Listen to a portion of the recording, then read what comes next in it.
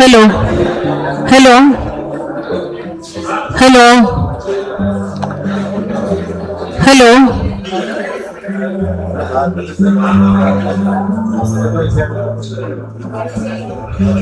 Hello.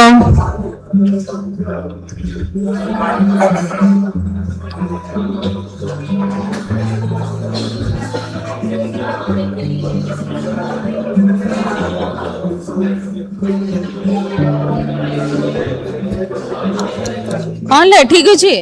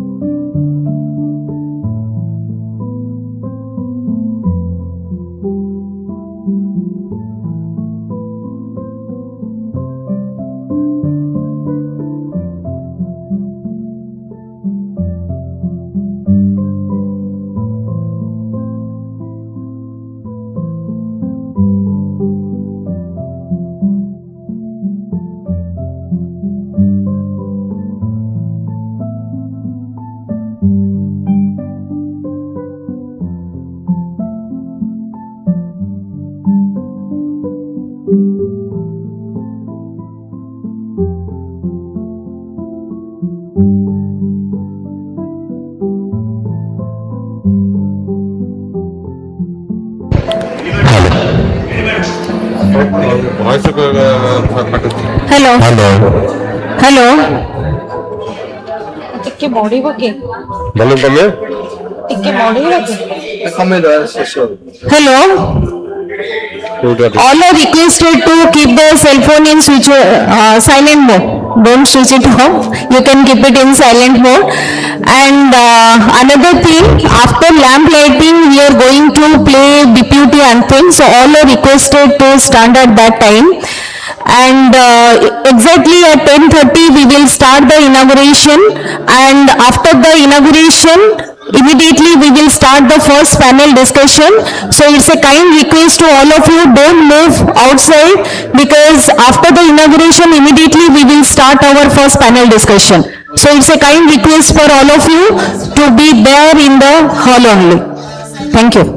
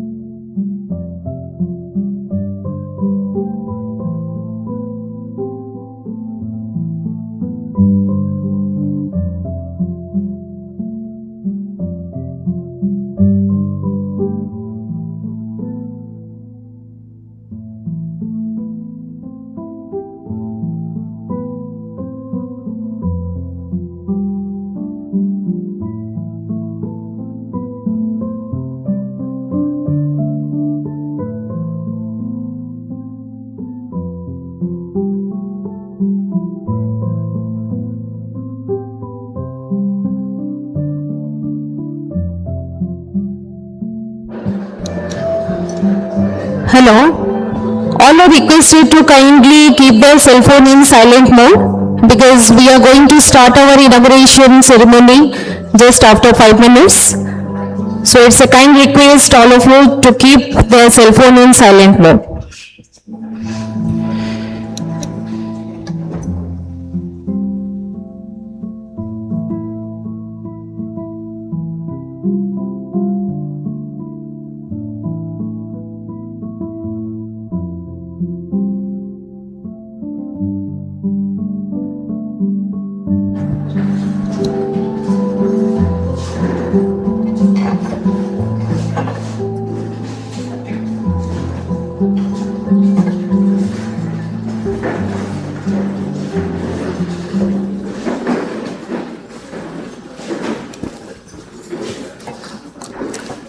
Research is to see what everybody else has seen and to think what nobody else has thought. A very good morning to everyone present here. It's indeed a distinct honor and privilege to accord a warm and cordial welcome to our esteemed chief guest, Dr. Amiya Kumar Rath, Vice Chancellor, Biju Patnaik University of Technology, Odisha. Honorable guest of honor, Dr. Subhranshu Ranjan Samantray, Professor, Head of Schools, IIT Bhubaneswar and Chair, IEEE Bhubaneswar Section. Respected Principal, Trident Academy of Technology, Dr. Devanarayan Patnaik, Dean School of Engineering, Dean Research and convener of this program, Dr. Sakuntala Mahapatra, respected principals of TACT, deans, head of the departments, academicians, delegates, my dear colleagues, and all the enthusiastic researchers to this Odisha Research Conclave 2026 organized by Trident Academy of Technology Bhubaneswar in collaboration with India Meteorological Department, IIT Bhubaneswar, IMMT, VLSI Society of India, BCKIC, IEEE, IIC and IQAC. Great ideas have the power to transform societies and every transformation begins with research, innovation and collaboration.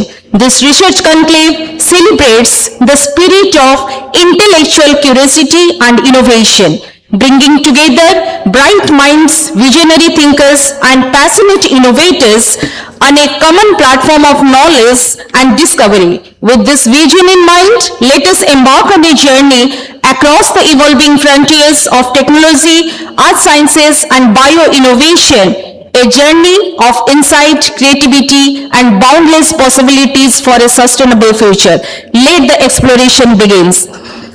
Well, now I humbly invite our esteemed dignitaries, Dr. Amiya Kumar Rath, Honorable Vice Chancellor of Biju Patnaik University of Technology, Odisha, Dr. Subhranshu Ranjan Samantray, Professor, Head of Schools, IIT Bhubaneswar, Dr. Devanarayan Patnaik, Principal, Trident Academy of Technology, Dr. Sakuntala Mahapatra, convener of this program, to grace the dais with their presence.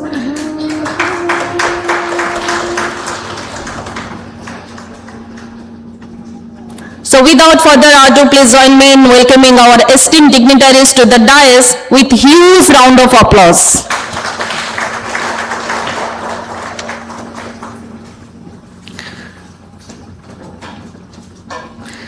Now I would like to invite our student volunteers to present the bouquet to our esteemed dignitaries on the dais.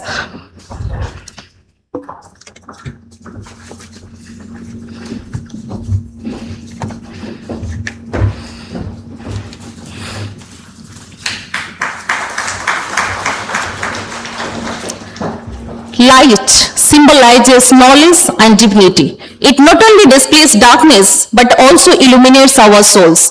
So now, may I take the privilege to invite our esteemed chief guest along with our honorable dignitaries on the dais to kindle the auspicious lamp to embark of spreading positive energy for our program. So please.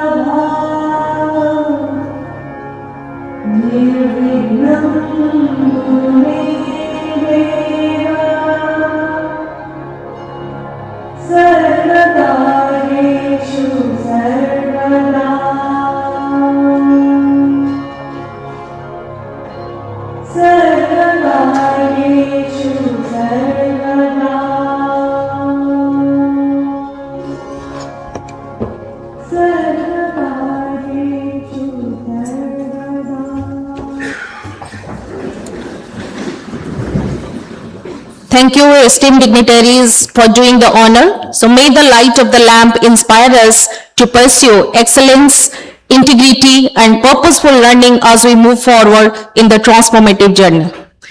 It's a special protocol at BPUT family that every special occasion starts with BPUT anthem. So everyone, please rise for BPUT anthem.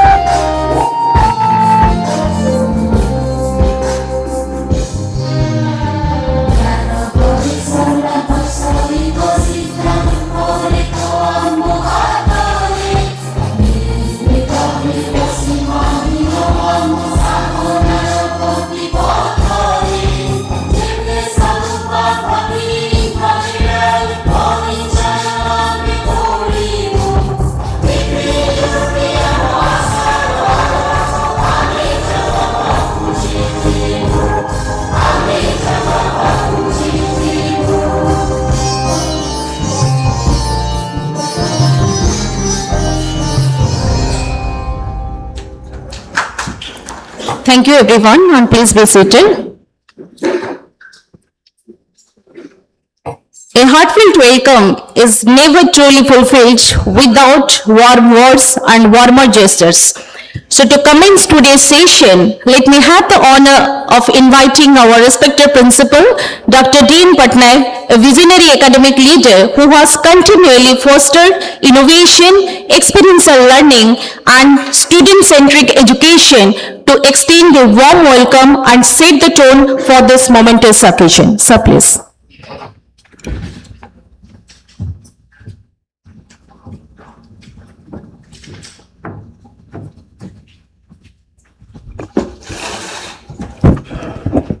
Thank you, madam. A very good morning to everyone present over here. Esteemed chief guest, Professor Omay Kumar Rathore sir, Honorable Vice Chancellor of BPUT Rourkela, Honorable Guest of Honor, Dr. Subhanshu Ranjan Samantray, Professor IIT Bhubaneswar, respected Dean School of Engineering, and convener of this conclave, Dr. Sakuntala Mahapatra, respected distinguished guest of the dais, Principal TSCT Utkal and DPUT, respected deans, professors, HODs, faculty and staff members of our college and other colleges, and my dear students. On behalf of the Trident Academy of Technology, it is my immense pleasure to welcome you all to the Odisha Research Conclave 2026. Today, we have assembled to exchange knowledge, deliberate on emerging research, and explore innovative ideas that advance science and technology while addressing the evolving challenge of society. Most scientific and technological progress is the result of critical thinking, systematic inquiry, and sustained research efforts. A conclave such as this brings together researchers, academicians, and industry experts on a common platform to present their work, interact with one another, and collectively contribute to meaningful advancement of the society. In an era defined by rapid technological changes, the importance of interdisciplinary collaboration cannot be overstated. The themes of this conclave, ranging from advanced technologies, nanomaterials, and sustainable energy solutions such as solar, wind, green hydrogen, to climate science, smart agriculture, carbon capture, and emerging frontier in biotechnology and AI-driven innovations, reflect the challenges and opportunities that will shape the future of our nation and our planet. At our institution, we strongly believe that education must go beyond classrooms and laboratories. We continuously promote innovative research and outcome-based education, encouraging students and researchers to develop solutions that are sustainable, socially relevant, and implementable in real-time solutions and applications. Our commitment is not only to generate knowledge, but also to ensure that research translates into technologies and practices that benefit society. India today stands at a crucial moment in its journey towards scientific excellence and technological self-reliance. Initiatives that strengthen collaboration among academia, industry, research institutions, and funding agencies are essential to realizing the vision of knowledge-driven and self-reliant nation. I am confident that the discussions, insights, and collaboration that will emerge from this conclave will inspire new research directions, foster meaningful partnerships, and motivate young minds to think broadly, innovate responsibly, and contribute to sustainable development. I would like to extend our heartfelt gratitude to our Honorable Chairperson, Mrs. Smitharani Panigar Madam, and Chief Mentor, Dr. Biswajit Panigar Sir, for their steadfast encouragement, visionary guidance, transformative leadership, and unwavering motivation have been instrumental in organizing this type of events in our institutions. With these words, I once again welcome you all and wish the Odisha Research Conclave 2026 a highly successful and inspiring one. Thank you and have a good day.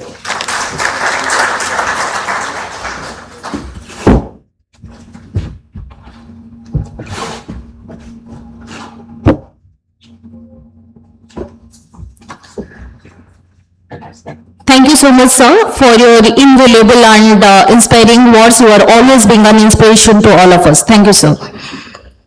Well, now, let me have the privilege to introduce our honorable guest of honor, Dr. Subhranshu Ranjan Samantray. Dr. Samantray is a professor and OPTCL chair professor at the School of Electrical and Computer Science, IIT Bhubaneswar. He obtained his PhD from NIT Rourkela and carried out the postdoctoral research at McGill University, Canada. With over 27 years of experience in academia and industry, his research expertise spans power system protection, PMU, wide area measurement systems, and smart grids.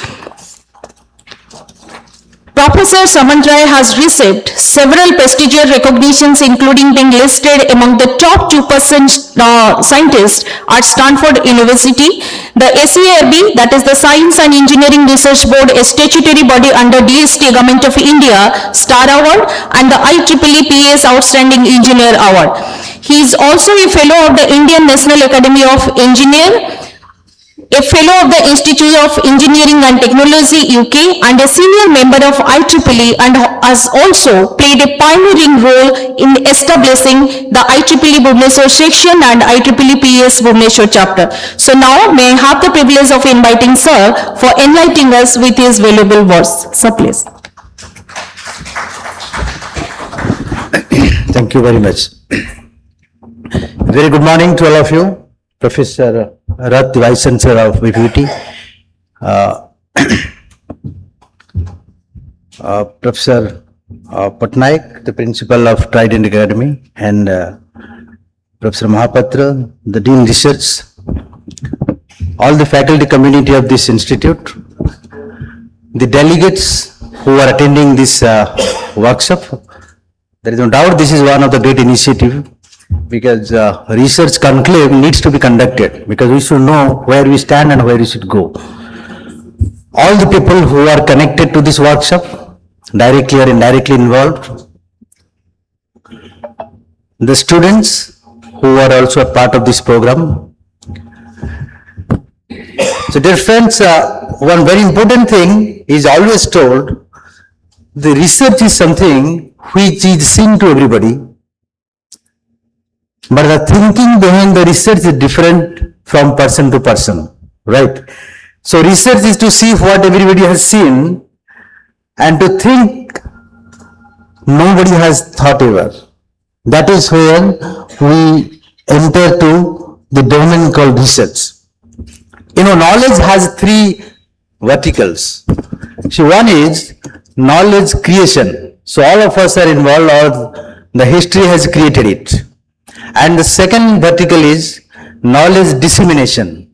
So what we know, we disseminate. Possibly this is one of the platform which is called knowledge dissemination platform. We talk to each other and we gather. The third important vertical is knowledge translation. So what we start, the ideation should go to the translation, and today you are finding lot of ideas are going to product.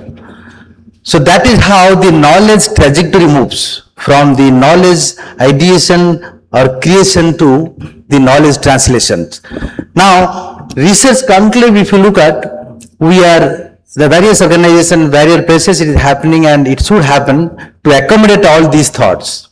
We are in a time where technology is significantly and seriously emerging. If you look at, I divide the technology transformation in this time two important verticals apart from all the core engineering and sciences. There are two verticals or two layers which are going to play important role. Obviously, artificial intelligence, and second is computing. You know, artificial intelligence and computing, they talk to each other very seriously, and with a solid pillar of semiconductor. So all of us know, you know, the semiconductor is part of the ecosystem of the computing or AI, and AI is the part of semiconductor. Today, NVIDIA has gone to $5 trillion market cap within a span of 15 years, because they started their journey with the AI chips beating Intel. Don't think that Intel doesn't have that thought of making AI chip, but possibly they have ignored to some extent. That is the reason NVIDIA has picked up. Now, if you look at the computing is obviously the platform for the AI, and the same AI is talking to the computing platform or microchip where they create a big ecosystem.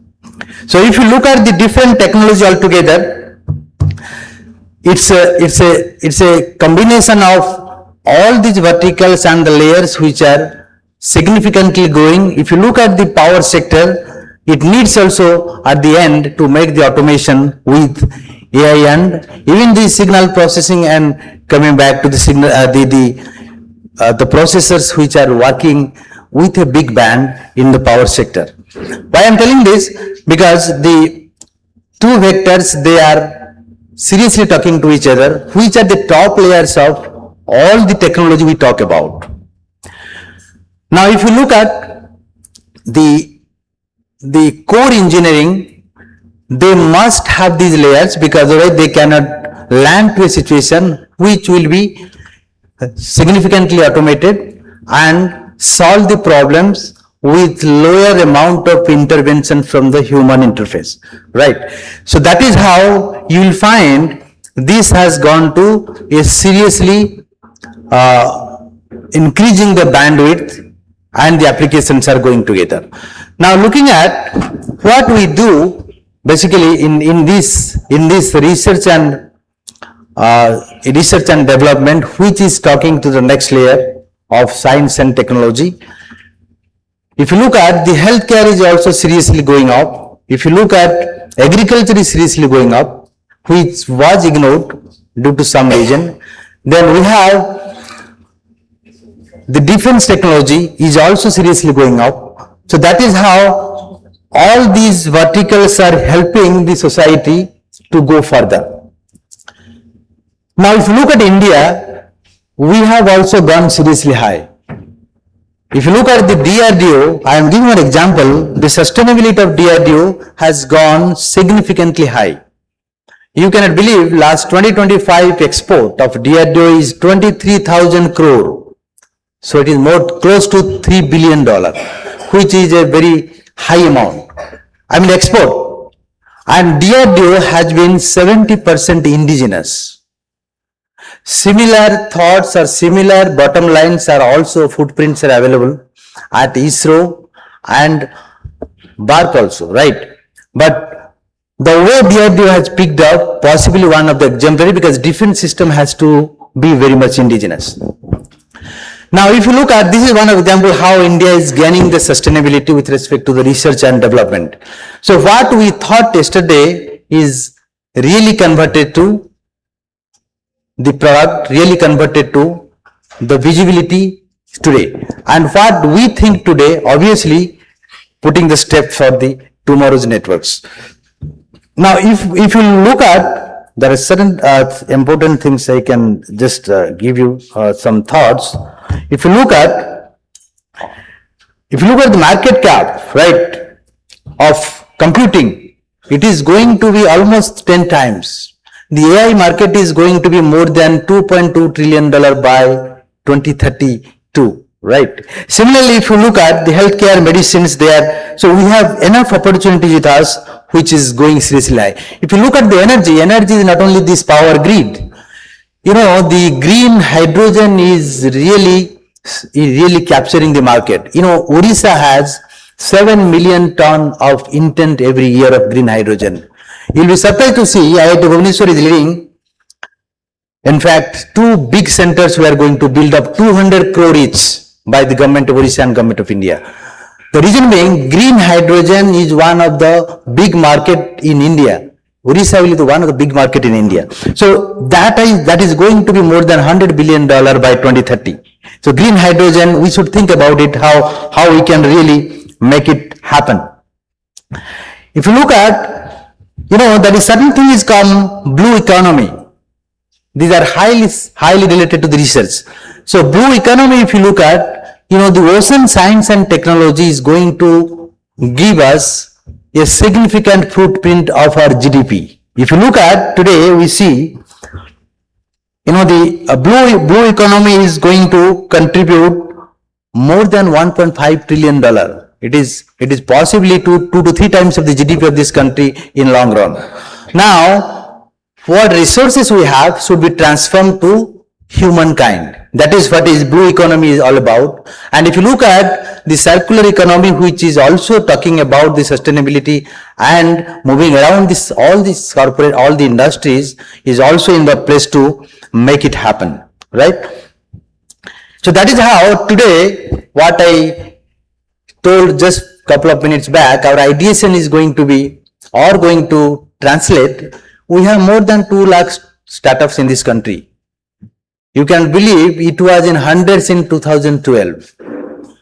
So that is how, even if we accept 2 lakh may not be working, but even if 10% of 2 lakh are really present, we can also build very big corporate like what has happened to US in history. So that is how the opportunities are very high, but we should not forget the challenges are also significant. When you purchase a EV, you are plugging in at a home, but don't forget tomorrow you cannot plug in because this city has more than 5 lakh vehicles. If 50,000 vehicles are integrated, the power system is going to be thrusted seriously. So that is how we have started. In OPTCL Gridco, we are working together how these problems will be solved in the state tomorrow. We are a 5,000 to 6,000 megawatt grid, right? Our daily dispatch is close to 5,000 to 5,500. Now, with that, if you integrate 30,000 vehicle at the evening time or the peak time, you are not allowed. That is the reason the power system is going to see a significant impulses tomorrow. So that is where we have to work on that, right? Tomorrow maybe you will get a code to charge your EV, the time when the grid permits, not you want. That is how the situations are going to happen. This only can be possible if the systems will be intelligent. Every human being cannot change all these, right? So that is how we are really looking at how to really build the solutions for humankind. That is what we are working for. So it is always, if you look at one good statement told by our great Albert Einstein, imagination is obviously more than knowledge. So obviously everybody should spark, everybody should think about, or the thinking goes to what university thinks today, the corporate or the industries translate tomorrow. That is how imagination is more than knowledge, and we should always think, we should not stop our thinking. You know, Steve Jobs told one of the very great statement, you stay full and stay hungry. That means complacency should not touch you. Always you should feel that you do not know anything. The second vertical is you should stay hunger.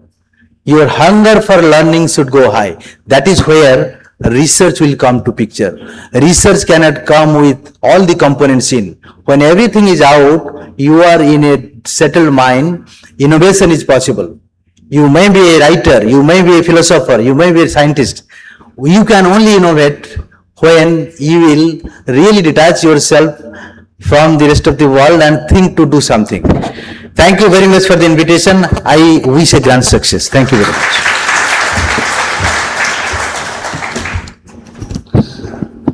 Thank you so much, sir, for your inspiring and informative words.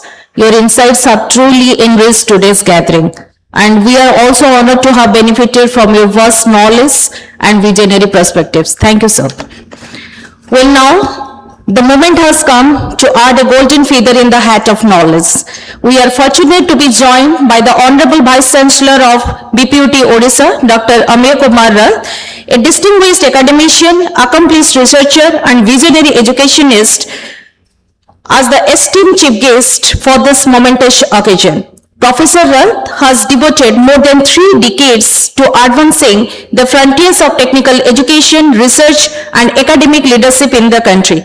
Under his visionary leadership, the university has accomplished the remarkable feat of publishing examination results, this time within just 2 days, which stands as a proud milestone for all of us. So please give a big round of applause. Furthermore, various academic and technical competitions such as hackathons, BPUT Tech Carnivals, research conclaves, technical poster presentation are regularly organized to foster innovation and equip students with the skills required to excel in emerging technology. Like this, in addition, further faculty development programs are conducted at regular intervals to enrich the knowledge of faculty members to keep them abreast at the latest advancement in technology and pedagogy. Through his visionary leadership, scholarly excellence, and unwavering commitment to quality education and research, Professor Rath continues to inspire institutions, educators, and young researchers while guiding the university towards greater academic distinction and innovation. So we feel immensely privileged and honored to have such a distinguished academician and visionary leader to grace this occasion as our chief guest. So may I request you all to join me in welcoming him with a warm round of applause. So please.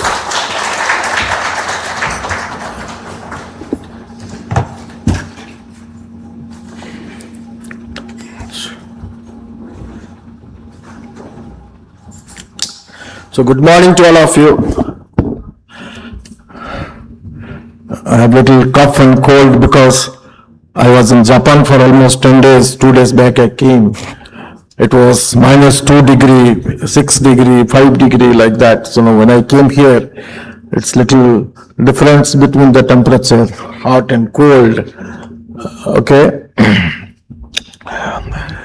So Dr. Subhranshu Ranjan Samantrai, the guest of honor of this program, Professor IIT Bhubaneswar, Dr. Patnaik, the Trident principal, and Mrs. Mahapatra, the convener of this program, faculty members, researchers, and students. So when you mentioned about the universities, I thought of telling that I understood how a university functions during my tenure at NAC. I understood how the affiliating universities should function, how to go about it. I have seen the affiliating universities throughout the country, like how they do it, what are their problems, how a university functions. What they don't do it, I thought of implementing it in BPUT. Talk about carnivals, talk about research conclave, talk about project exhibitions, talk about hackathons, because holistic development of student is very important. When we talk about holistic development of students, it is intellectual development, emotional development, spiritual development, mental development, and physical development. This is the overall development of a student when they complete their educations within this 4 years span. It's the duty of a college and duty of a university also to empower the faculty members and empower the students and the researchers. Of course, we have taken several steps to implement at Bhubaneswar University of Technology. Like when we asked 20-30 years back, what is the basic needs, the food, cloth and shelter, 20-30-40 years back, then food, cloth and shelter and internet. When we mentioned about holistic development, you can add one point there, artificial intelligence. Today, everybody talk about artificial intelligence. You know, I am trying hard to make some international collaborations so that our students can go outside. The faculty members of Bhubaneswar University of Technology should go outside, learn from them. The students from their country will come here and we collaborate and work together. We'll make it a global place at BPUT. I'm sure always my friends from different places used to say, like if you IIT is gold in, gold out. Now, students are very, very good. 93% of students are in colleges like ours. We need to empower those students. That's very important. We need to empower the faculty members. That's very important. The kind of ideas which you have, Professor Subhranshu mentioned about a lot of good points. Talk about hydrogens, talk about semiconductors, talk about different, of course, I think a team from IIT Bhubaneswar also may go to Malaysia to look at some of the features. Yesterday I got information from our IT secretary even, along with some of the other universities' faculties. My point here is we can develop, because you should have hunger for thinking. That's very, very important. You should have thirst for thinking. That's important. It's not only publishing papers, but you need to go beyond that. In IT, India is a leader in IT sectors. Many countries, they are looking at us if our IT services are concerned. But we need to go beyond IT services. We need to go for product industries. Even China took more than 20 years, 30 years to develop product industries. For us in India to grow, we need to develop product industries. That's very, very important. Today we talk about, the academia has been transformed. We spoke about, from teacher-centric learning to, it has come from teacher-centric learning to student-centric learning. I do not know how many of you are really listening to the speakers, because it's very, very difficult to listen to the speakers for a long time. It's very, very difficult in this mobile world. Everybody wants to look at mobile. Everybody wants to see that whether I got, if there is a beep sound, whether I got any message in chat, in WhatsApp or things like that. Because it's very, very difficult. Same is for students. How to engage the student is important. I've created some classrooms at BPUT Raurkela, the round table classrooms. It's not like this, it's a round table, so that let them sit together, let them discuss, let the problem be given to them, let them solve together, let them discuss whatever they like. Okay? At the same time, somebody should come and give a presentations. It's very important that we need to understand. In the first year itself, you need to know, like in research, you need to find out some inputs. But you need to know, when the students came from different places, what is the intelligence profile they have. Whether they are intrapersonal intelligence, whether they are interpersonal intelligence, whether they are linguistic intelligence, spatial intelligence, mathematical intelligence, logical intelligence, existential intelligence. We need to understand that. It's the duty of faculty members to look at it, what is the prominent intelligence and what is the least intelligence, apply the prominent intelligence to improve the least intelligence. That's very, very important. It's not that once you are just giving concept to the students, it may not help. It may help for Professor Subramsu, because I mentioned gold in, gold out. The students going there in those institutions are very good. They are very talented students going there. Okay, but in 30-40 years, the faculty used to be a dictator in the classroom. Whatever he will teach, student has to listen.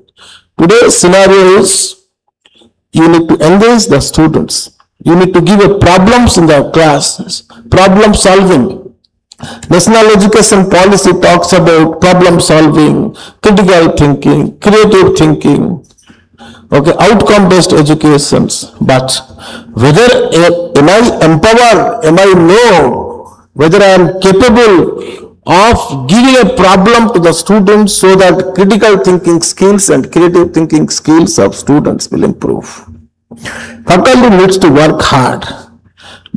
See, those days, those course materials were not available. Now you can access to the best of the best professors, course materials, best of the best professors, video lectures and give it to the students. You can download it, you can access to that. That's the beauty of technology. That's the beauty of digital technology. COVID taught us many things. COVID taught us many things. I remember during COVID, my office, when I was at NAC, they were all targeting me because I thought we should do something. I started with digital. Many things we have done digitally, so that everybody, we have made the entire nation engaged by conducting different programs. I remember that we conducted some programs like training programs on assessment and accreditations in quality educations and things like that. My point here is the kind of course materials IITs are using today, or the professors are delivering the lectures in the classroom, those course materials are available to us. It is the duty of faculty members how to mix that lectures and your lectures so that the students will get benefit. Program like this, Odisha Research Conclave, is very good, interact, and the team members can go to the student who has done it or the faculty who has done it, interact with them and get the most benefit out of it. And what you can do is ultimately some ideas to be given to the students. Because children only will get a lot of ideas will come from them. If you discuss with students, give them ideas, then only this research conclave will be fruitful and meaningful and successful. Like, let me tell you simple examples. 4-year period for a student, it is, what needs to be developed. Many of the programs have been accredited by National Board of Accreditation. I heard Mrs. Mahapatra Sakuntala was telling that some 5 programs have been accredited, 6 programs have been accredited by NBA, National Board of Accreditations. Almost all of you might be knowing what is a graduate attributes, whether we follow graduate attributes to develop students meaningfully. There are 12 graduate attributes, all of you might be knowing. These are what is graduate attributes? Students should possess those attributes when they graduates from first year to final year. The knowledge of science, engineering, problem analysis, investigation of complex problem, how to use modern tools, professional ethics, environment and society, team building, project management and finance, all those attributes are fixed. Whether as a teacher, whether I am trying to find out the graduate attributes have been inculcated in the students when they graduates. Whether I conduct some kind of exercise to know those graduate attributes have been inculcated in the students. That is important. Numbers it's not a kind of numbers like how many students got placed, how many students got percentage of marks, but what is the knowledge, skills, competency, attitudes, behaviors of the students developed when they graduates. That's very, very important. For any nation to grow, the backbone is research. New ideas. I am sure that whatever the published papers, the patents, again the country is developing because a lot of research we have done in our country itself. But I am sure that this particular conclave will be definitely meaningful and useful and like years to come and add values to it. Give some theme area of research that in this year, this is the theme. Anybody is working in that theme to participate, and link your research papers into sustainability development goals. There are 17 sustainability development goals we need to achieve by 2035. You need to develop papers and link those papers with sustainability development goals. And I hope this particular conclave will be successful. I wish you all the best. Thank you very much.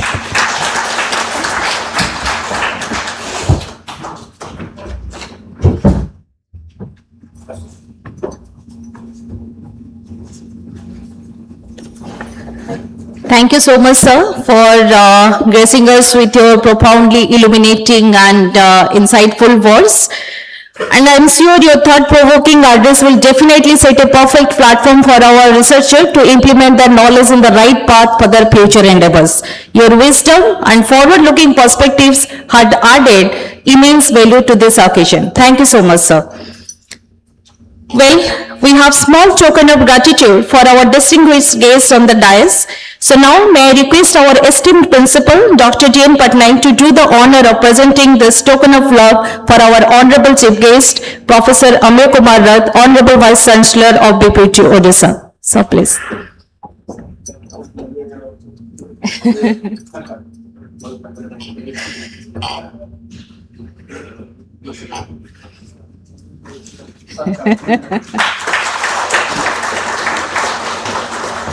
A token that will remind the dignitaries of the day and our love and gratitude for them.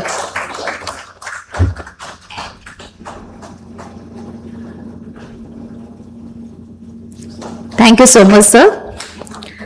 Now, may I request our respected convener of the program, Dr. Sakuntala Mahapatra, to present the token of love and gratitude to our honorable guest of honor, Dr. Shubhanshu Ranjan Samantray, Professor, Head of Schools, IIT Bhubaneswar.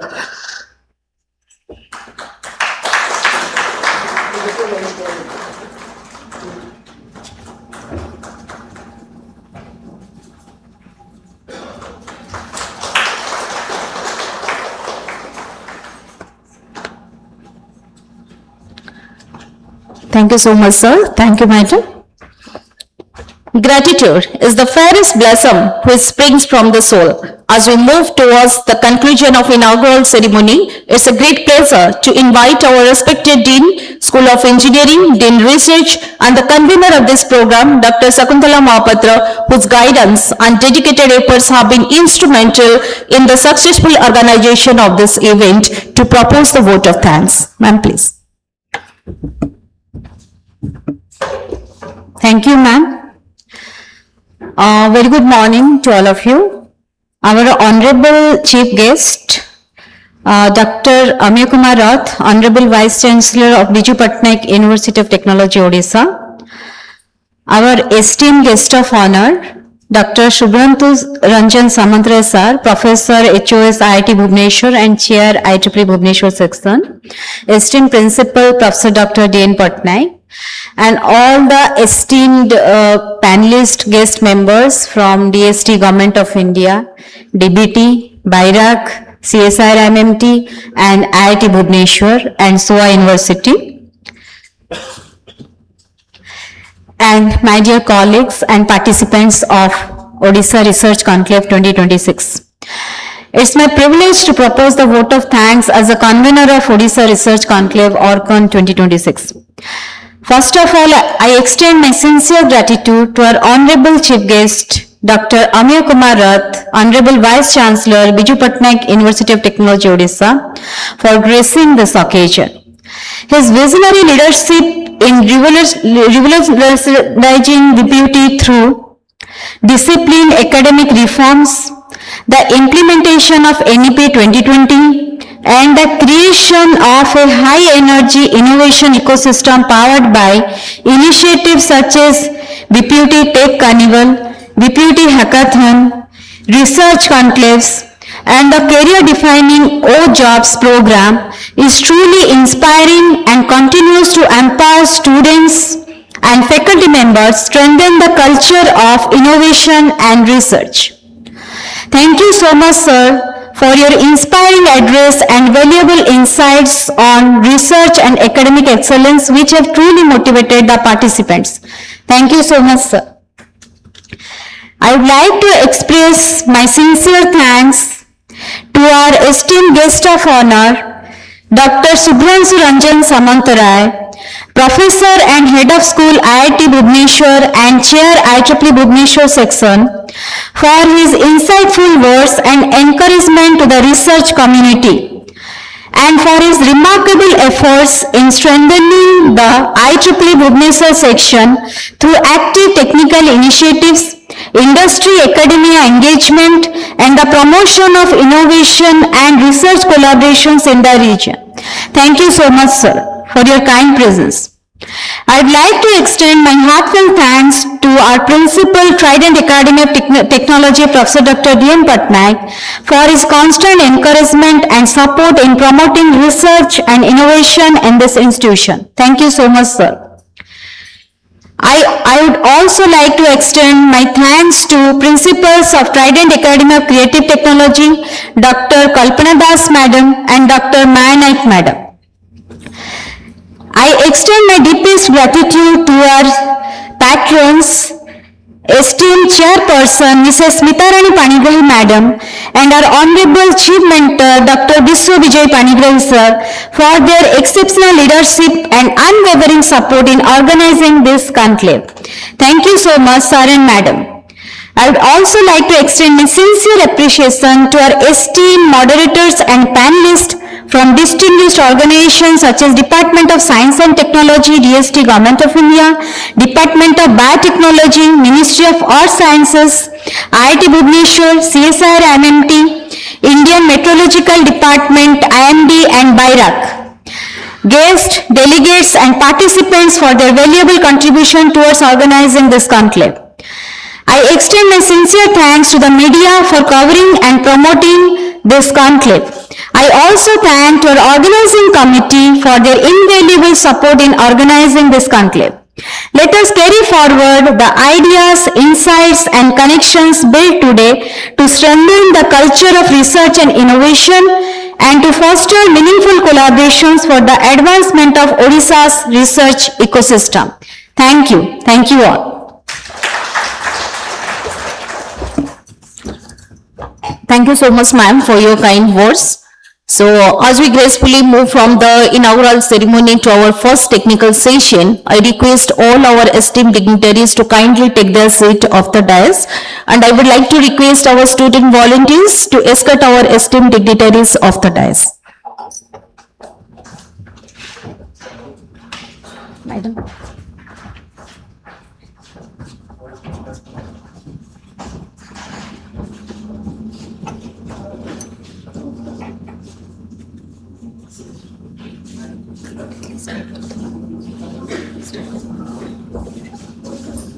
How's it going?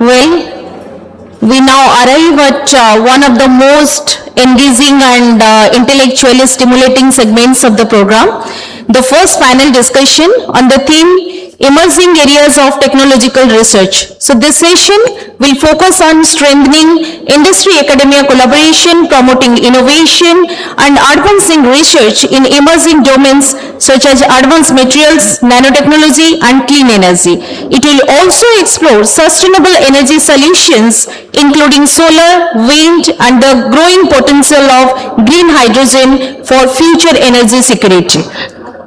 With this, now I would like to invite our esteemed moderator of this session, Professor Kulomani Parida, Director, Center for Nanoscience and Nanotechnology, SOA University, to kindly grace the dais with his presence. Welcome you, sir.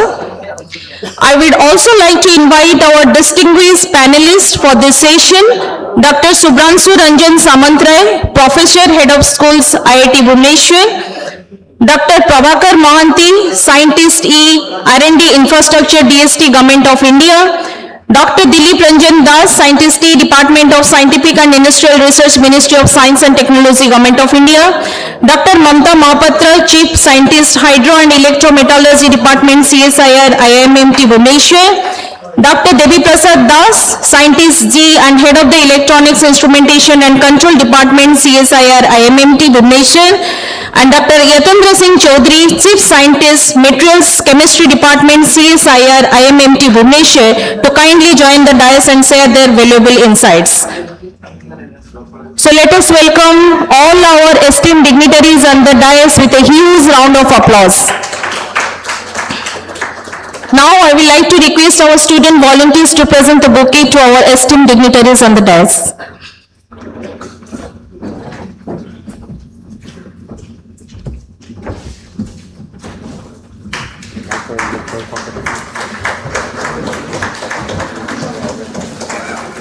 So before we move to the discussion, I would like to give a brief introduction of our esteemed moderator and panelists on the dais.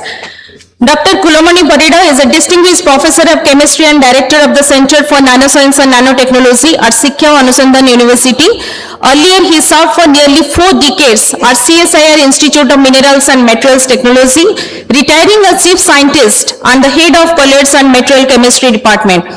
He has received several prestigious recognitions, including the MRSA Medal, MRSA Annual Prize, and the Biju Patnaik Award for Scientific Excellence, and continues to lead cutting-edge research on sustainable materials for energy and environmental application. Welcome you, sir. Next, we are very much fortunate and honored to have our honorable guest of honor for the inaugural session, Dr. Subhranshu Ranjan Samantray, Professor, Head of Schools, IIT Bhubaneswar, with us, and he joined as the esteemed panelist for this session also. Welcome you, sir. Dr. Prabhakar Mohanty, our next esteemed panelist, is currently served as Scientist E at the Department of Science and Technology, Ministry of Science and Technology, New Delhi, where he plays a key role in evaluating and supporting cutting-edge research proposals through national advisory committees under the Science and Engineering Research Board. His research focuses on renewable energy, biofuels, and thermochemical conversion technologies. Welcome you, sir. Next, we are having with us Dr. Dilip Ranjan Das. He is currently serving as Scientist E at the Department of Science and Industrial Research. His research includes, that is, recognition and evaluation, that is research units, and implementation of fiscal incentives for R&D. He also leads the information technology and e-governance initiatives at DSIR as Chief Information Officer, spearheading digital transformation projects to enhance transformation, efficiency, and accessibility in the national R&D ecosystem. Welcome you, sir. Next, we are having with us Dr. Mamta Mahapatra is currently served as Chief Scientist, Hydro and Electrometallurgy Department, CSIR, IMMT, Bhubaneswar. She completed her postdoctoral research at the University of Waterloo under the Weghurst Fellowship. Her research focuses on hydrometallurgy and advanced materials for environmental and energy application. Due to her significant contributions to sustainable materials research, she received recognition such as Sitaram Rangta Memorial Award and the Danida Fellowship. Welcome you, ma'am. Next, we are having with us Dr. Devi Prasad Das, who is currently serving as Scientist G and Head of the Electronics, Instrumentation and Control Department at the CSIR IMMT Bhubaneswar. His research focuses on electronics, instrumentation, signal processing, image processing, and machine learning applications in mineral processing, with several publications for granted patents and technologies commercialized in industry. He is also a recipient of prestigious recognitions including the CSIR Young Scientist Award and the Boycott Fellowship from the Department of Science and Technology. Welcome you, sir. Next, we are having with us Dr. Yatendra Singh Chaudhary, currently working as the Chief Scientist at the CSR IMMT Bhubaneswar and Professor at the Academy of Scientific and Innovative Research. He completed his PhD in nanostructure semiconductors and later worked as a postdoctoral researcher at the Tata Institute of Fundamental Research and a Marie Curie Fellow at the University of Oxford. His research focuses on advanced materials for solar fuel generation and optoelectronic devices, and he has numerous high-impact publications and an edited book titled Solar Fuel Generation. He is a recipient of several prestigious recognitions including CSR Young Scientist Award and the Marie Curie Fellowship from the European Commission. Welcome you, sir. So now I would like to hand over the session to our esteemed moderator for the session, Professor Kulomani Parida. Sir, please take over the session.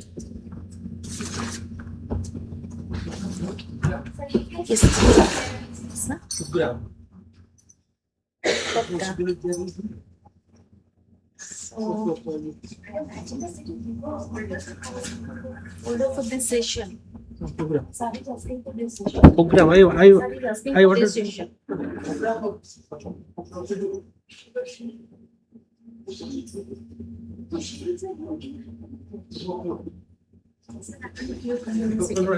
name. The name is here. To get the name, I should go one word to The another. name is here. This is session. Okay, thank you.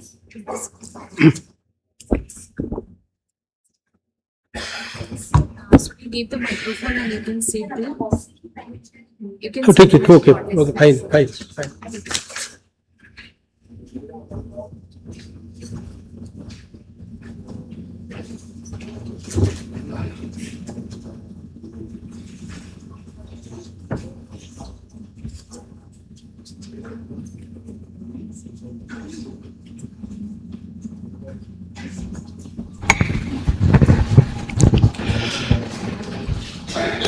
I got it. A very good morning to all of you. The esteemed panelists on the dais, the esteemed delegates, faculties, professors of the dais,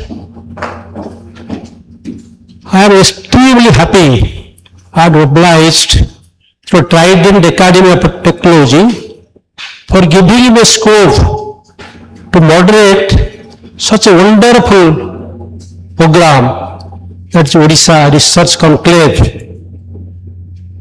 And thanks goes to my senior bhai, Professor Chaturmukha Patnaik, Professor Mahesh Ranjan Senapati, who are the instrumental to bring me here. As a moderator, before initiating the program, I wanted to speak few words regarding the research conclave, that is emerging areas of technology research, so as to green energy, advanced materials, critical minerals, environment and sustainability. Many of you may be knowing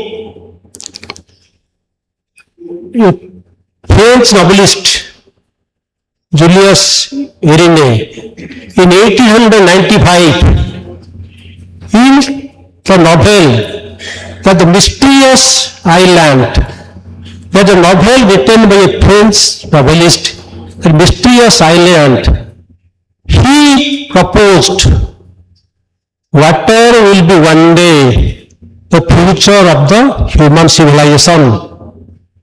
He imagined year back 1895. Today, now, we are harnessing fossil fuels. It may be your coal or petrol. When we are generating energy, we are polluting the environment in terms of carbon dioxide footprint, and which triggers global warming. And if you see, 99.6% of the hydrogen that is produced for the requirement of our nation, that comes from the fossil fuel. 99.6. 71% is from methane reforming reactions, rest is from coal gasifications. And the quantum of pollutions they are creating, it is enormous. Keeping this picture in mind as a global scenario, now we are thinking some alternate source of energy, how to get hydrogen alternately and sustainable methods. That comes from green hydrogen. Whatever hydrogen we are getting from coal or gasoline, that is black or brown hydrogen. And when you think of green hydrogen, and water electrolysis come into picture. When the water electrolysis, that is one of the proven technology, and that utilizes energy from the renewable source of energy, that is green hydrogen. That is the one milestone for all of us as for green sustainable energy is required, because its energy density is quite high compared to gasoline and coal. Then if you talk about these things, if you go for water electrolysis, we need advanced materials. And there the semiconductor materials play deciding role. Efficiency of the process come from advanced materials.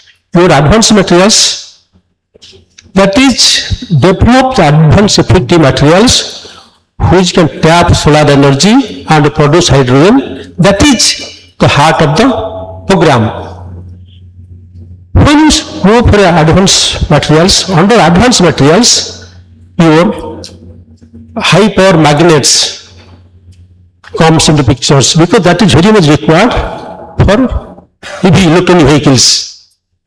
That is rare earth magnets. And we require a battery, that is lithium ion rechargeable battery. These are the advanced materials. We, that innovations, technology development is very much essential, these advanced materials. Suppose photovoltaics. So far you are using these silicon-based photovoltaics. Now time has come, we should change for perovskite-based photovoltaics. That is the innovation required to develop perovskite-based photovoltaics materials. Where you can go for this conversion efficiency up to 25%, whereas silicon solar cells gives only 15%. That is the innovations required in material science. The critical minerals, exploration of critical minerals is highly essential, because we have to go for rare earth elements or precious metal elements, which is very much scarcity in this country. Even by exploration of biomass to get these valuable products, and it is also very essential. But I myself personally believe People are telling ban plastic. I don't believe on ban plastic. But you have to think, can we survive ban plastic? In my opinion, it is not possible. Thus, time has come, we should think how to reuse the recycled plastic and get finished usable products. And this approach has been initiated by the developed countries. For all the things, you need a long-term planning, whether green energy or materials or biomass utilizations or semiconductor chips. Making a semiconductor chips, you need a high pure vacuum, clean vacuum room. These things, program planning is essential long before we should have planned. And now our panelists as for DST, DSR, they can, I request them to apprise you what are the national missions, just like National Green Hydrogen Mission, National Semiconductor Missions, National Quantum Missions. Our India has launched many missions just to encourage innovative research and transnational research. With this background, now I will request first our panelist, Dr. Prabhakar Mohanty, he is from DST. He will tell all of us regarding the programs that is prevailing at this time at DST and how you can fit yourself in their program. Professor Dr. Mohanty, please. Thank you, sir. So all must have gone through DST and ANRF, the recent transition from ACRB to ANRF. There are ample of programs starting from school kids up to senior professors at the age of 70 and beyond that. So there is no age limit for the professors. Professor practice. So starting from kids, there are Manak program. I'll just overall give you glimpses how we are covering the age group. Then we have an Inspire program from 6th onwards. Up to every district, there is an Inspire student fellowship. Then Inspire faculty fellowship. That's up to PhD, BSc, MSc, PhD, then postdoc also. After that, NPDA for all the streams, National Postdoc Fellowship. And during this duration, again, you can take the help of seminar, symposia, and international travel for attending many conferences across the country and outside the country. So 365 days, it's open. So any conference in the summer or in the winter, based on the north and the south, east and west, because the time duration, summer time will get maximum travel scheme, and in the winter session, because in the country, most of the winter time will due to October to March, there is a peak period, because we are also internally involved in those decision making process. So we know what is the peak period for international travel scheme, seminar, symposia, NPDF and other things. Nowadays there is a huge application because institutes are increasing day by day. Central institutes, state institutes as well as private.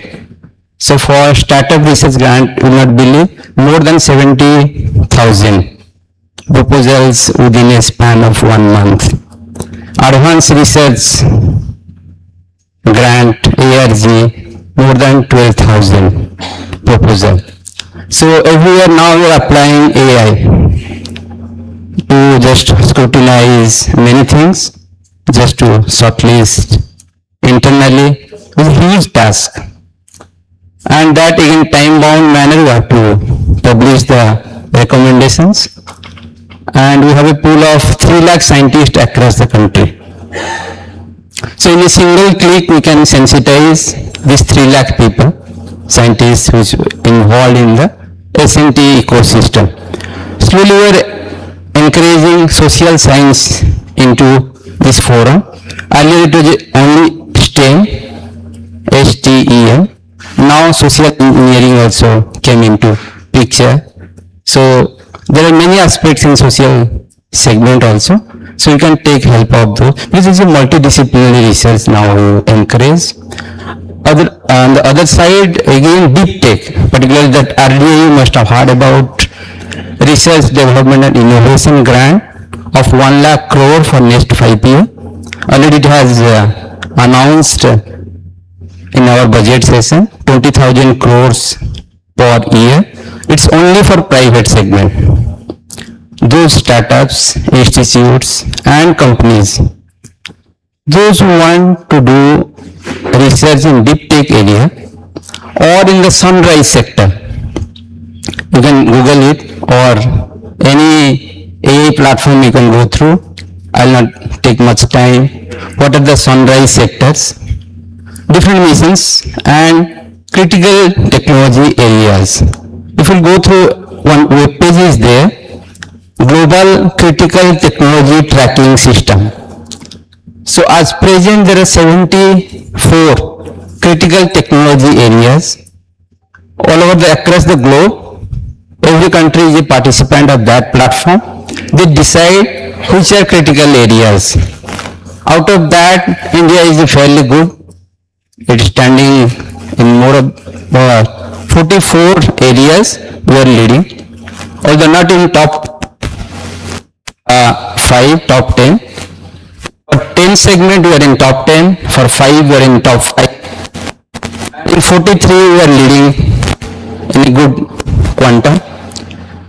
Otherwise China and US, they are in most of the time they are leading. Above 63, I think 63, China is leading as a number 1. US in remaining 10 or 12, they are leading as a global leader in those areas. So we have to go in that line. So we have to compete. We are an emerging economy, we have high demography, and as a developed country, there are certain parameters. We will very soon reach those parameters. We will cross those limits, just like our life expectancy. So now we are at 74 average lifespan. So very soon we will cross 80. And 80 means after retirement another 20 years. And again 2036 will also cross 84, 85. So we are going to reach 90. So 30 years. So that geriatric lifestyle will be very much difficult for us. For those areas we have to think about it in the present scenario, because it will be the burden for the society. On the other side, we will watch the blissful life for the society. That we have to prove for our 3 generation. Because already we are connecting to 3 generation, already 2 generation, 5 generation we are going to cover up. 2 generation already over, father and grandfather, and next 3 generation because I have to complete my 90. So that you have to think whether I am an asset for the society or I am a burden for the society. That's one challenge for us. So those critical areas, you can Google it. In 43 areas where actually you are standing in a good position, those areas you should tap. Starting from energy segment, because we have many national programs in DST. Cabinet again going through just like recent time, blue economy, then CCU carbon capture in the recent cabinet again approved. And we have RDI grant for all these segments. So 20,000 crores spending. That way government is inviting 1 lakh crore for 5 years. Another 50% will come from the private side. So 2 lakh crore we are pumping in the ecosystem. So that's a huge development is going to happen in the next 5 to 10 years. We have to think in that dimension. Please go through, because for research you need a very good infrastructure, R&D infrastructure, good faculty, Faculty means those who have very coherent experience and collaboration with industry and academia. You are very good in theory and it should be in practically, it should be very good. There is a connection need from industry to academia because both sides we are handling. We also connect to many R&D in private, government as well as many industries. Other side, across the country more than 3,500 departments, 1,200 universities. But we have reached out to more than 700. From my division I am talking about, more than 700 university and institutes across the country. So that way India is going in a better side. But looking at the Odisha segment, fairly we are not doing that good. As per my analysis, my divisional analysis, because we are not finding that much good quantum of proposal. One thing we have to encourage students, faculties to come forward with huge number of applications. We are there to support you, to help you, to mentor you. Because we are finding from the other side of the country, there is huge number of applications in all segments, in all disciplines, as well as all programs. So, 4 important things which you have to cover. First is your infrastructure. You need capital intensive program, very sophisticated equipment if you need. We are here to support you to create world-class lab, national competitive labs. Second thing, if you need collaboration with international as in national, we are also there. Bilateral, multilateral programs are there, and through conference and other things you can again go through. Third thing, good professor of practice you need, that will also connect you. They will also help you in that segment. Fourth thing, which is the critical area, that's up to your interest. These 4 things you need. So please go ahead and have a great success in the coming future. Thank you. Giving insightful information. We'll come back for the audience. We'll take the questions after the session. Sure, sir. Sure. Very happy. Okay. Dr. Dilip Das from DSIR. Dr. Das, could you please highlight the industry academia interactions, how one can translate the process developed in his lab, and how he can interact with the industry and the funding agency. Please highlight those aspects. Thank you, sir. And thank you, Shakuntala madam. Actually, I am infected with the throat infection. And DSIR is a very unique department under Ministry of Science and Technology. This includes all CSIR lab pan in India presence and all industries those are doing in-house R&D, they are also recognized by DSIR, CIROS, PFRI, Public Funded Institute, all are recognized by DSIR. So we see all the R&D ecosystems in India. Industrial R&D is very important. We are doing on just publications. Publication is not actually, this is the just long time research. We are in the first gear.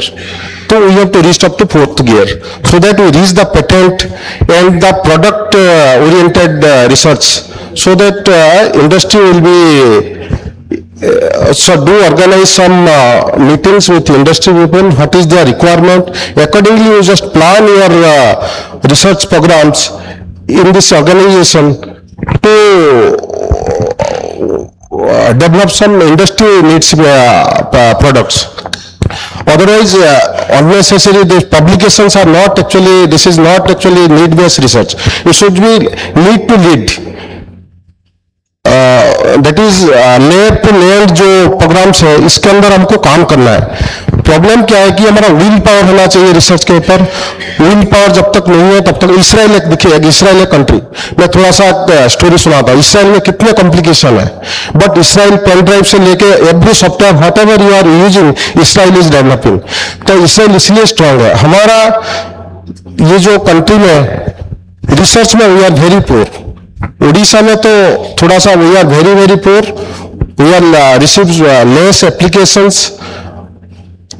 Your industry academia collaboration is very bad, so we have to strengthen in this area to focus in this industry people. We are taking recognition and discussion from Tata Motor to any seed companies and APIs.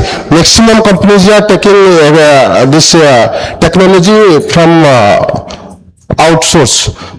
Why not in India? So we have to focus in this particular area to API development, product development. Now AI is coming, AI is white collar jobs are in risks. So we have to focus on this research area. Research AI नहीं कर पाएगा. Research में हम लोग को जितने strong होंगे तो आगे के लिए ये सारा चीज ठीक होगा. तो अभी से हमको प्लान करना पड़ेगा. We have to plan accordingly with collaboration with industries. Industry experts should become for the discussion what is the requirement. Accordingly, the research plan should be planned and students should develop some product, not paper, patent and startup के लिए जो आपका startup ecosystem is also very poor in Orissa को हमको आगे लेके जाना है. अभी just recently I just join one conclave in Puri for doctor all over India में और बाहर से जो डॉक्टर्स है उनका एक एसोसिएशन है, इसके में गया था. मेडिकल सेक्टर में भी we are very poor. No centralised database system is there for future generation. What is their symptoms, how they doctors are treatment, no centralized database is there. Until unless the database is not there, how the future generation will be further progress in the research area. So focused on the research area, otherwise job sector, every sector, we are all are in problems. Now AI is coming after 10 years. If you are just focused on the research, then you are unique. Otherwise, देखिए programming software में AI is doing a lot. No need to programmer and just front end developer is needed, no needed. So research, device development, what are the requirement? So in this area you should focus on that. Basically you just your faculty should visit all the conclave and in Delhi also, so that your knowledge should be upgraded and accordingly students should get trained from the faculties. Thank you, sir.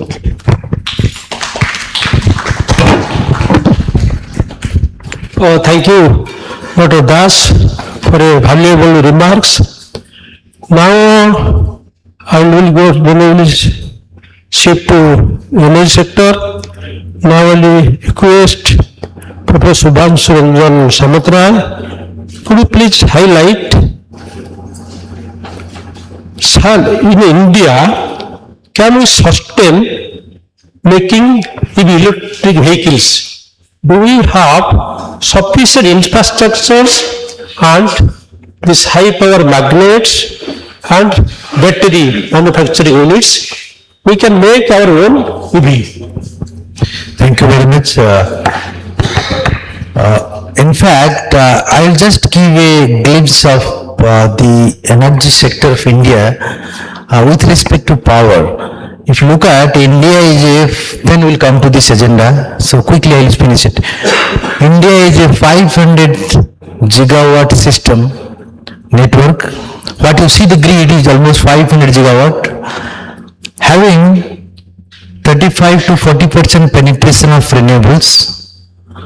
With among that more than 120 cost is your solar, 45 to 50 is wind and rest are biomass and others.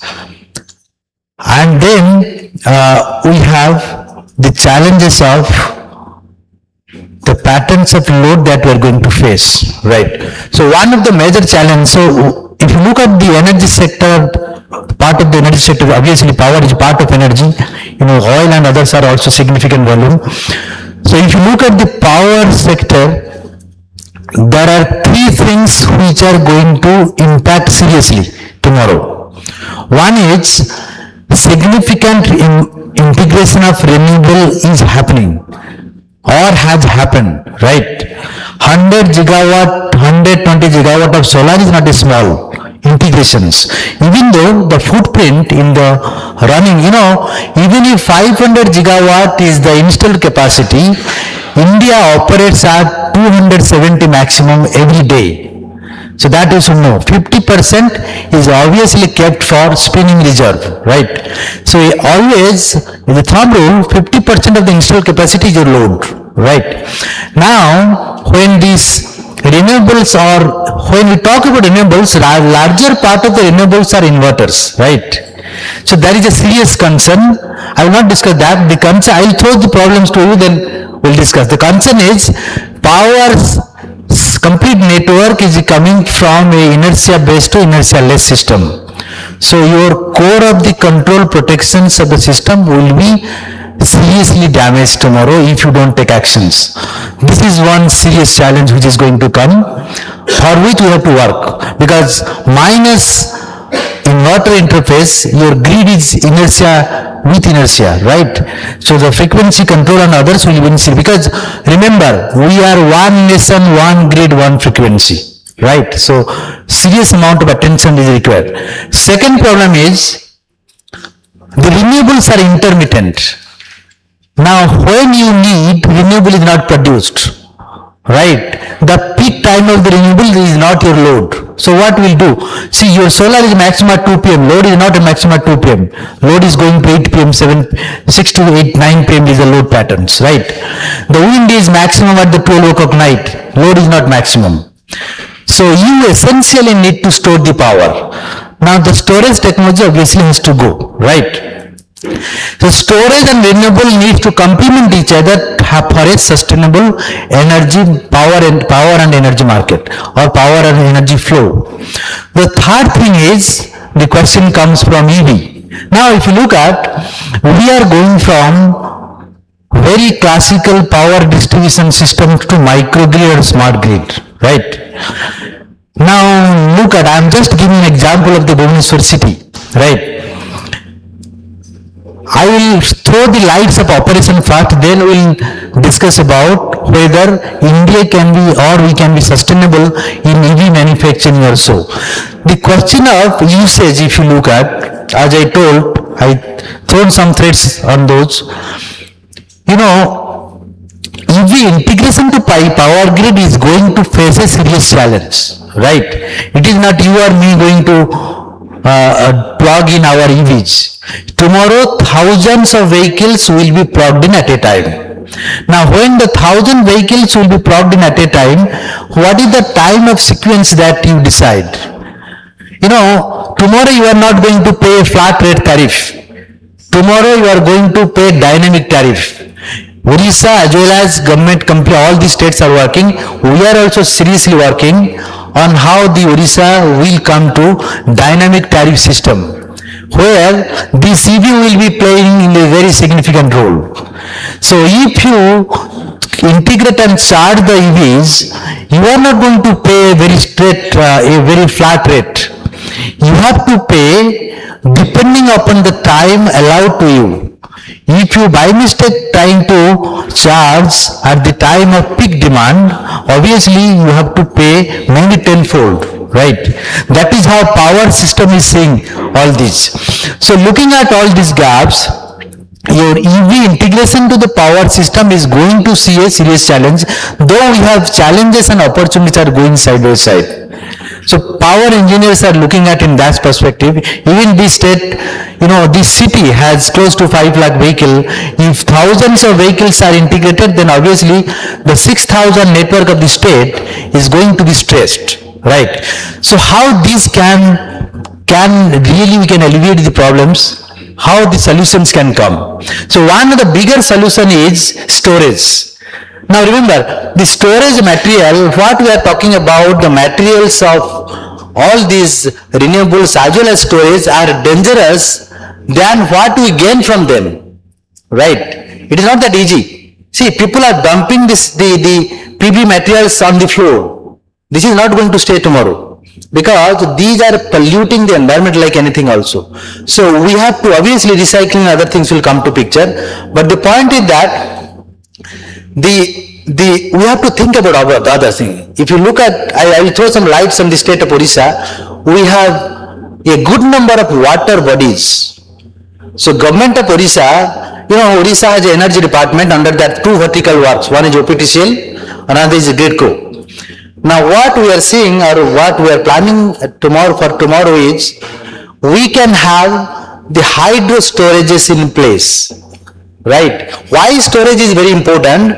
Because all this intermittency coming from the generation to load. When I talk about the generation, it is obviously the renewables are intermittent. When I come to load, obviously EV is intermittent. EV is an intermittent load which is going to really create a spike in the power system. Right? So looking at these two, we also to find out the storage which is also renewable. We have to build the green storage. So for your information, Odisha government is now trying to build a good amount of hydro storage of to the scale of 10 megawatt, which can be in different pockets. So looking at this, EV, where is EV, there are a lot of opportunities. Government has 30% mandate by 2030 of commercial as well as personal vehicles. At the same time, the 30 to 35% mandate of storage has to be in place. That is going to come. So I think these are the initial remarks. We'll come back. Thank you very much. Okay. Professor Samudraya, storage for hydrogen also is equally important. Yes. Okay, now I will request Dr.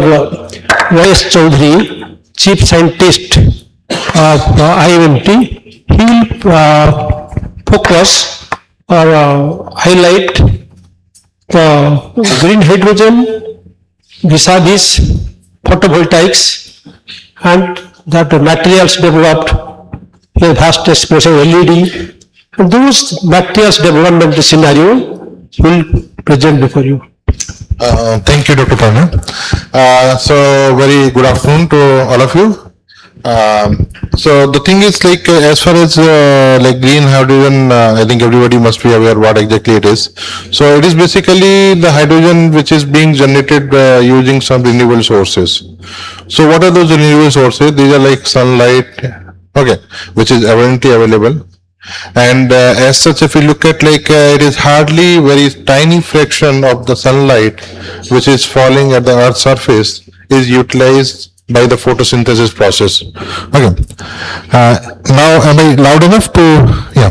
So it is only tiny fraction of the sunlight which is used by the photosynthesis. Okay. So what we can do is to produce hydrogen, one is the most common way is like electrolysis of water. Okay. But now if we do the electrolysis of water to produce hydrogen using the electricity is not going to be sustainable. So that is where the concept has come up to mimic the photosynthesis, so where we can use the sunlight directly to produce green hydrogen, okay, by splitting water. And a lot of progress has been made.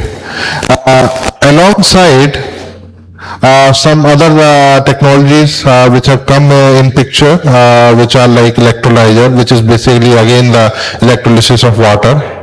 And where again this instead of using the electricity coming from the electrical grid, so that electricity is being governed, means coming from the either the windmill or the PV panels, actually, where the integration of this water electrolysis is being integrated with the PV panel or the wind. So that is where it becomes kind of a sustainable, and significant progress has been made. And in fact, very recently, those electrolyzers are being commercialized, particularly like proton electron membrane, PEM.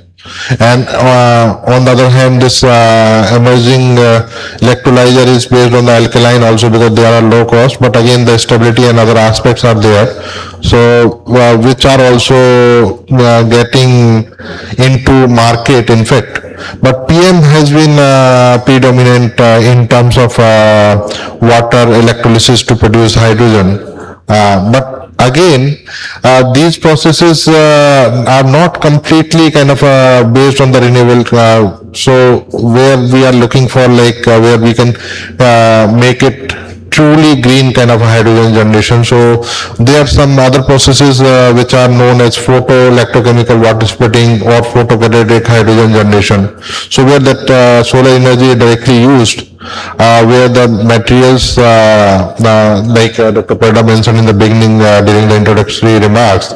So there are the advanced material semiconductors which are used and which can harvest the solar radiation and can generate the electron hole pairs and which can subsequently drive that water splitting reaction. Okay.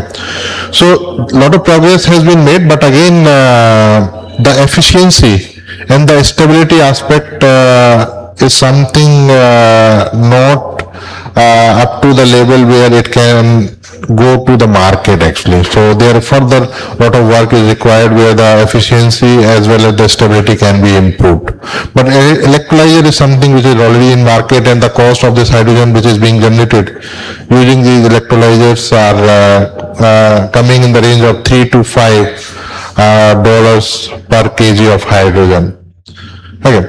Now coming back to this PV aspect, when we compare like in PV panels or the solar cell, and which is very common. In fact, now every other commercial building or even the household are having those solar panels, and those electricity is being generated where the using the sunlight.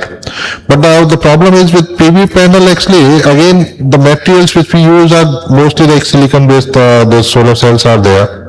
So that is the aspect like manufacturing single crystalline silicon wafer is very expensive.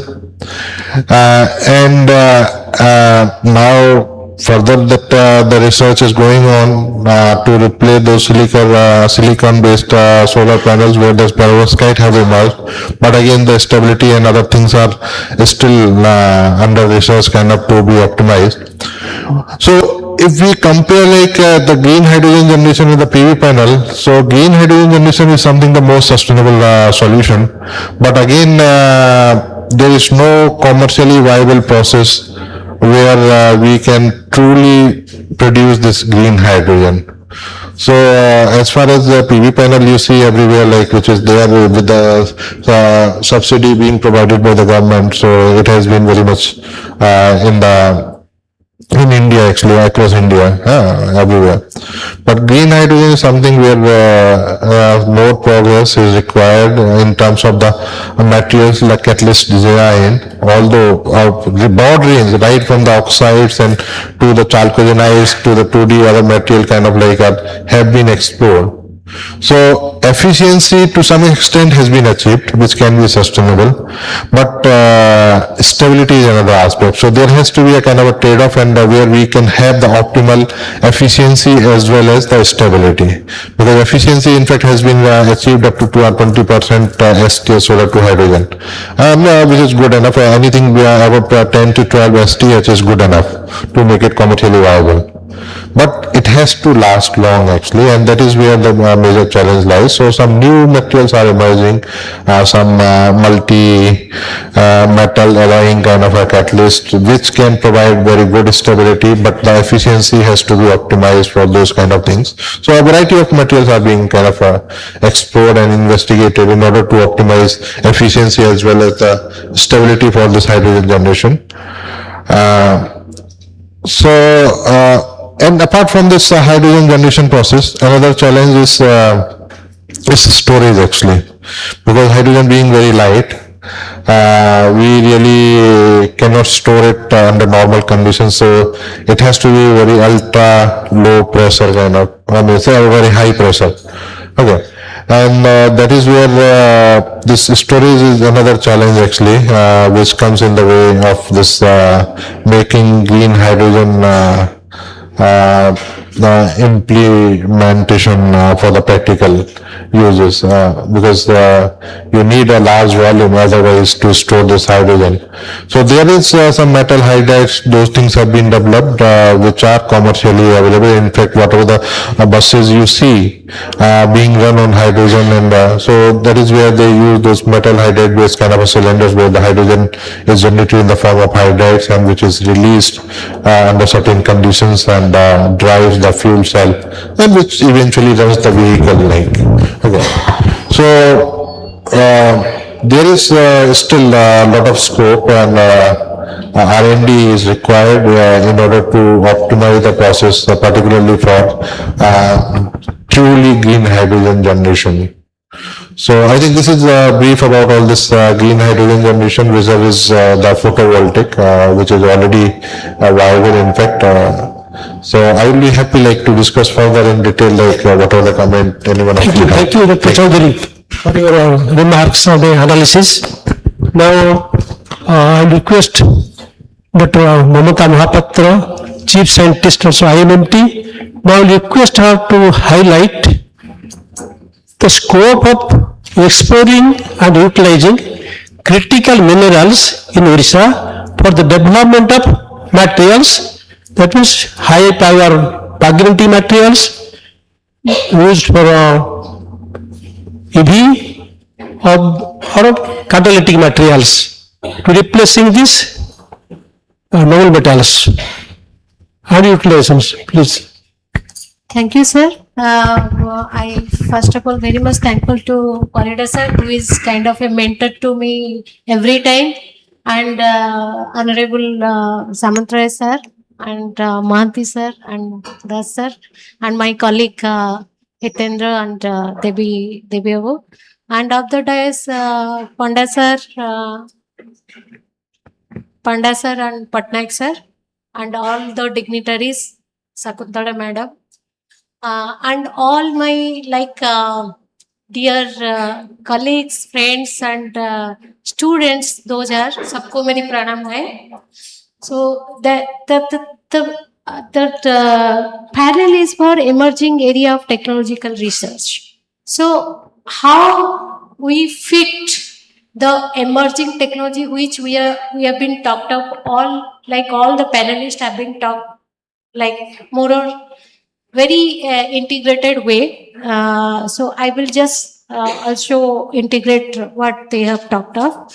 And the topic has been given how the critical mineral of Odisha we can use as a material over here.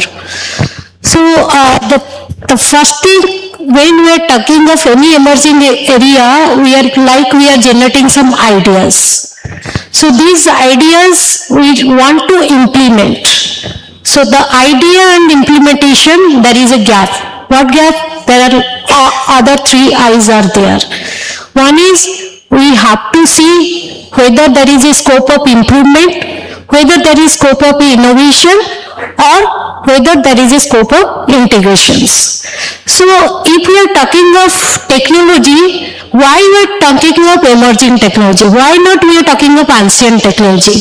Because in my point of view, India's ancient technology are much richer than any other technology which we have been talked of now.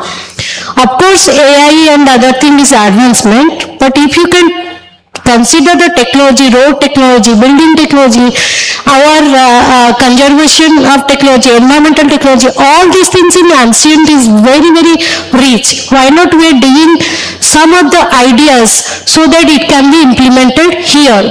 That Mahanti sir is telling that Odisha we are not giving lot of project.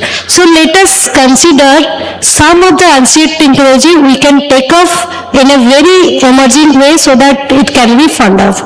Coming to the what are the ideas or what are the materials. So if you will see, I will start from EV. EV is kind of a very buzzword right now. Everybody is talking of whether we'll go for EV road, EV battery, EV machine, everything. So what is the key element for EV is materials. What kind of materials should be used for the EV sectors so that it can be go in a very sustainable way. We are only thinking of EV machines. Are you thinking of EV charging road? Because road, it is already sir told we need a dynamic situation. So in that condition, we have to select some material which can go to the EV charging road. And these materials are not like very critical. It is like resource, lot of resource material is available in Odisha. You will see we are very rich in iron, we are very rich in aluminum, we are very rich in silica. So can we use all this material in construction or road construction or building construction to make a charging road? Or this material, as you can also Google, these are very simple material in European country and like US, they are also now, it's kind of a commercial way, they are coming up with ferrite materials, they are coming with siliceous material. These materials not only used for the EV charging road, they are also giving a shielding application, so that the pollution coming from road can be minimized if we can integrate it in either in a concrete or kind of a pitch or kind of a bitumen. If we can make a blending of this kind of materials, then definitely we will have a very high scope in Odisha to get a very smart kind of road which can be utilized in power sector also. Second is how to sustainable the things. EV, another part is battery, or we are using many catalysts. These batteries are also kind of a lithium ion batteries and other it is sodium ion batteries coming up, but the resource materials are not available, not in India, even in Odisha also. So therefore we are calling them critical. So why we are thinking of critical? Why not we are reducing the critical? Can we innovate some material which will replace the critical material?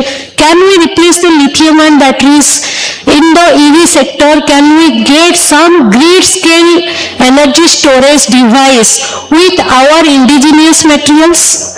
What are the indigenous materials we do have? We have aluminum, iron, we have also like kind of silica, we have graphite. Can we use all this material excluding the critical like lithium, cobalt?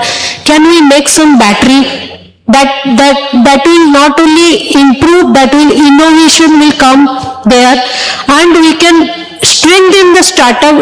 As you know, in Odisha there are more than 2,500 startup is there, but you search how many startups they are working for energy sectors. Can we build some startup mind with our talented students over here, faculty over here? Can we integrate with them? We can inline with some startup firm and make such kind of energy sector industry for the Odisha. And of course, we have to check what is our strengths. Our strength, what mineral, what material we do have. We should not search for what critical materials we wish to make a technology. We should make a technology with our resources. Third is sustainability. Sustainability will come when we will go for a circular economy or recycling sector. So in Odisha, if you will see the state of Odisha, particularly in battery recycling sector, there is no startup or industry in Odisha. Why it is not been? Because we could not able to integrate the knowledge properly. Though we are doing lot of research, lots of development, but what is need for industries, what are the lacuna for industry, that has to be come in an integrated way. We are doing lot of battery recycling research. You know, India is also giving more than 1,500 crores incentive for booming up these kinds of industries. And if you will see the research, what are the battery or spent battery will be available in the market, more than 2 billion battery will be available coming 2030. So we need to establish such kind of recycling or regeneration of material sector to strengthen our circular economy or sustainability. Of course, we need integration for the environmental pollution contest, for the cost benefit analysis. It is not only scientific research, we should take the help of economists. They can do the cost benefit analysis. that is also like a place where we are doing all this ecosystem should be established. So it is kind of a integration of all the sectors. So I thank you, sir, for giving me these opportunities, and thank you all. Thank you, Dr. Mahapatra, for a very good analysis. Now, I will request Dr. Devi Prasad Das, who is an inventor, has developed commercialization processes. Now, let him highlight, I will request him to highlight the idea or concept to scale up and industrializations. What is the success of moving forward, that your idea, your scaling up process and industrialization? Thank you, sir, for giving me this opportunity. See, always in my mind thinks that if a concept is already proven, then how to bring this concept to a usable product. For example, in class 12 we have studied electromagnetic induction. So in one coil, if current flows, AC current flows, then it will transfer to another coil. But several years we could not develop any device, though this has been developed several years back and it has been taught in our schools and colleges. But now we are finding mobiles are being charged wirelessly, induction cookers are available, so many devices are available. Now whatever basic research are being done in universities, they are developing fantastic materials. They are showing that, they are proving that these materials are much better than the existing materials and publishing in high impact journals. So what we are learning as engineers, because this is an engineering college who has taken this charge to bring different people from different areas, science background, engineering background, and making a Odisha Research Conclave. So I just bring everybody together a concept that how a concept can be commercialized, how a principle can be made a product through prototyping. So for that, all our engineering students, they study different type of courses, starting from electronics, basic electrical engineering. All these are being taught, practicals are there, but we are maybe not focusing more on the practicals. We have come across many students, they say practicals are not seriously done. That is why we are actually not giving our kids the skill sets to imagine, make prototypes and develop something, so which is lacking. So now it is time to rethink and design syllabus, design courses such that our young generations will have more practical skills than lot of theoretical knowledge and of no use. So India depends today, if you consider today's time, we have no gas for feeding our kids. Why it has happened? Because we have not put effort in developing alternate fuels for our cooking. Cooking is the main, food generation is main. AC, fans, everything are different. First we have to feed ourselves. Now for feeding, we don't have fuel. So what type of research we will be doing? Now time is coming. Today also I am thinking that maybe there is a COVID-like situation tomorrow. Lot of restrictions will be coming that you cannot buy so many cylinders in a month or 2 months. You will not get diesel tomorrow. So how to sustain? That is why we have to, like Sir is doing very fantastic research. Mamta Madam doing, Yatindra Chaudhary doing, Subhranshu doing lot of research, lot of publications. Now engineering student to take one papers, make a prototype, not repeat the same research. Make the concept and make little higher level. Okay, suppose they have developed a material and it is a very fantastic material. How to make more materials? So how to develop a process to generate more materials? First generate more materials, process of making the materials, whether the material is sellable. If it is not sellable now, then make a device using the material. See the different properties of the device. For example, they will say material, put a light, lot of electrons are flowing. Okay, now make a device so that you can generate some current and power. Then once the device is ready, then you can make a product out of it. Maybe it looks like a toy today, but tomorrow it will be a product. Okay, so that is why I say principle will be converted to prototype, and prototype can be made a product. Okay, it can be, prototype is an ugly product. It will not look a very good product.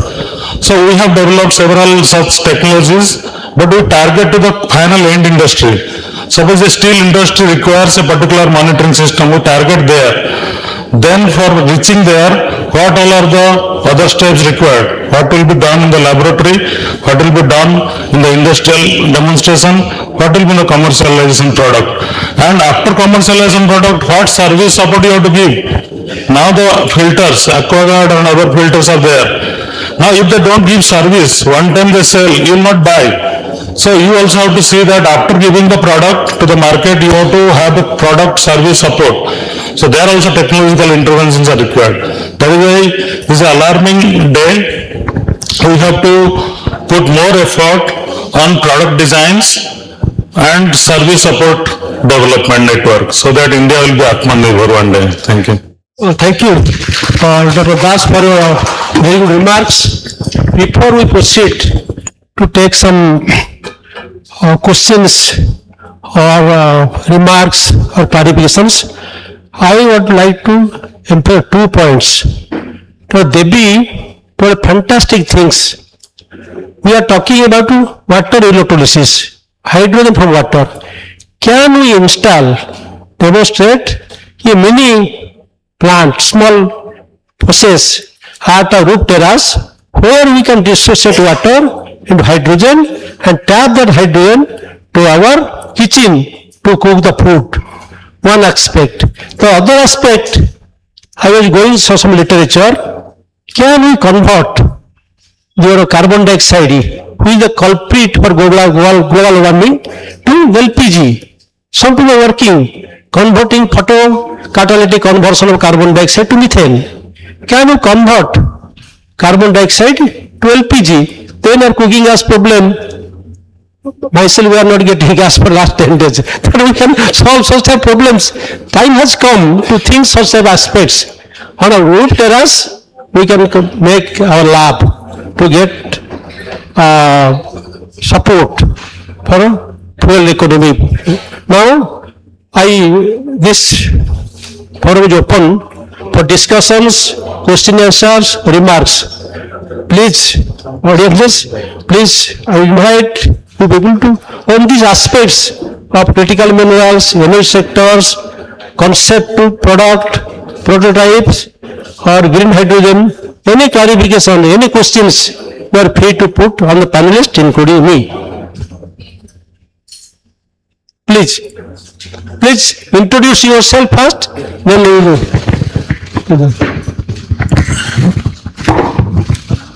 Good afternoon. Actually, I am an industry person. Actually, we are debating lot of things about EV like thing. Coming to the point of EV, actually are we not really increasing the pollution by using EV unless we are increasing the addition of renewable energy, because to consume 1 unit of electricity here, I need to produce 2 units of electricity in a conventional power plant. So instead of reducing emission, today I am increasing emissions, okay. But yes, subsequently by after addition of further renewable addition, it may happen, we will be able to manage that one. This is one challenge. Then secondly, rightly, like Subramanian sir has rightly said, we are switching over from a non-inertia system to a non-inertia system, because grid needs lot of inertia to sustain, because there will be a sudden change of frequencies if we do not add hydro or other inertia, wind system or thermal systems.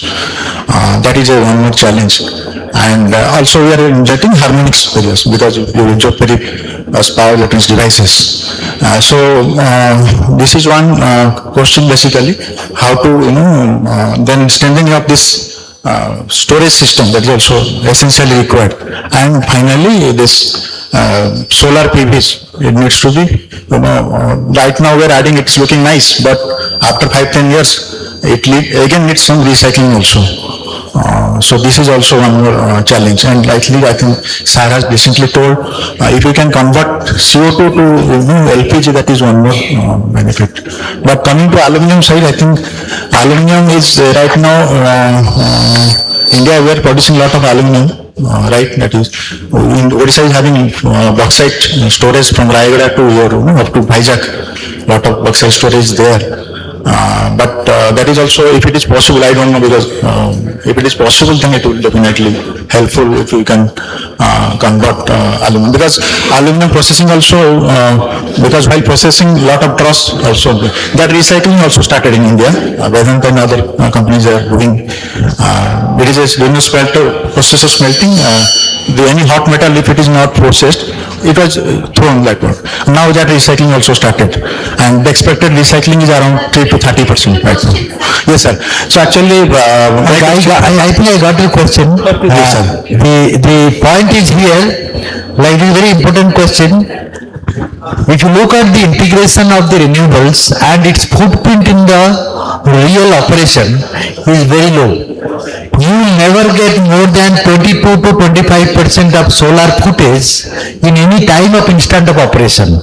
That means 75% you are unable to capture. Capture means not captured power, not captured by the operation. Now, to address this, the only solution is storage.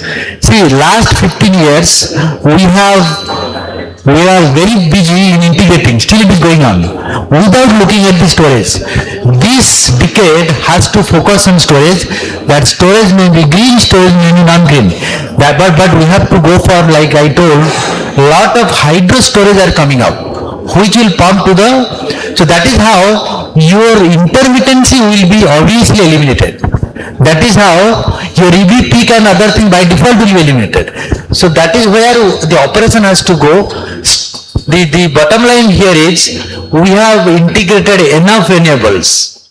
We have to now integrate storage. That is what is my say. Thank you. And second is, like green hydrogen has to also find a path of storage.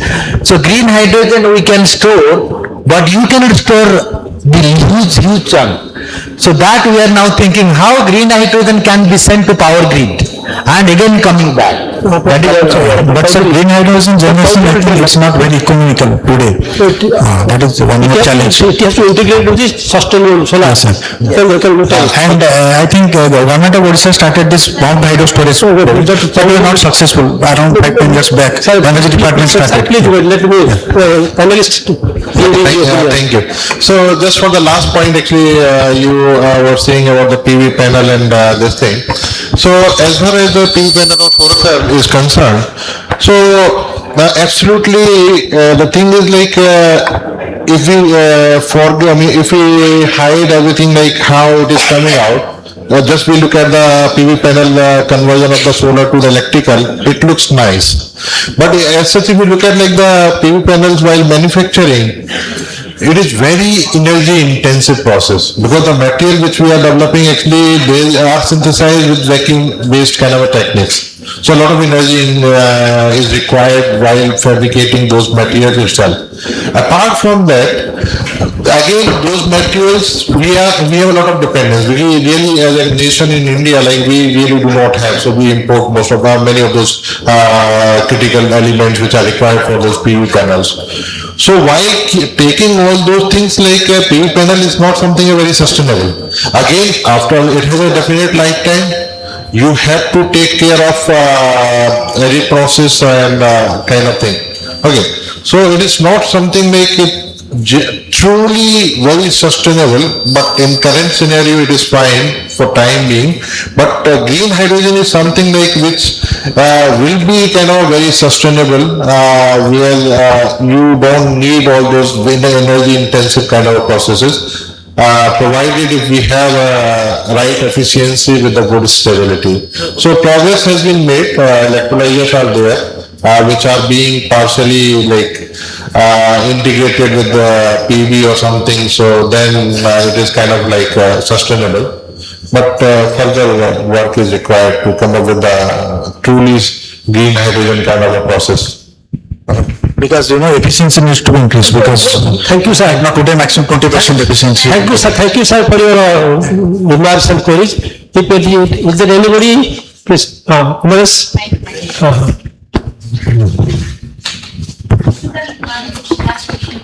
Last question. Hello, good afternoon everyone. So I am Dr. Amresh Pradhan, working as the Associate Professor at Trident Academy of Technology, and also I am working on hydrogen research in our own hydrogen research group. So my question is Prabhakar sir. So as actually we have applied many proposals regarding hydrogen research and materials science. So what really DST looking for during the proposal? We are writing, means everybody is writing like this, some novelty, newness and all these kind of things and material development. But what really sharply DST need for and looking for the candidate's proposal? So, just I'll go through very quickly. The quantum is very high. Yes. As I mentioned, it's 12,000, 15,000, 17,000 proposals. And we have to evaluate within a month of 3 to 4 months. And we have to come back. Because there are several programs, more than 50 programs, if you can go through NRF, and nowadays MOHA, EV and other things, because now unified program under one roof, all the ministries, departments, those funding has to be consolidated under one roof. So as per their mandate, Minister of Coal, Minister Renewable Energy, MOEF, as any things you can goes into SMT segment. So they are again coming with that quantum of fund and 50% or in the ratio from AMRF. So that's a MOHA program again cited and flagged to all the segment and all scientists. So first of all, we have to go through whether you are very much concrete in that domain, because your proposal first will be evaluated based on your CV. Okay. Whether you is a competent person to carry that proposal or not.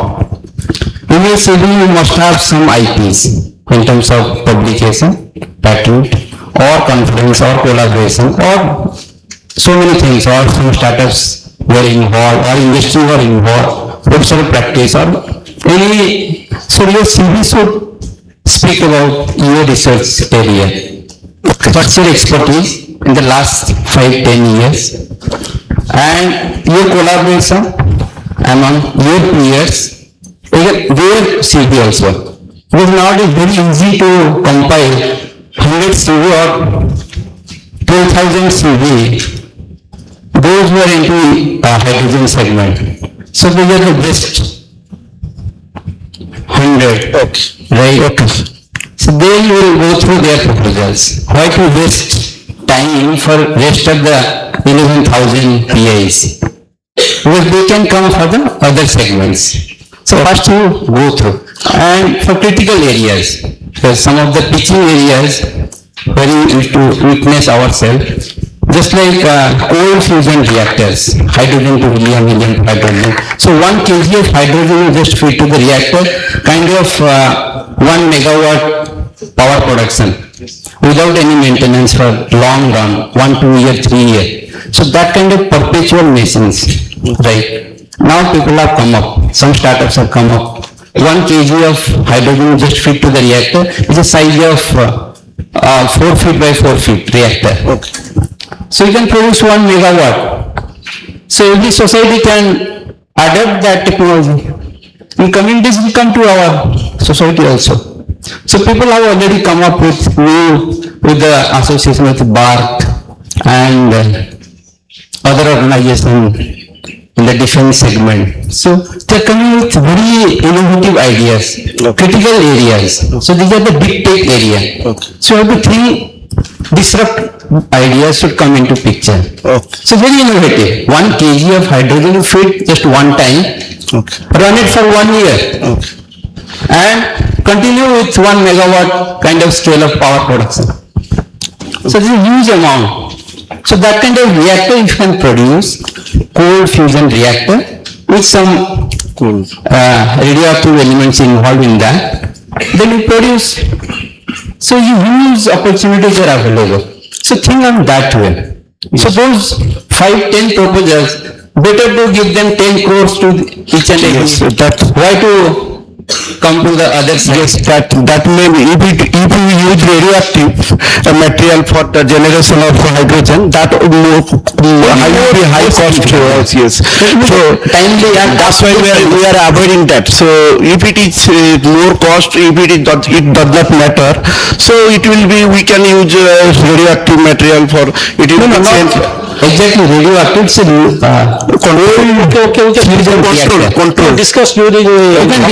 So many innovative ideas people are coming. Dr. Bhatt is here, we can have a discussion on this. Only you will take very short question on funding.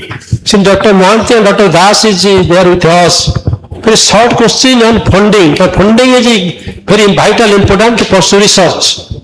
Is there any small or short questions for Dr. Mohanty and Dr. Das? Okay. Just I will quickly update you. There is one nation, one subscription. Earlier there is a lots of struggle. During my time also I used to go to library and to go for in IIT Delhi library. I used to sit for my PhD program. All theses used to be in my area. I used to go through physically. Or some of the library publishers, those were accessible, not all. So government has started a very good program, one nation, one subscription. So more than 10,000 publishers, journals, all journals we have now captured. More than 10,000 journals and more than 10 lakhs publications in your fingertip. So you can go through. Now there is ample of opportunity for you. Another thing is iSTEM. Can you go through and register yourself? Through iSTEM, more than 50,000 sophisticated equipment is available. And you can use and put your finger in that, register yourself, any kind of sophisticated equipment. You can utilize across the country, send your sample through courier, they will do it. Or through virtually also they will assist you. Now it is very easy, seamless, during night hour, right, after evening, let them do in the daytime. After evening you take your slot, have a joint collaboration with that institutes or R&D lab. So these two platforms you can utilize for your research purpose and sophisticated equipment utilization. The best utilization of any kind of sophisticated equipment which is in the global standard with NFDL, with ISO accreditation. Many labs are coming with that kind of stature, which is global mark. Now industries are realizing and they're getting lots of benefits through this lab, national lab and regional labs. Thank you, Dr. Mohanty. Very short question, sir. The last question. Then after that, no more discussion. You brief and Good afternoon, everybody. It is my honor to remain present here. I am Dr. Ranjan Kumar Kaur, Associate Professor in College of Forestry, OUAT, and just very 2-3 points I am speaking. Actually, regarding food, India is self-sufficient after Green Revolution, but we are now facing quite crisis of sustainability because deforestation, and second is pollution, and third is crisis on energy. Regarding this, that very vital discussion we had, even Madam told that traditional knowledge connection with our modern tools ICT, this is very much, it could be the solution. Now we are at the crossroad, we are facing quite difficulty in global crisis in energy. So I will request there should be technological intervention for addressing the challenges of sustainability, just like, okay, and energy crisis now we are facing, and Devi Prasad sir told that how we will be becoming in gas, and for our fuel, yes, for fuel, regarding fuel, there should be some research regarding our transplanting of forest trees. When we are making any sorts of planning, we are just felling the trees, but how we will make transplant big trees? Regarding there is not that popular research. I am speaking regarding sustainability, and regarding our pollution, air, air and soil, how we will be able to make surveillance, and wildlife conflict. There were also earlier communication with the animal in our traditional knowledge. Regarding this, we need also some technology. Intervention. So these are the sustainability issues. Sir, your question, please. Sir, these are the issues in forestry sector. I have already put forth before the house, and there should be research within this field for bringing the revolution in sustainability sector. Thank you. Sir, we may sit for 1-2 days to discuss on sustainability, pollution, climate change. It is a very vast area and vast subject. It is beyond our... With this, I'll thank this organizer. I have one question to Prabhakar Man sir and Delhi Pradhan sir. Sir, as you told, actually our institution, I will speak about our institution. So we are applying for the funding proposals. Okay, we have various groups, so we are applying for on various calls. So our single institution only will be applying more than 100 calls. Some calls hardly 5% are going for the presentation level, but now that means coming to the funding, that means we are not getting. Whether anything that government tries to fund to first to the government institutions, not to the private institution, is there anything like that? Or how we will be make it? That means to get the funds and all. Actually, there for evaluation there are two processes. First one is level 1, then is level 2. Most of the application title is very academic in nature. So make the title in proper with the industrial collaboration, that funding will be very easy. And why you apply, whether this type of technology available in this available or not. This type of proposal you have to mention that. In first level only we see the titles. Title if it is academic, then rejection rate is so high. So make the proposal as per the industry requirement. To make the research to the product level, not to the publication. Okay, sir. I'll just come to that point. Particularly 5% out of 100 is a fair good success rate. Because we are looking across the country. If I'll consider for capital intensive program, for feast, purse, safe, sathi. So I'll definitely believe as a college, it's to the whole departments, it's all the disciplines. And under feast again we have different layers, and we try to make all IITs under level 3. They should not compete with NITs, this new generation NITs, Central University and our state universities. They should compete among themselves. So I have created that segment. Second layer, Central University, State University, ISER and new generation, all universities, they should compete with themselves. For the next layer, then all private state university centers, they can come. So 3 layers of competition.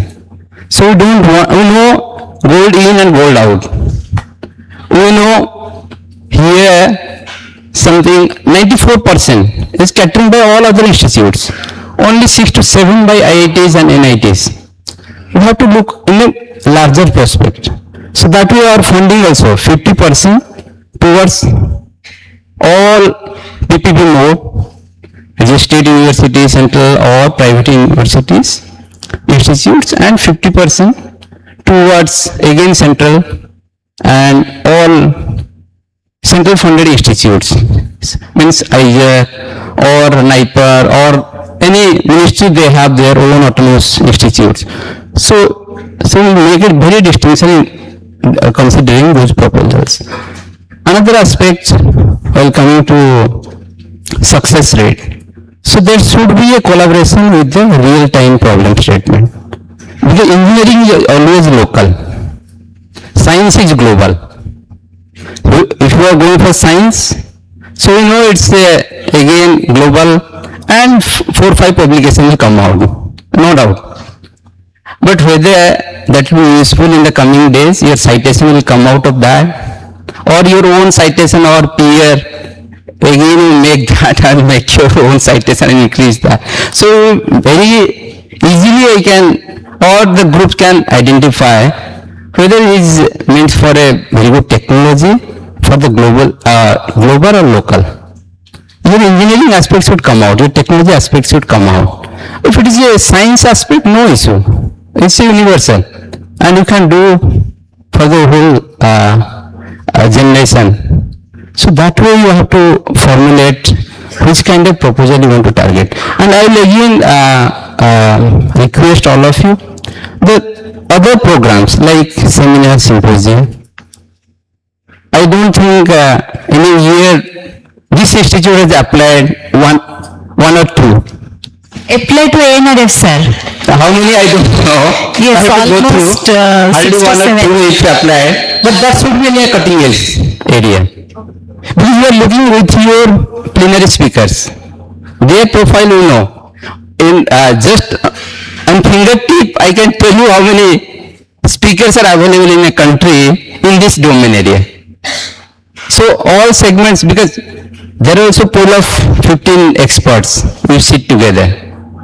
Then we'll go through segment wise, and more than 10,000 proposals in a year for ITS, and every month more than 600 to 700. So you can calculate accordingly how many seminar, symposia proposals. So across the country you have a footfall. So please make very concurrent decisions while putting a proposal with a teamwork as well as background work. That should reflect on your paper. On your proposal, any proposal, you just scroll it out. I can tell you whether it will be R or NR. Fine. So please make a good effort. Definitely there will be success rate for you. Yeah, please, can I tell 1 minute? See, don't wait for the funding for doing research. People have done research under a staircase and published in Nature. Okay, if you say that funding will come, I will start research, nothing will happen. There are many collaborations you can make. You can collaborate with us, you can collaborate with IITs. Start doing research. As they said, publish in good high impact journal. They see, he has published IEEE transaction, automation engineering. So, okay, another automation application you have applied, they will take you. So, first build your own career, not by applying or getting funds, but by publishing papers or patenting or showing a product. Make your own product, put in YouTube and show. So that link you give, so they will see there, okay. That is what is the need of the day. Don't wait for the funding. Funding is a lock. I also seen, I have also a lot of rejected proposals, so don't wait. So this is in our fate, it will come or not come, doesn't matter. But for the country we have to do work, and for that time will not wait. So if you say that fund will come, then I will start research, nothing will happen. Okay, because ours is a big country, lot of people are there and research is minimum. So you can one day produce lot of money, make an industry with your own innovation, and you can support I welcome all the industries to support. So you go to a particular industry, Nalco, NTPC, anybody who is having production, Tata Steel, JSW, just check what is their problem. So you say that I can solve this problem. Come back, read some papers, search in ChatGPT and say that this is the problem in JSW, I will solve. Go to them, they will pay 20 lakhs rupees. 6 months you solve. They are funding sources because they are making money from our country. So they will pay. And if you depend on government to fund and I will start research, nothing will happen. Thank you.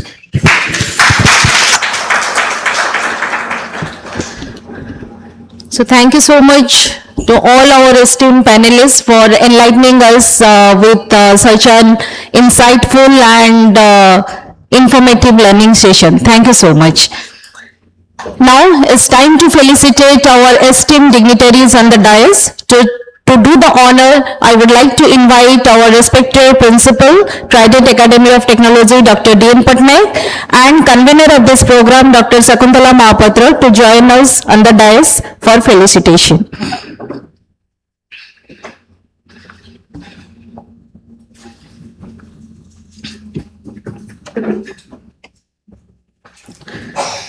So now I would like to request our respected principal, Dr. D.N. Patnaik, to do the honor of presenting a small token of love, respect and gratitude to our esteemed moderator, Professor Kulamani Parida, Director, Center for Nanoscience and Nanotechnology, SOA University.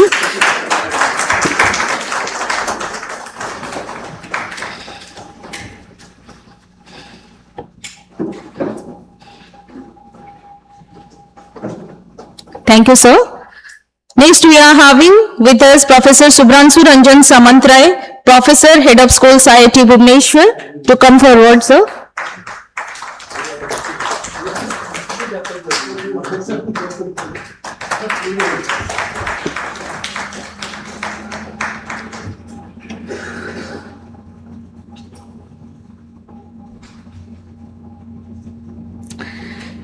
Now, I would like to request Dr. Prabhakar Mahanti, Scientist T, R&D Infrastructure, DST, Government of India, to come forward.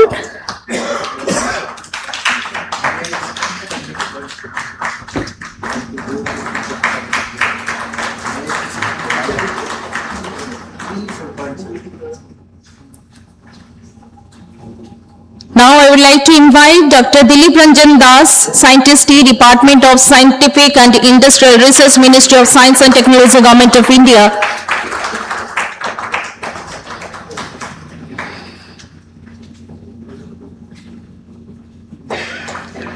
Next we are having with us Dr. Yatendra Singh Chaudhary, Chief Scientist, Materials Chemistry Department, CSIR, MMT, Bhubaneswar.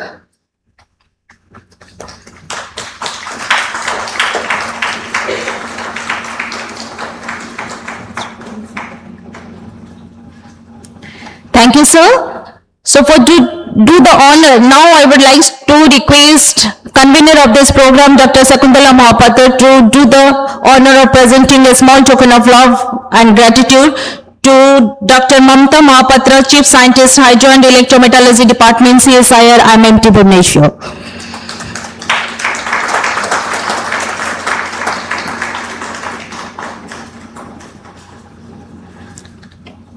Next, we are having with us Dr. Devi Prasad Das, Chief Scientist, Head Process Engineering and Instrumentation Department, CSIR, IMT, Bhubaneswar. Ma'am, please do the honor.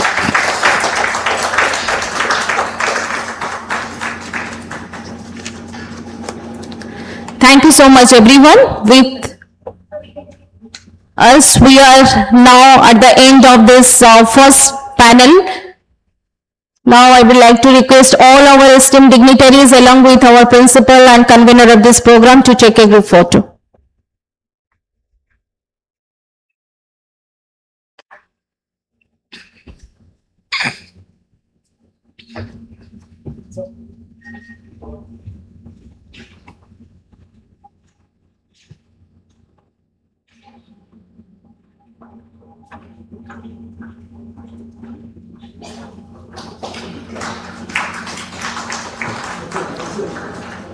Thank you so much. So now I would like to request our student volunteers to escort our esteemed dignitaries of the dais.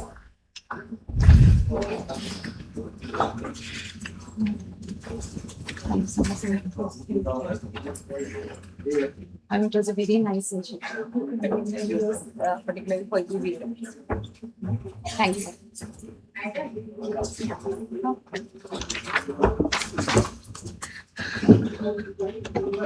So we are very much fortunate to have an eminent academician, visionary researcher and a towering personality in the domain of electronics and communication engineering, Dr. Ganapati Panda, currently serving as professor and research advisor at C.V. Raman Global University, Bhubaneswar.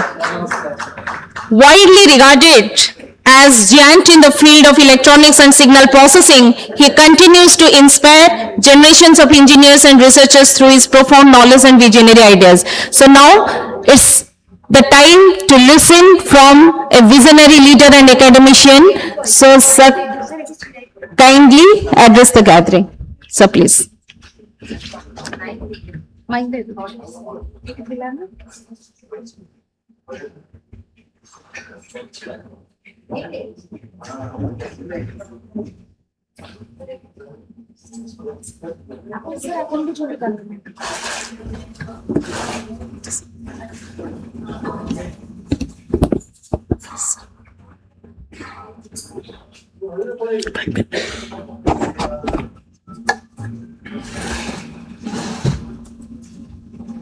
Yeah. Anyway, I am Professor Ganapati Panda. I was told to speak for 5 minutes. Thank you for giving this opportunity. In fact, I am associated with Trident University right from the beginning. Anyway, old man, retired man, but very active. 78, perhaps I am the oldest person here. Still active in research, very active. Presently, 22 people are doing PhD under my guidance. 50, I am just motivating the young people. 50 PhD have been awarded under my guidance. 50. Directly, either as a supervisor or as a co-supervisor. I am very happy to say wherever I go, I find my PhD student. Professor Samantara, second hour, they did us. That's here 3 years there. This motivates me to help Odisha, particularly in teaching and research. I will tell, research is a part of teaching. Today, one thing I used to say everywhere,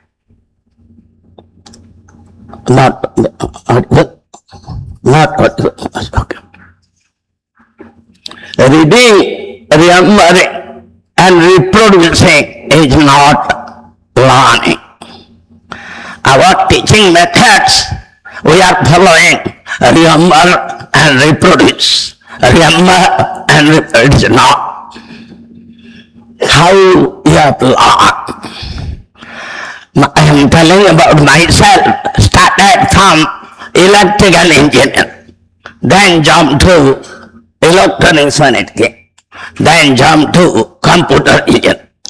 The whole branch of electrical sciences I learned during last 75 years.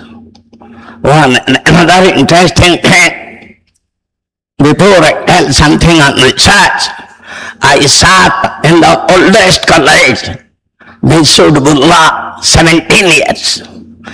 Then electronics started at NIT Inaugural. I jumped there, remained 22 years.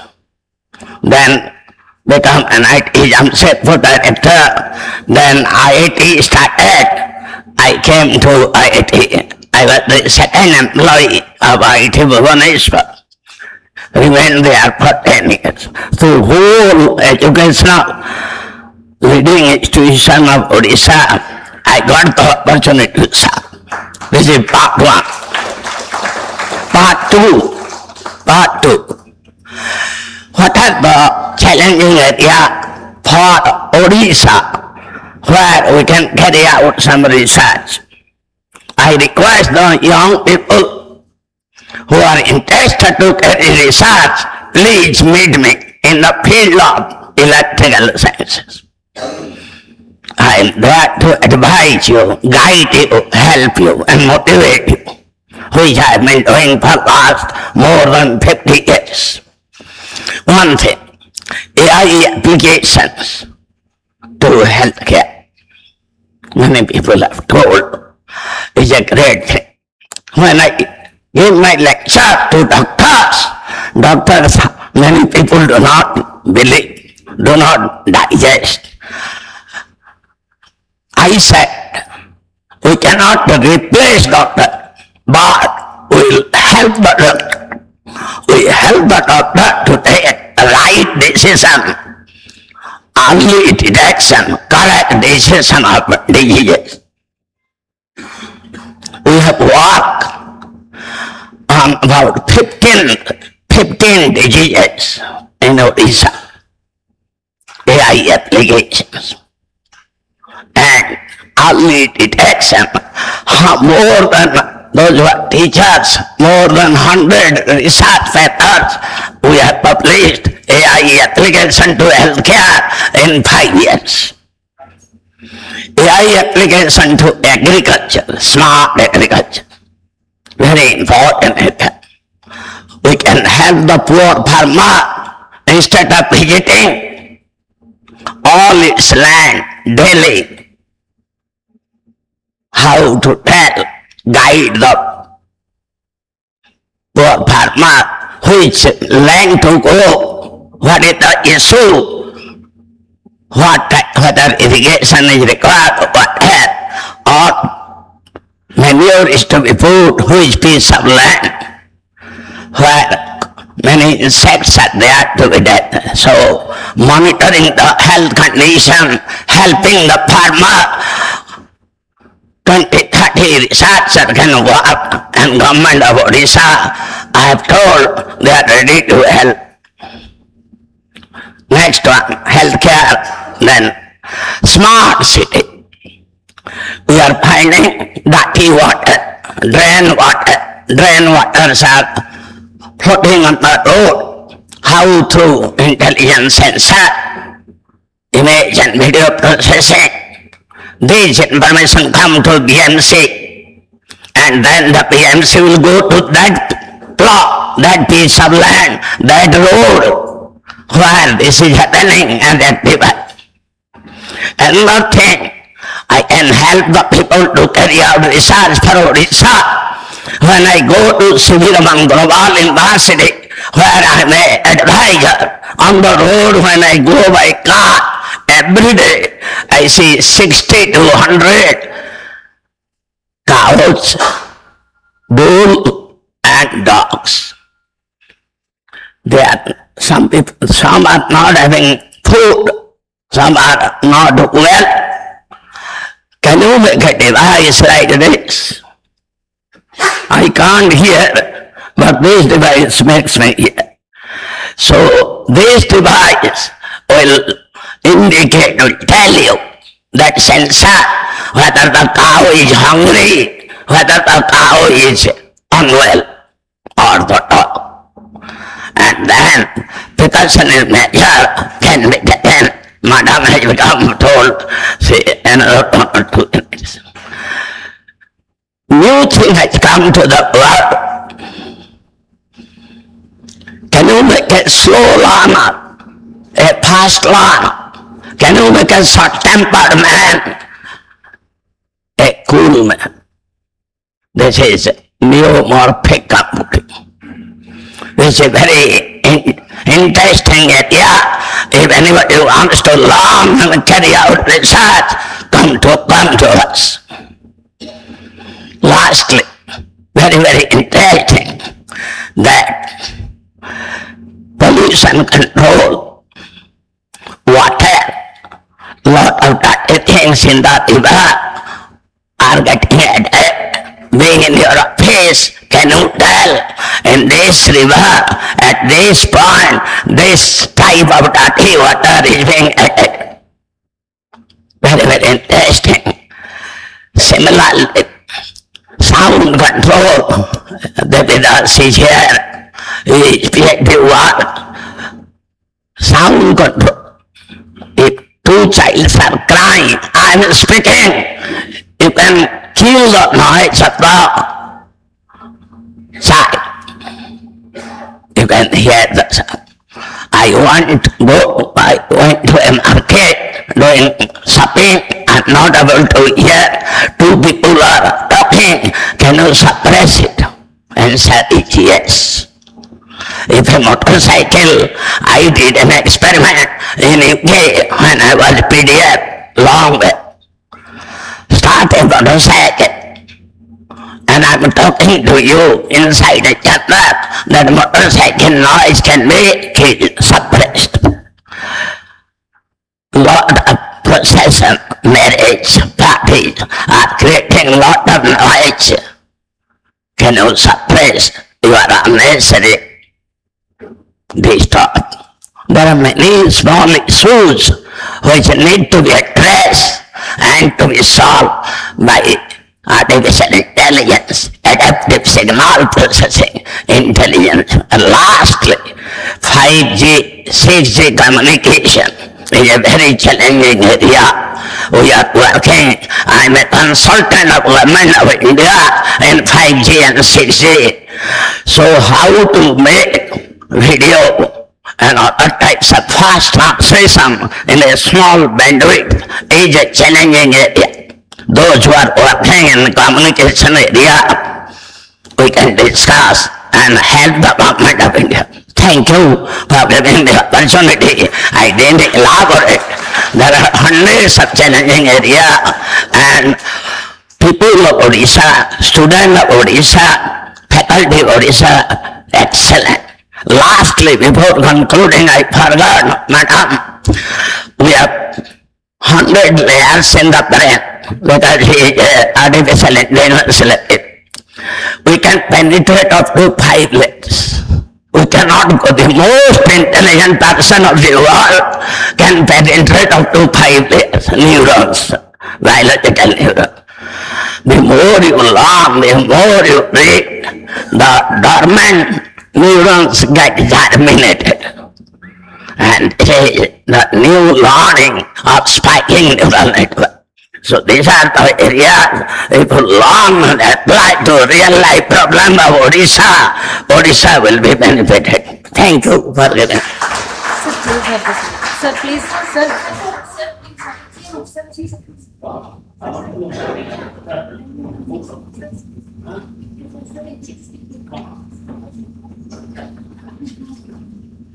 Please call me any organization, institution.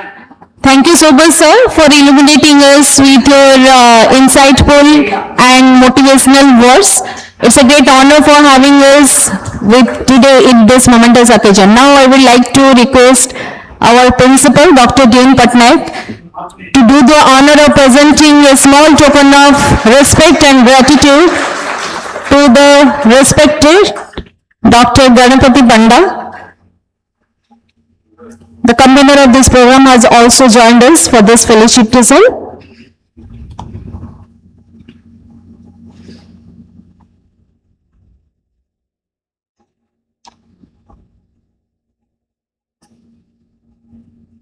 Thank you so much, everyone.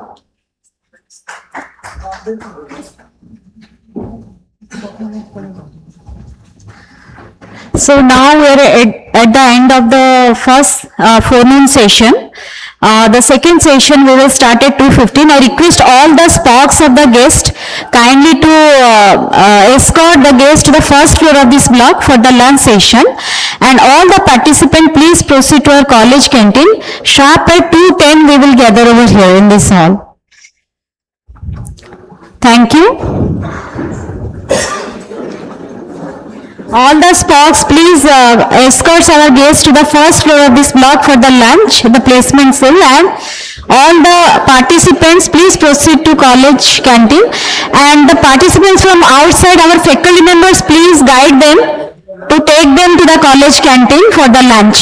Sharp at 2:10, we will assemble over here to start our post-lunch session, afternoon session.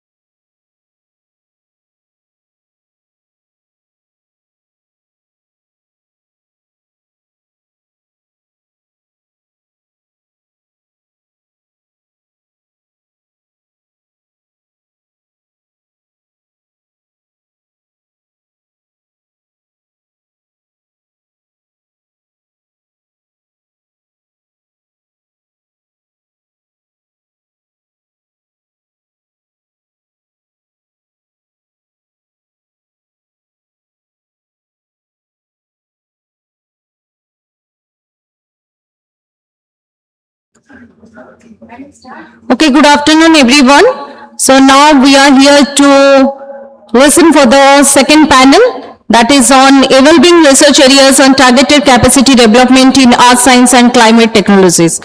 Emerging research in earth science and climate technology, it focuses on climate modeling and extreme weather prediction, sustainable blue economy initiatives in Eastern India, and smart precision agriculture for efficient resource management. It also explores feasible carbon capture and utilization solutions to reduce emissions and promote sustainable development, strengthening research capacity in these areas, which is essential for building climate resilience and supporting a sustainable future. Now, I would like to invite the esteemed moderator for this particular session, Professor Yushi Mohanty, former professor IIT Delhi and IIT Bhubaneswar, and panelist Dr. Manorama Mohanty, Director IMD Bhubaneswar, Dr. Binoz B, Associate Professor, School of Earth, Ocean and Climate Sciences, IIT Bhubaneswar, to grace the dais with their presence. We are also having with us Dr. Jagbir Singh, Scientist Z, Ministry of Earth Sciences, Government of India, who will be joining us virtually. Sir, please.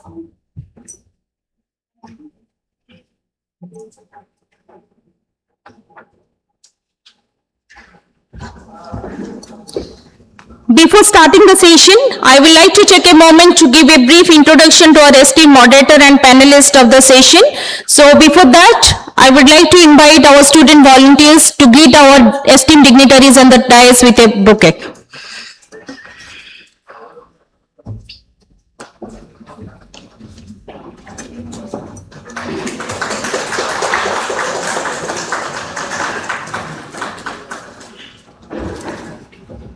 Dr. Umacharan Mohanty is an eminent Indian meteorologist and Emeritus Professor at the School of Earth, Ocean and Climate Sciences, IIT Bhubaneswar.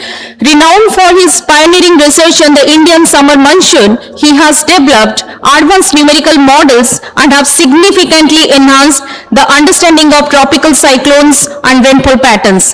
A celebrated fellow of India's premier scientific academics, Dr. Mohanty has been honored with the Santi Swarup Bhatnagar Prize, the Sir Gilbert Walker Gold Medal, and the Biju Patnaik Award for Scientific Excellence. As a president of the Odisha Research Academy, he has made enduring contributions to the growth of scientific community. Welcome, sir.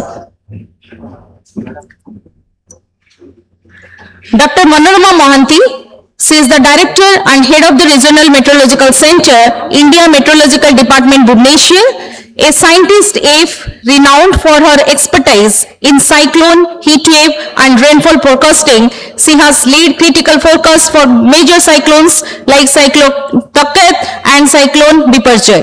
Dr. Mohanty exemplifies scientific excellence and visionary leadership in meteorology, advancing climate preparedness across India. She was initiated taking lead to installation of Doppler weather radar over coastal India. Welcome you, ma'am.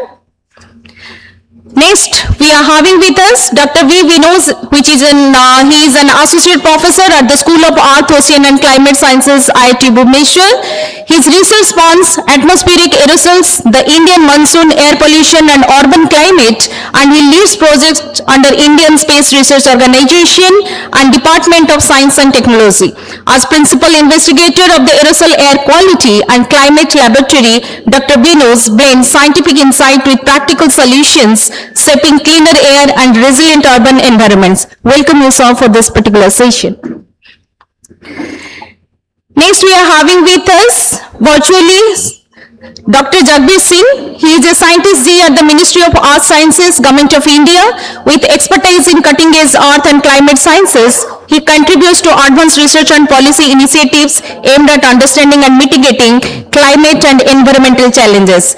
Dr. Singh's work exemplifies a fusion of scientific excellence and innovative vision, supporting sustainable development and climate resilience.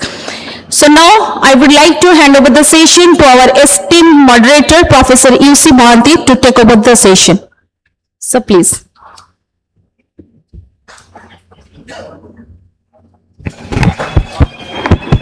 Thank you very much. Very good afternoon to all of you. So this is a very important session, as you know, because all of you know that climate change is now a part of our life, day-to-day life. Though the change is very small as we see the scientific way, because climate change is very slow process. It is not like it's so rapid. It is much slower than what we see the day-to-day temperature change. Because climate change, it means climate is governed with 7 basic parameters. Our most important parameter is the wind, all of you know, and other is the temperature, moisture, pressure. Of course, density there, any fluid, it is a fluid, so it has a density. But the major thing is actually wind and temperature and humidity. All of you everyday experience, or you start your day by seeing that what is going today, whether it is sunny or it is going to be light rain or cloudy day and so on. But with the climate change, which we call that, we are responsible for that. The climate change is the responsibility, if you tell, we are the people who are responsible because we are using our environment not judiciously. If we are doing judiciously, then they are not to admit the climate change what we are telling today. And it started in 1850 when we started industrialization, and we started using the energy from coal, that is 1880, and then petroleum. Because now you know that we are all in a comfortable room and so on, with a comfortable car, with air conditioner and so on, it all contributed to energy. But where from the energy is coming, that is the major source. And if we tell today the culprit of the climate change is the energy, we tell. But then other side you all will tell, without electricity or without energy we have no existence. Everything we do with electricity. So this is all contradictory. But then there is a way ahead that we can also use this energy from non-conventional sources. I think you have a session on that in the morning, because you know that we have the solar energy, which is enormous, but it will never give any greenhouse gas. But you burn the coal or petrol, it will give the greenhouse gases. That gives you the carbon dioxide, methane, and so on. So therefore, now there is a question that this session we are focusing that climate change, which actually from 1850 to today, if you see, the change is only 1.5 degrees centigrade. That is projected, but we have crossed the tipping point now, it is 1.54, which is a very much burden to everybody, because if it is going that way, then it is a process which is actually enhanced with the process of more moisture in the atmosphere and greenhouse gases, aerosols and so on, and projected the maximum will be that. It may be about 5 to 6 degrees. And at the same time, the population is increasing. Our life of comfort is increasing. We need more energy. We need better food and so on. So therefore, it comes like how will you compromise with that? And this change, though it is very small, it has a large impact on extreme weathers. That means the number of cyclones may not increase, but the intensity is increasing.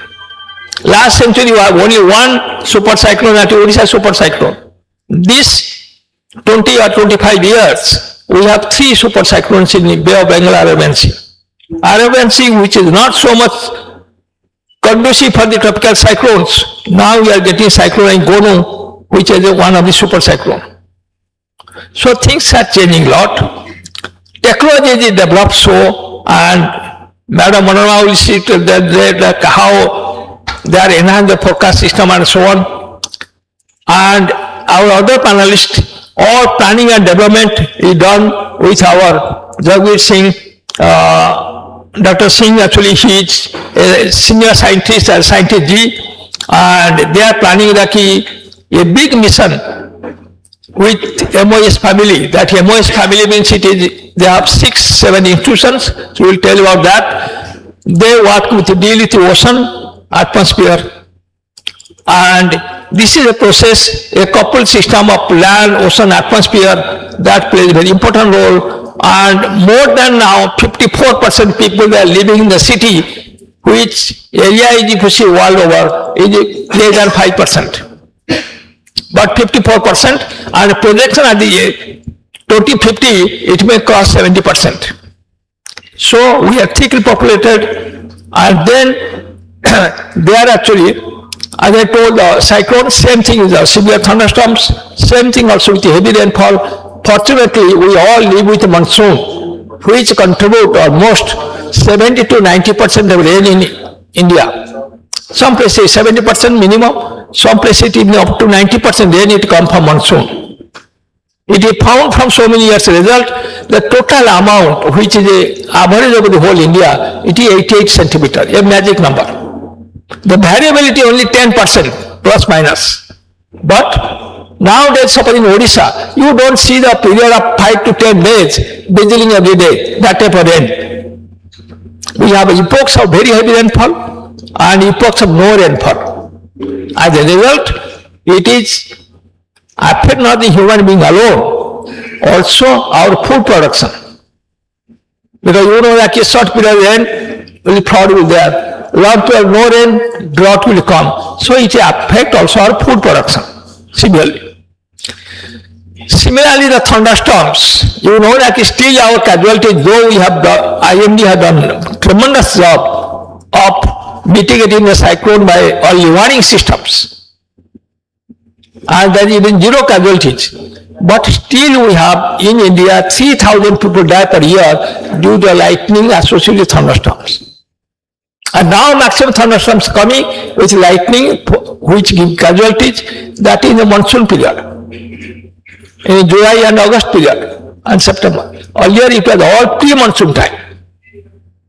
So like that way, this climate change affecting us day-to-day life, and this is all we discuss how the technical base, how it is people's participation, how we can protect the environment, and how can we have a sustainable development.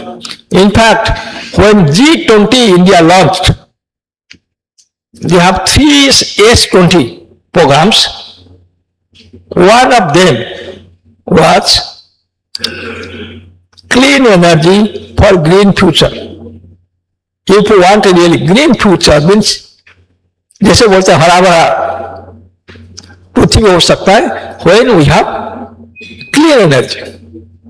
Second was there universal holistic health. That means it is not like more medical colleges, but we should have good food, protein food, which is available to everybody, so that they will less they go to hospital. They have really the good health. Third was very important, science for society and culture. We are India is proud of our culture and heritage. Even Kalidas, Meghdut, he told about the monsoon in that period. So our science always, it should serve the society. It should not remain in our thesis or textbook or lab. So we have to see lab to land. So all these 3 principles they are followed. Perhaps we have to go a long way. So with this, I now invite our panelists to tell their views on the today's topic, that technological developments and these things. So I first go to our planner of our nation. So Dr. Ravi Singh, can you hear me? Hello? Dr. Ravi Singh?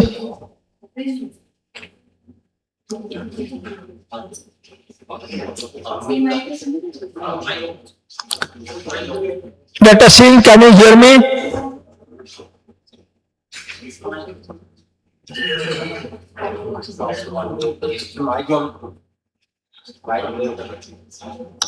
I think you have to Yeah.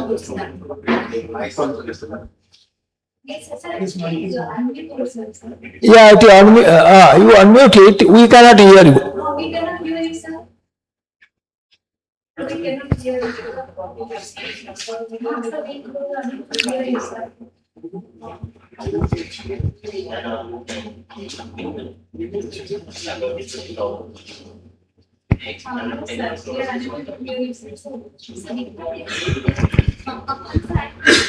Technical person.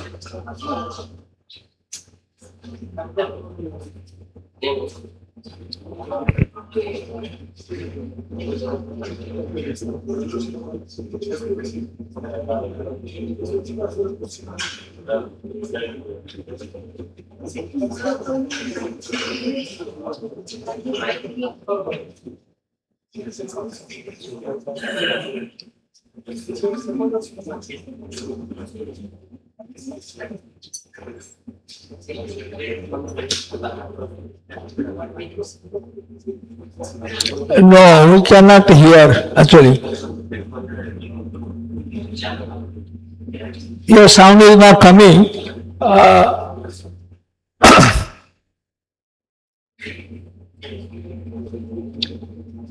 So by the time he picks up, we can.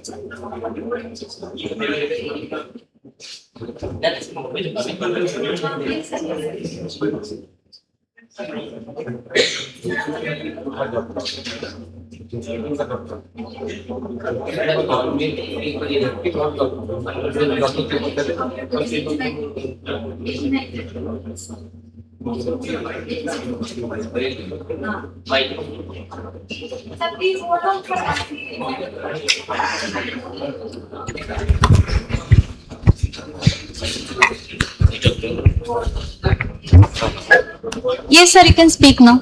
Okay, thank you so much. Namaskar and very good afternoon.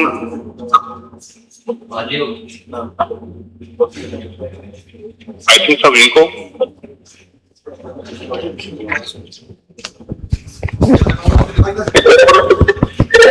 Am I audible? Yes, sir, yes, sir, yes. कुछ eco तो नहीं आ रही है?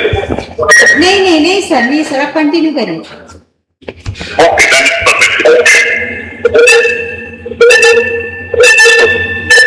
So first of all, I am really meeting to be in this good meeting hall of Trident Academy of Technology, and it is a great pleasure to see there my guru and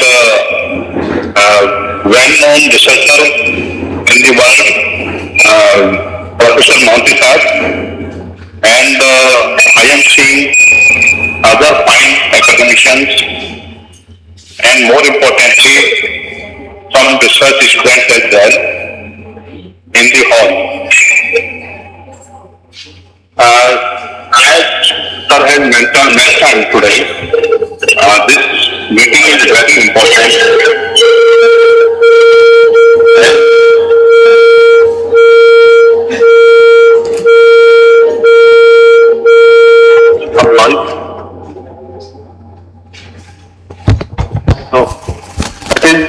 very important and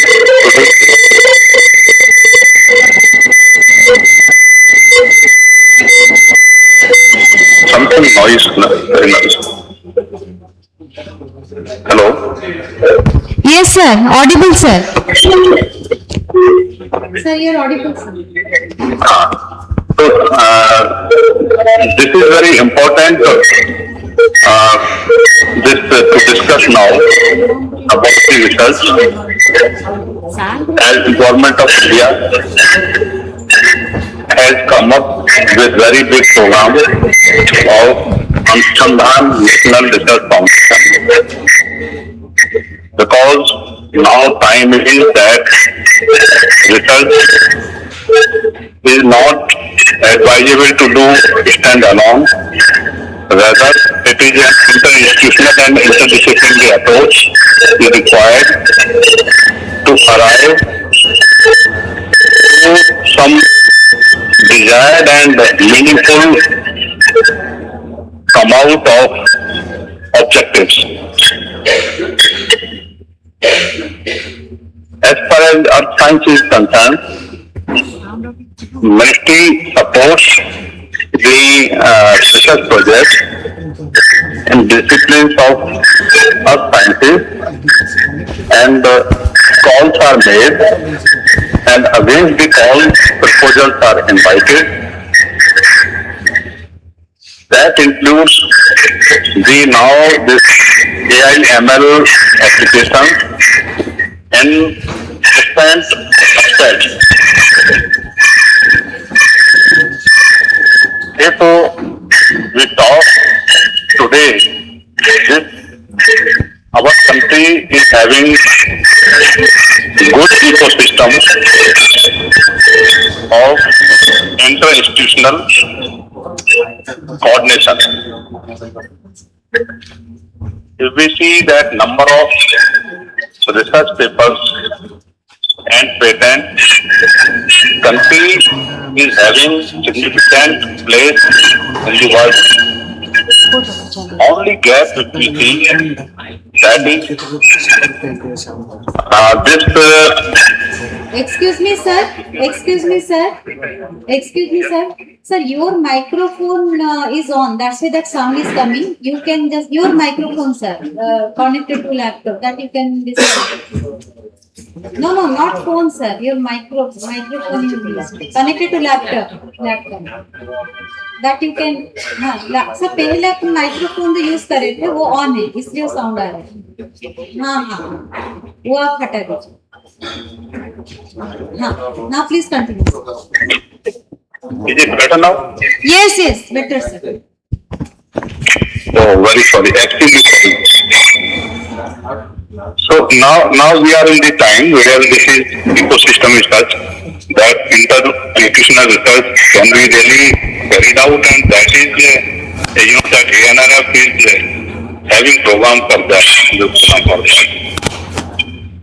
And today, when we speak challenges, definitely being in tropical nation, we are blessed as well as we are having challenges as well, particularly in the aspect of some sciences, whether it is weather prediction, and also the increased number of extreme weather events like cloud burst. So that now joint efforts are required. For that, a approach which is needed is that joining hands of all and going ahead. I recall when the country was going for medium range forecast, that time we were having great challenge to forecast even 24 to 48 hours.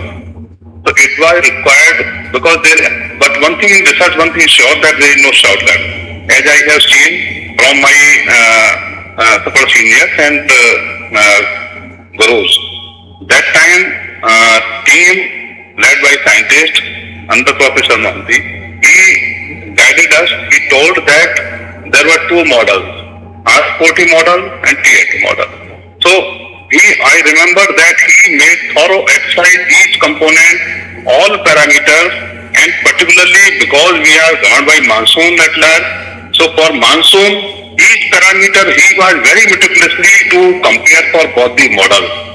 Then he came out for this money to use for TAT model for the country. Now, of course, we can imagine that now we have come a long way ahead from that point. Even TAT model also, when model about model, and they think it is very well said that these are good guiding tools. We have to use our knowledge for practicality, this prediction for particular application. So then, of course, in different applications, the products were used according to their requirement. So whether it is armed forces or agricultural sector or power sector, every sector has different requirement. So that is one thing. Having said that, that is one thing that research efforts, and also that there are many unknown to be known. So that efforts which is going on, and researchers here, I will just like to request all to have that to find that we already know that what are challenges. So then we also know that thing, that what is our strength and what is strength of other, to find that. So we need to join hands for while preparing the research proposal. Also, it may be advisable, sir, this concerned Department of Institutes, if they are they are taken, their scientists or their advice is taken along, that may be very useful to researchers. So that is another thing which I think to share. Then third aspect is that whenever we are doing research, that need to understand that any research or anything, particularly when we are doing, ultimately that is for usage of public or any particular sector. So that applicability also need to have in our mind when we are doing, because nowadays that is become one part, that what is socio-economic impact of any that technological development or scientific development. Of course, research answers that we cannot always correlate one to one, but that aspect also need to be taken into account. So here I will like to thank organizer for organizing this basically Odisha Research Conclave 2026. Definitely, while discussing here, various points will emerge, and I know when sir is there, we are having good guiding course and that experience course with us, so we can definitely have some some points and some outcome through which we can that it can be built upon for some good research proposals. So I will like to congratulate on the day, that is 14 March, that is International Mathematics Day also. It is very significant day when we are discussing here today this one. So we will like to conclude here with a lot of respect to esteemed experts here and sir, and a good that kind best of wishes to researchers here, to MSA for good proposals for the cause of man, for the cause of science, and for the cause of nation and the world. Thank you so much. I conclude here. Jai Hind, Jai Bharat. Thank you so much, sir. Thank you very much. Dr. Singh with a very exciting remarks, and so now we will move, because of shortage time, let us go to next to Dr. Manohar Mohanty, who is actually have successfully predicted with zero casualty two recent severe tropical cyclones, one in the east coast and one in the west coast. So, and IMD has done tremendous progress in weather prediction in spite of the climate change scenarios and increase of extremes. So, I want to, you can appraise our gathering here, how you are using technological things which is useful for improving your forecast and serve the society. Namaskar, very good afternoon to all of you. IMD basically it is mandate for the IMD to give weather forecast in different scale like long range forecast, medium range forecast, short range forecast.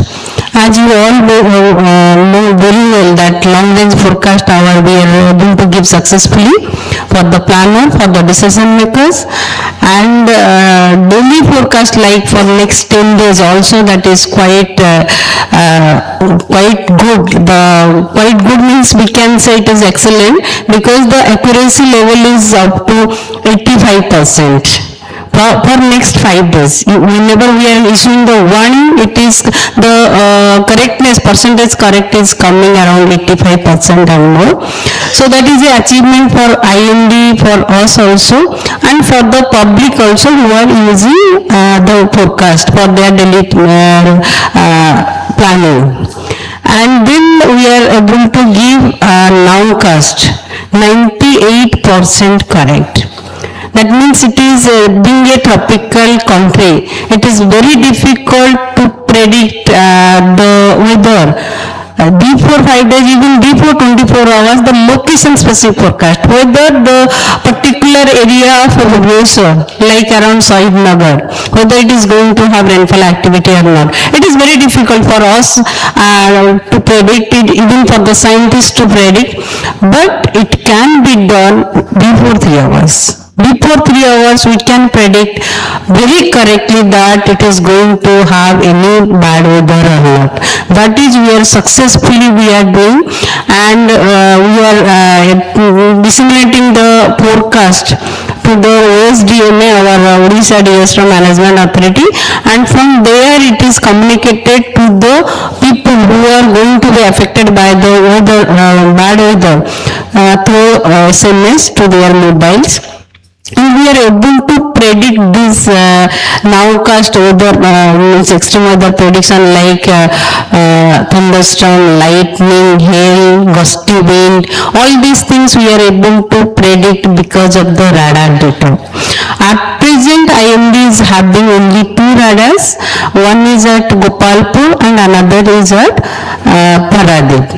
And now IMD is putting another, IMD is strengthening the observational system throughout the India, not only in India but our neighboring country as well, because we are also giving forecast for our 14 neighboring countries like Bangladesh, Myanmar, Sri Lanka, Pakistan, all these countries also we are giving the forecast. We are also strengthening their observatory network also.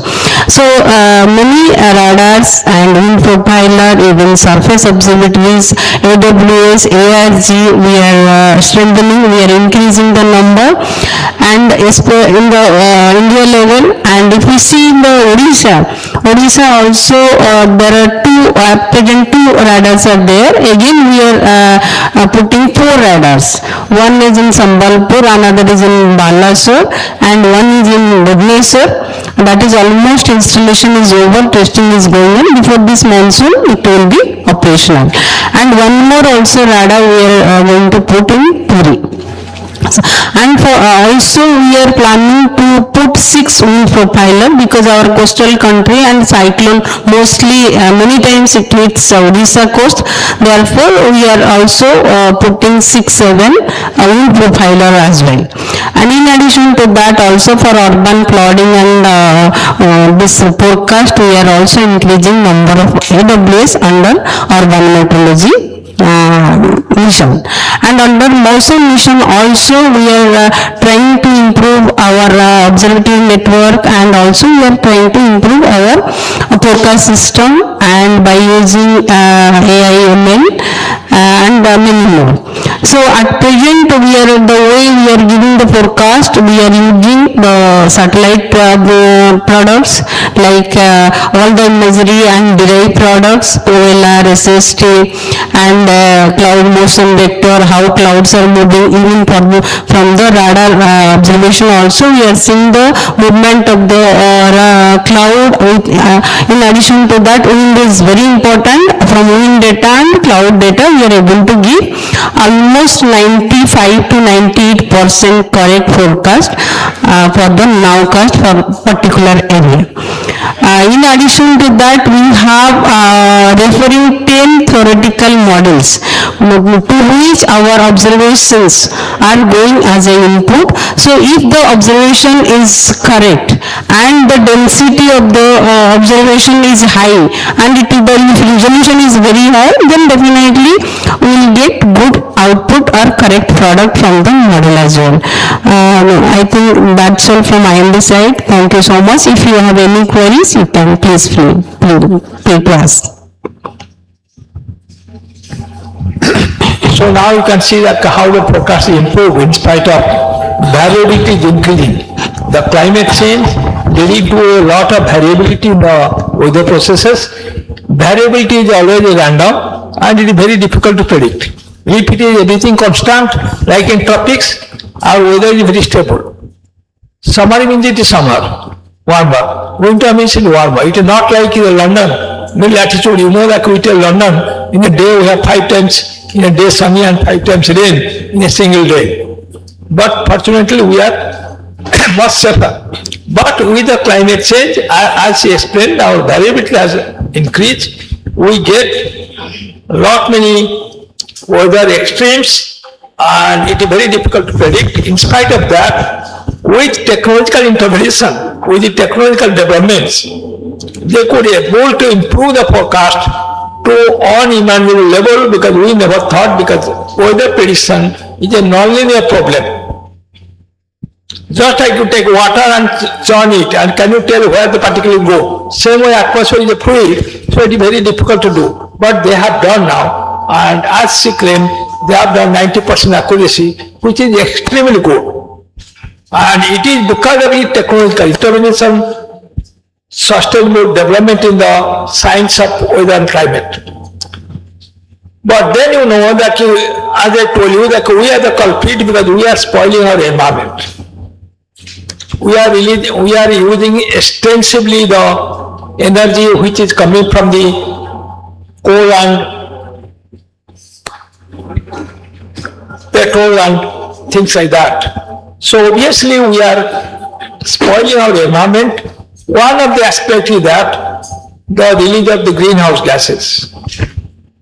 So it is a now duty of each and everyone, if we are not going to take appropriate measure by end of the century, if our temperature really increase as projected to 5 to 6 degrees, urban area is warmer than the rural area, another 1 degree warm. So if that will be the main temperature, then what will happen?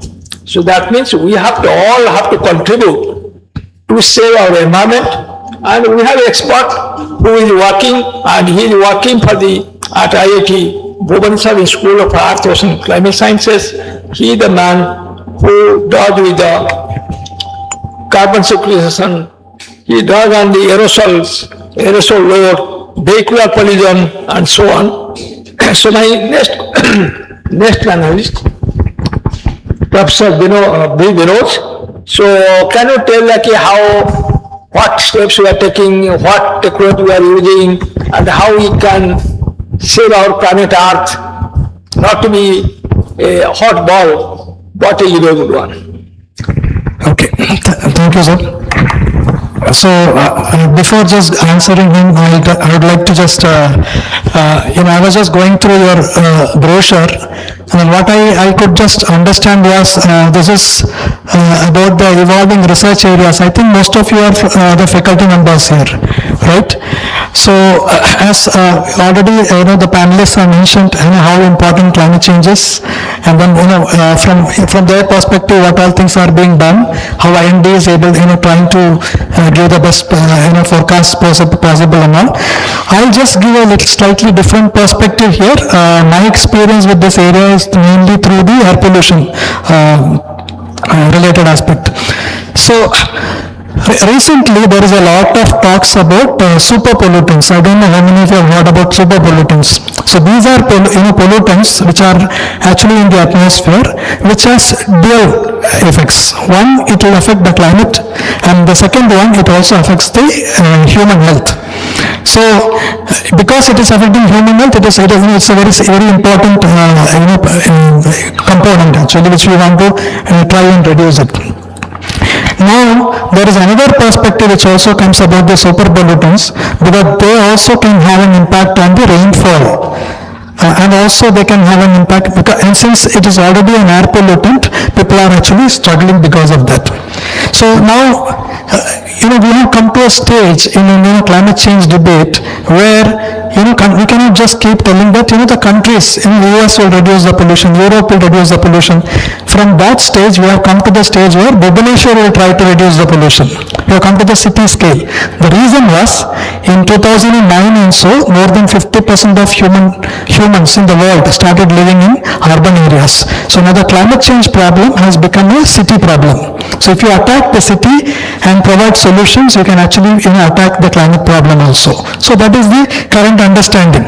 So coming to this, the kind of what you want to do. So this is Odisha Research Conclave, that is what I saw, and about the climate change and then evolving technologies. So Trident is trying to do this, bringing together. So I will give you some aspects where we need to look at. So when we look at climate change, if we want to save the world or save ourselves, we need to actually work on mitigation. Anything which are emitting into the atmosphere, we need to try and reduce those greenhouse gas or whatever it is. So that is one area which we can actually attack. Another one is climate change is already there. Now what do we do about it? So you just work on adaptation. How to adapt my city or my place? How I will proof it against all this climate change thing. Another one is everything is already there. I have already adapted. I have already tried to mitigate. Then that's where actually come IMD's forecast and things like that. There is an extreme event which comes. So once that comes, then you need to manage the situation. So I feel if anybody wants to do research in this area, there are three things which we should attack. That is the mitigation space, where you will go to the chemicals, emissions and things like that. Then we can actually try and see how we can actually reduce the emissions. Second one, if anybody wants to do research, you can actually look into the adaptation space, how you are going to build the cities. For example, sir told about the urban areas. How are we going to actually build our cities? Which area should we build? That's where IMD comes in with their radars, and they will tell where the rainfall will be more, where it is it will be flooding. So basically even civil engineers can decide where your building should come, what should be the building plan. So that can be a research area in itself. Okay, and then you also have the management. So once the IMD or any other agency gives you some information, then how do we manage it? So even the city, for example, for pollution, how do there is a certain area which is going to get highly polluted. So in my city planning, I can decide whether I will allow the people to live there, or I will have only offices where people will come and then go back. So in all these areas, whether it is mitigation or adaptation or management, everywhere you can actually decide your research, depending upon whether you are a mechanical engineer or a civil engineer or a computer science engineer or whoever it is. So you can decide on which area that you can attack. Okay, because time is very short, but we can always talk about it. So these are my points which I wanted to. But one thing which I wanted is, because sir mentioned about the pollution part, how you are actually tackling it. So when it comes to pollution, I would like to tell you, we do not have a lot of understanding about pollution. For example, we know there are certain criteria, 5 pollutants are there. If we look at how many measurements you have in the city, we will have hardly 5 places. But if you look at the population, we are a 1 million+ population. So we don't even have sensors to actually cover the whole city. So from monitoring point of view itself, we are having difficulties. So we are actually now including technologies like, satellites, which can actually see, different locations. So satellite technology is coming there, and a lot of research can be done in that area, just to find out the hotspots, how it is changing and all. And once you find out the hotspot, then the chemistry people should come in and then say, okay, what are these pollutants? Go and take some samples there, and then actually make measurement and say, it is coming from so and so place. So that can be done. Once we know where it is coming from, then we can actually tell how we will actually try to reduce. So all these things, it all comes under mitigation, adaptation and management plans.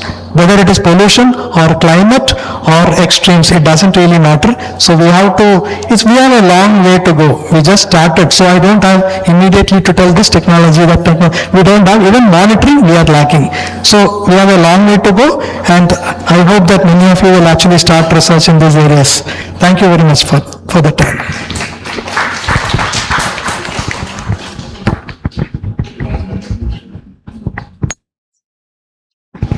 So, thank you very much. But now actually we see the pollution in every aspect. So we have air pollution, we have water pollution, we have sound pollution, and so on. And people even fear to drink a water, whether it is polluted or not. And this must be also partly due to the climate change and partly due to the uncontrolled use of various resources. And recently we saw a newspaper article that out of the 10 cities in India, Odisha, 7 cities are highly populated. So being most of our audience are the engineers, and they have a role to play for the keeping the things under control. What is your suggestion or advice? What did you say, sir? I didn't get you. I told that you said in a recent newspaper article it came. Okay. Yeah. 7 cities in Odisha, including Bhubaneswar, Talcher, Bhubaneswar, and many places. It is a highly populated, polluted cities. Okay.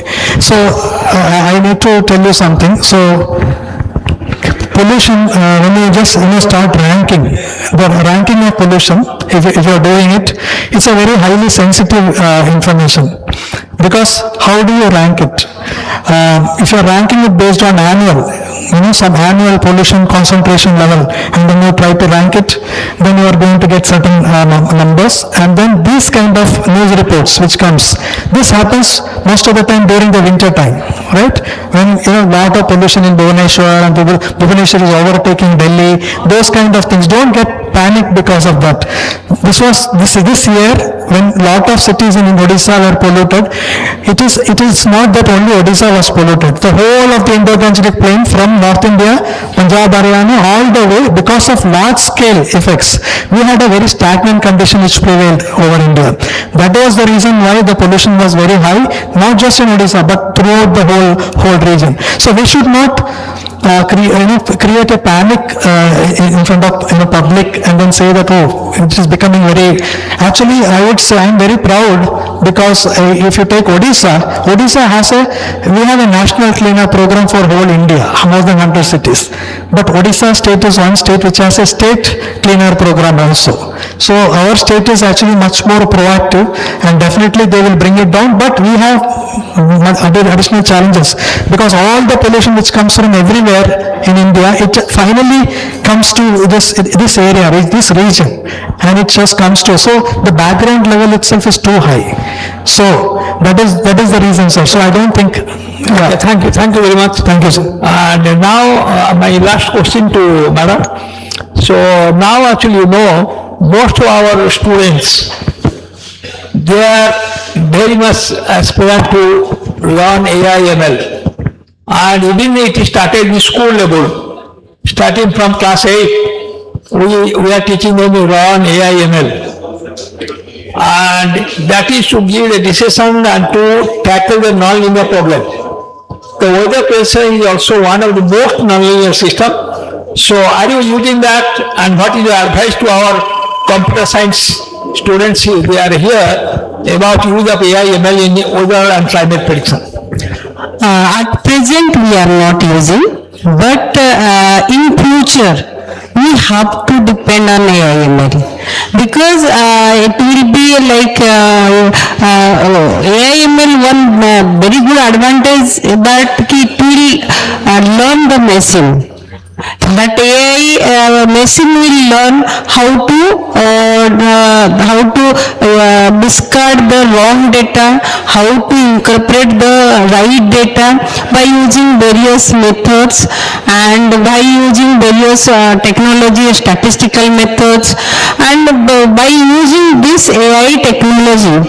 Once the machine is trained, but always human intervention will be always there. But AI will also be a very important tool for the future generation, for us also to generate automatic weather forecast. Definitely it will help, and people should work. Students should work in this direction, and we have 150 years data. By using that data, 70%, 70 years or 100 years, you use the data to forecast for the next 50 years. And by using this, by taking 150 years data, you can train the model by using 100 years data, and the next 50 years data you can consider for the testing. So if it is, once it is done and it is, the accuracy is high, definitely I am really up for this.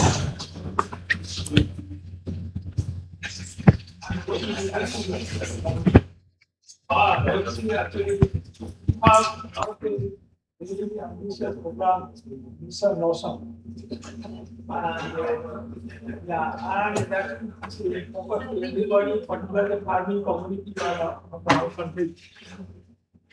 So, we would like to tell something to our here who want them to have a good school, protect school, and obviously climate and weather play a very important role, and particularly your Eastern Morsam, most ambitious program that is not in the government area, you are making outside every year. So, one to get towards impossible.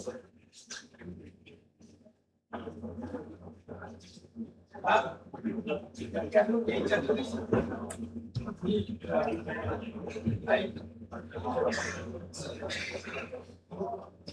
Hello.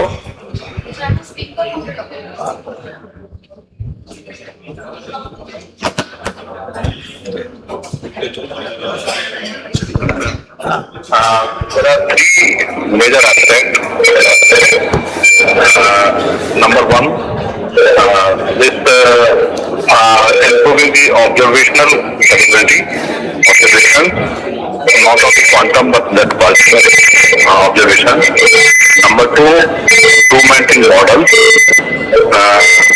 which is very much need for catering the requirement of different users, and this one that comprises. May we have silence, please?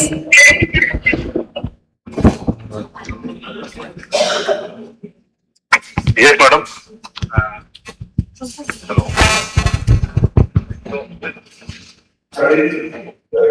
Yes, sir.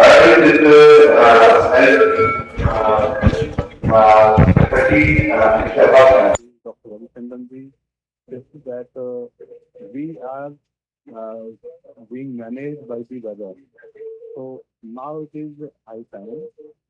We are to explore and do research for managing weather as well for our weather. And see, to minimizing the losses, number one, or to increase the gain by virtue of not only good forecast, but also possibly the modifying the disaster kind weather like cloud burst and like that situation if that to those areas. Definitely, sir, with the enhancement in observation and improvement in model, the improvement at the final school is scale of parameters, different parameters, definitely going to provide better forecast and advisory for different sectors, including farming sector, which is very much required in the now scenario of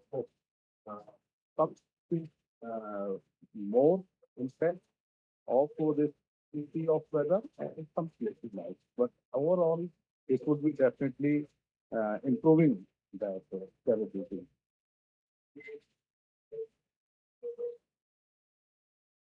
Also, we are having now 22 platforms like the performance computing machine for doing research in this, and proposals also have been were invited, including using AI ML for the predictions, for improvement in predictions for different applications. So these are some of the points which we should say. And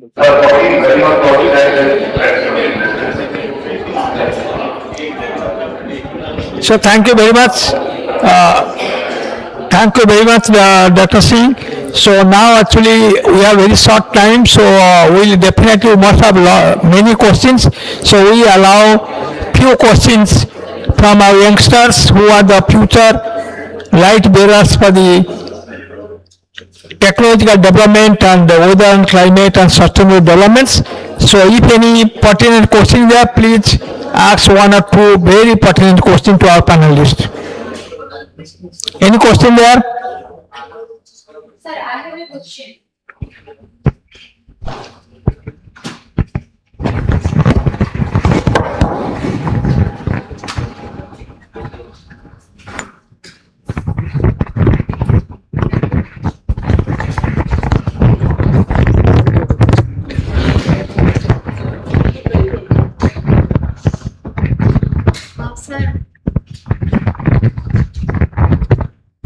Actually, my question is to the panel who can answer, specifically to Dr. Vinod.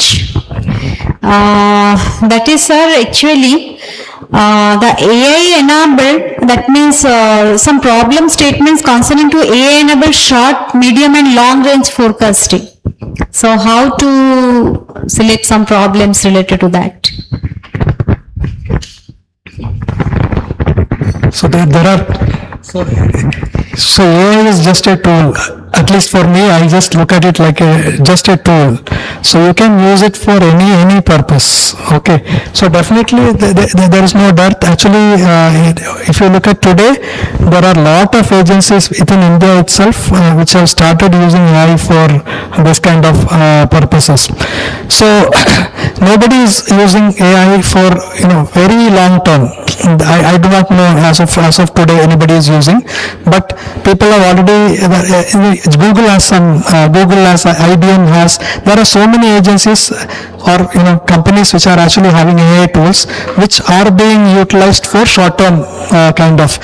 But that is not what I will be more interested if we can use it for Bhubaneswar, for example. If suppose there is going to be a rainfall in we know last 20 years, 30 years we have very high resolution data sets available.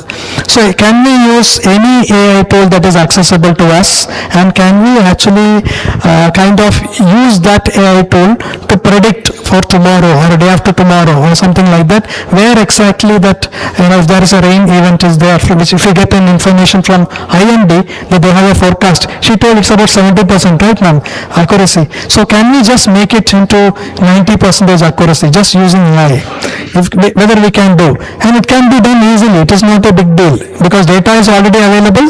Only thing required is use the AI tools and then start working on it. That is not right now, not available, and it can be done. So I don't know whether I answered. Thank you. So sir, we can close. Exactly. So AI ML is a subject. They are interrelated, and atmosphere is there where data is there, and particularly India we have 150 years of data available. Time series data is available, and it can be trained the models with a long time of data, which India is a pioneer in long range prediction in the world. First, actually, India has started the seasonal prediction in the country. And because we have a long record of about 150 years, very good data records.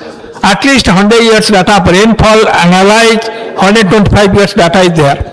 So there is a lot of work can be done. It can be judicious, but it have to use judiciously so that it can give the results which can be used for our day-to-day life. Thank you very much. Thanks.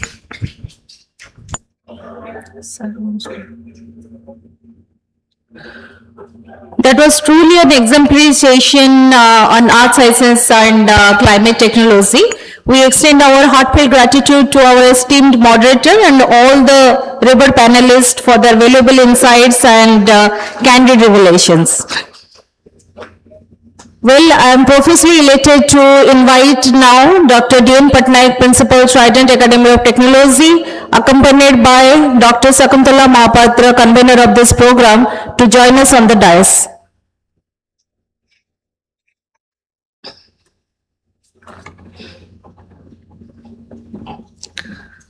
So may I now request our respected principal to do the honor of presenting a small token of love, respect and gratitude to our esteemed moderator, Professor Umacharan Mohanty, former Professor IIT Delhi and IIT Bhubaneswar.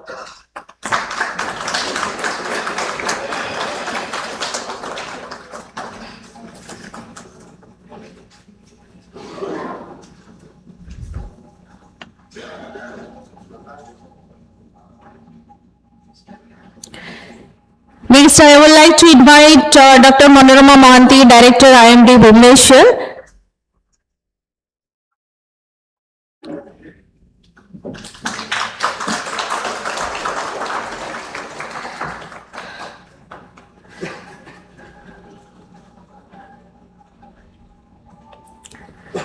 Next, I would like to request our principal to do the honor of presenting the small token of appreciation to Dr. Binod B., Associate Professor, School of Earth, Ocean and Climate Sciences, IIT Bhubaneswar.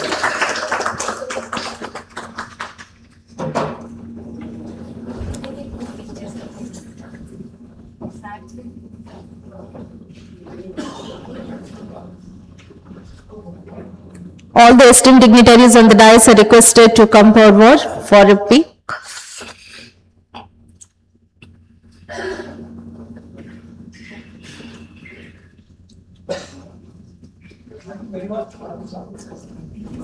Thank you so much, everyone. Now I would like to request our student volunteers to escort our esteemed dignitaries to take their seat off the dais.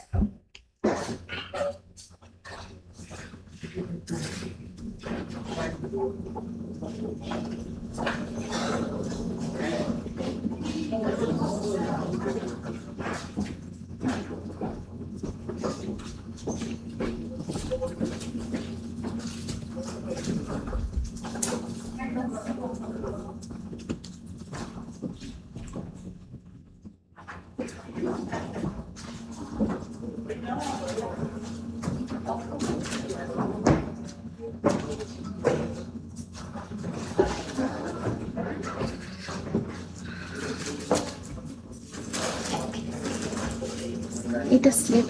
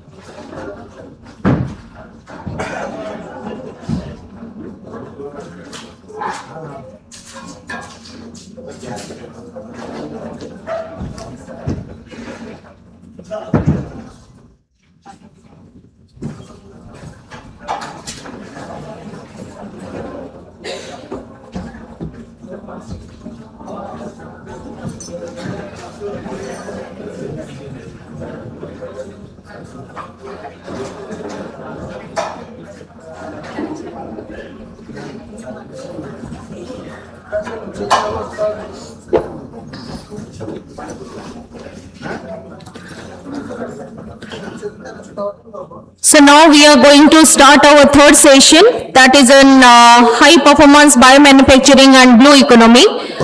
So the theme explores the frontiers of biotechnology and bioeconomy, emphasizing the application of emerging AI technologies in biomolecular design, synthetic biology, genome diagnostics, Ayurveda, and AI-driven drug discovery.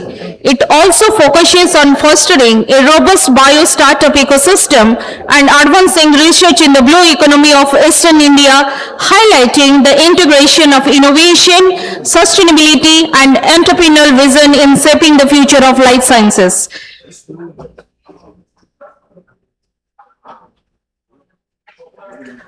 So to start the session, let me take the privilege to invite the esteemed moderator, Professor Dinabandhu Sahu, Chairperson, Research Innovation and Entrepreneurship Council, University of Delhi, and our esteemed panelists, Dr. P.K. Srivastava, Advisor, Ministry of Earth Sciences, Government of India, Dr. Chandrabhanu Dhruv, Scientist D, DBT Emerging Frontiers in Biotechnology, Dr. Somendra Rana, Associate Professor, Department of Chemistry, IIT Bhubaneswar, Dr. T. Saket Ram, Research Officer, Ayurveda, National Institute of Indian Medical Heritage, Central Council for Research and Ayurvedic Sciences, Ministry of Ayush, Government of India, and Dr. Prachi Agarwal, Chief Manager, Technical Discovery and Product Development, BIRAC, to grace the dais with their present.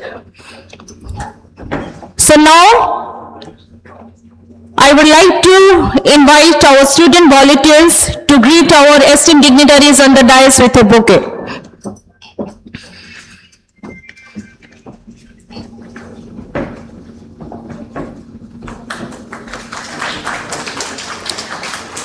So before starting the session, I would like to take a moment to give a brief introduction of our esteemed moderator and panelist of the session. Professor Dinabandhu Sahu is a visionary scientist, educator, innovator, and tireless champion of sustainable development, has transformed life across coastal and rural India through science and community empowerment. A globetrotter of the highest order, his pioneering work in environmental conservation, the Blue Revolution, and botanical innovations inspire generations. He inspired millions through his story, Teach a Man to Fish. Welcome, sir. Dr. P.K. Srivastava is a distinguished scientist and advisor at the Ministry of Earth Sciences, Government of India, and a retired Indian Navy officer renowned for his expertise in hydrography, marine sciences, and ocean technology. From commanding naval research vessels to shaping India's blue economy and coastal resilience policies, he stands at the forefront of maritime innovation. Welcome you, sir. Dr. Chandrabhanu Dhruv is a visionary scientist serving as Scientist D in the Emerging Frontiers in Biotechnology Division at the Department of Biotechnology, Government of India. Dr. Dhruv is a trailblazer in emerging biotechnological frontiers, driving transformative research in health, agriculture, and environmental solutions. His work bridges science, innovation, and societal impact, inspiring new horizons in life sciences. Welcome you, sir. Dr. Somendra Rana is working as an associate professor, Department of Chemistry, IIT Bhubaneswar, is a pioneering researcher in peptide and protein therapeutics, GPCR pharmacology, and computational drug design. His groundbreaking work on designer antimicrobial, antiviral, and antibody-like peptides bridges molecular insights with real-world therapeutics, inspiring innovation in biomedical sciences. Welcome you, sir. Dr. T. Saketram, Research Officer, RCCRA's National Institute of Indian Medical Heritage, Hyderabad, is a visionary in integrating Ayurveda with modern ICT, bioinformatics, and policy frameworks. He has pioneered projects like Namaste Portal, e-Samhitas, and ICD-11 traditional medicine module, bringing global recognition to Indian traditional medicine. A CCRA's Young Scientist Awardee, his work bridges ancient wisdom with cutting-edge technology to advance healthcare research and public accessibility worldwide. Welcome you, sir. We are also having with us Dr. Prachi Agarwal, Chief Manager Technical Discovery and Product Development at BIRAC, is a distinguished green energy and biochemical technologist trained at IIT Delhi. She has pioneered research in green fuels, biomanufacturing, and value-added agriculture technologies, successfully translating innovations from lab to industry, including Tata Steel. Her current work focuses on inclusive growth through secondary agriculture and evaluation of cutting-edge biotech projects, advancing sustainable rural development and food security in India. Welcome you, ma'am. So now I would like to hand over the session to our esteemed moderator. So please take over the session.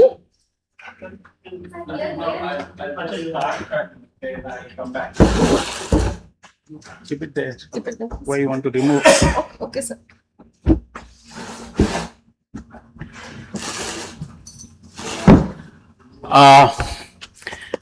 Thank you very much. We are just running almost 20 minutes late, and I have been told that we have to finish by 4:15. So it will be touch and go situation for all of us. Okay, so we'll have 3 minutes for each panelist, and I'll prefer to have more interactions. So good afternoon to all of you. Post-lunch session is usually a difficult session, and especially after 3:30 in Odisha, it is a bit siesta time. However, we'll try to keep this session as interactive and as active as possible. It's a research conclave time in Odisha.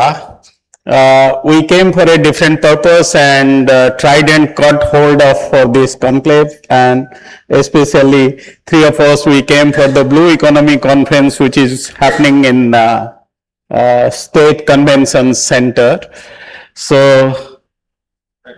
it's very interesting. We had a climate panel just over, but this is a panel where, besides the printed program, I have been told to discuss little more about Samudra Manthan.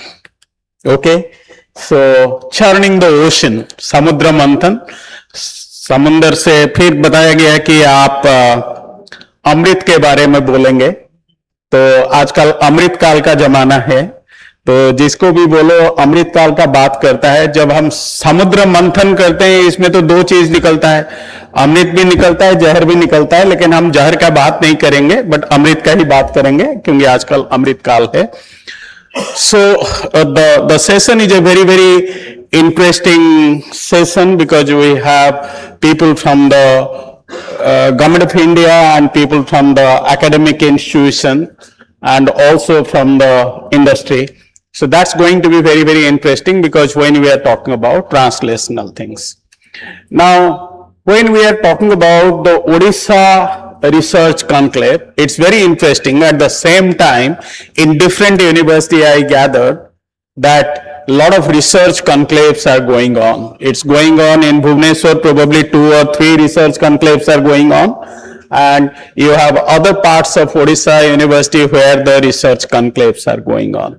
This is a very good positive initiatives which has been taken by various universities, because you can't progress and develop a product or do anything without research. Research is core for the development. That's why in the NEP 2020, research has been introduced as a component at the undergraduate as well as the postgraduate level at different places. In Delhi University, we have introduced the NEP program, but of course there are challenges about this research because it requires a lot of money, it requires a lot of time, and what you call the timetables are very highly packed. But what is very important when we are here to talk about research, people are talking about the translational research. Okay, translational research will come when you have enough fundamental research has been done, and that can be only transformed towards the translational research. Or if you develop a product without having any scientific validation, it will not be accessible because it is a market-driven product. If the market doesn't accept your products because you don't have facts and figures, then it will be a very big challenge. So we as scientists or the academicians, we cannot do everything by our own self. Let me make it very clear. When we are talking about research, especially the biotech research or the life science research, these are very, very capital intensive research. Very capital intensive research. Unlike your IT, BT is very, very, it requires huge infrastructure, it requires a lot of money. But what you can do, even without the infrastructure, the research are curiosity driven research. So try to think of and find out of your curiosity, what are the local problems? And these local challenges are very, very important. Just don't go everywhere that where all the people are moving. Because there are many regional problems. And these regional problems have to be solved by the people, those who are at the ground zero. That's very, very important. There are national ambitions, there are global goals, but there are also regional aspirations. We all talk about the high funder research, but it doesn't percolate to the ground level. That's why the government is very, very proactive. They are saying that public is asking that what is the benefit of your scientific research. We have spent crores of rupees over a period of time. That's why it is important for us and a state like Odisha to have a need-based research. And that need-based research may be very highly fundamental research as well as the applied research.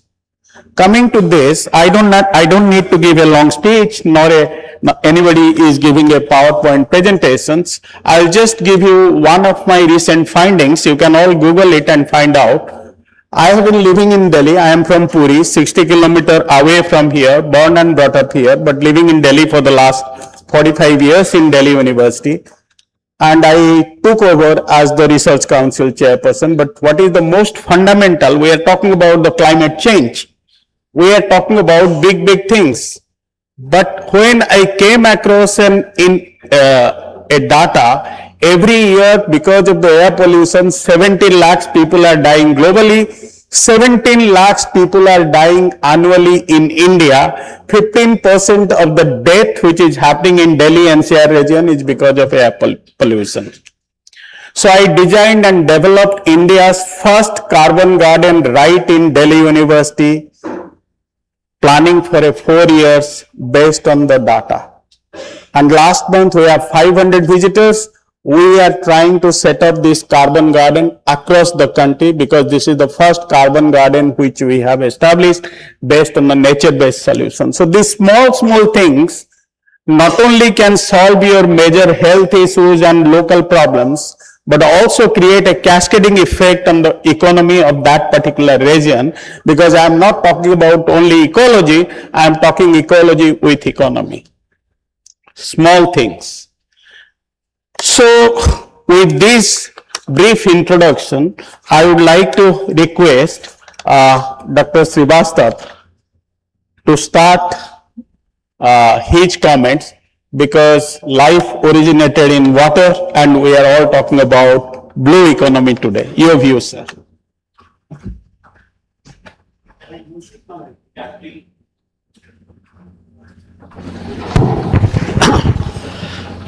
Very good afternoon to all of you. Thank you, Chair Sir, for giving me this opportunity today to be the, I would say, the opening batsman for this session. And you have given us a very short time, so we have to play like a T20 batsman and give sixes initially itself. Make your comments in 3 minutes, finish the power play, and then wait for the question answer to come or the googly to come. As mentioned, my background is basically a mariner and also a specialization in oceanography. I'm basically looking at the blue economy aspects and marine science aspects at the ministry. So when we are talking about blue economy this session, I will not talk much about biotechnology per se, because I do not have the expertise or the knowledge on it. There are other panelists who will talk. I will give you an overall picture of what we at the Government of India level are looking at blue economy for and what is its contours, which we have defined. I think many of you may be aware of it, but just to recap some of the ideas. The concept of blue economy is not a very new concept actually. We are talking about blue economy now here in the present context. It's become a buzzword. In fact, we are coming from a conclave which is also on Blue Economy Summit, and every other coastal states areas are talking on blue economy. But the initial concept of blue economy was given way back in 1994 by Professor Gunther Pauli. That is more than 3 decades ago. He was a professor in the UN University at Tokyo, where he devised that concept that the next paradigm of development would be from the ocean-based resources and ocean-based ecosystems. So that was the initial concept given, and from there many countries, many organizations have worked on the aspect of blue economy. And this got a big fillip during the Rio Summit in 2012, and subsequently during the Paris Summit, when the SDG goals were decided. Then one of the key target goals was SDG 14, which is dealing with life below water. But again, just to give you a figure, the SDG 14 goal is one of the least funded goals or the targets which have been funded globally. So this is again one of the areas which we need to cater for, as nationally also and internationally also. Further moving from the global scenario, when we look at India perspective, we all have the data, which is that we have almost 11,000 plus kilometers of coastline, almost 2.2 million square kilometers of exclusive economic zone, 76 coastal district, almost 180 million people living, almost 15% of the India's population living here. We have mega cities, clusters, ports, 12 major, 200 plus non-major ports, fishing data of having been the second largest producer of fish, doing a revenue of almost 60,000 crores annually, exports going from the fisheries, aquaculture regions. But these are all economic data. Whereas we also, when we talk about blue economy, it gets another angle which is called the sustainable angle.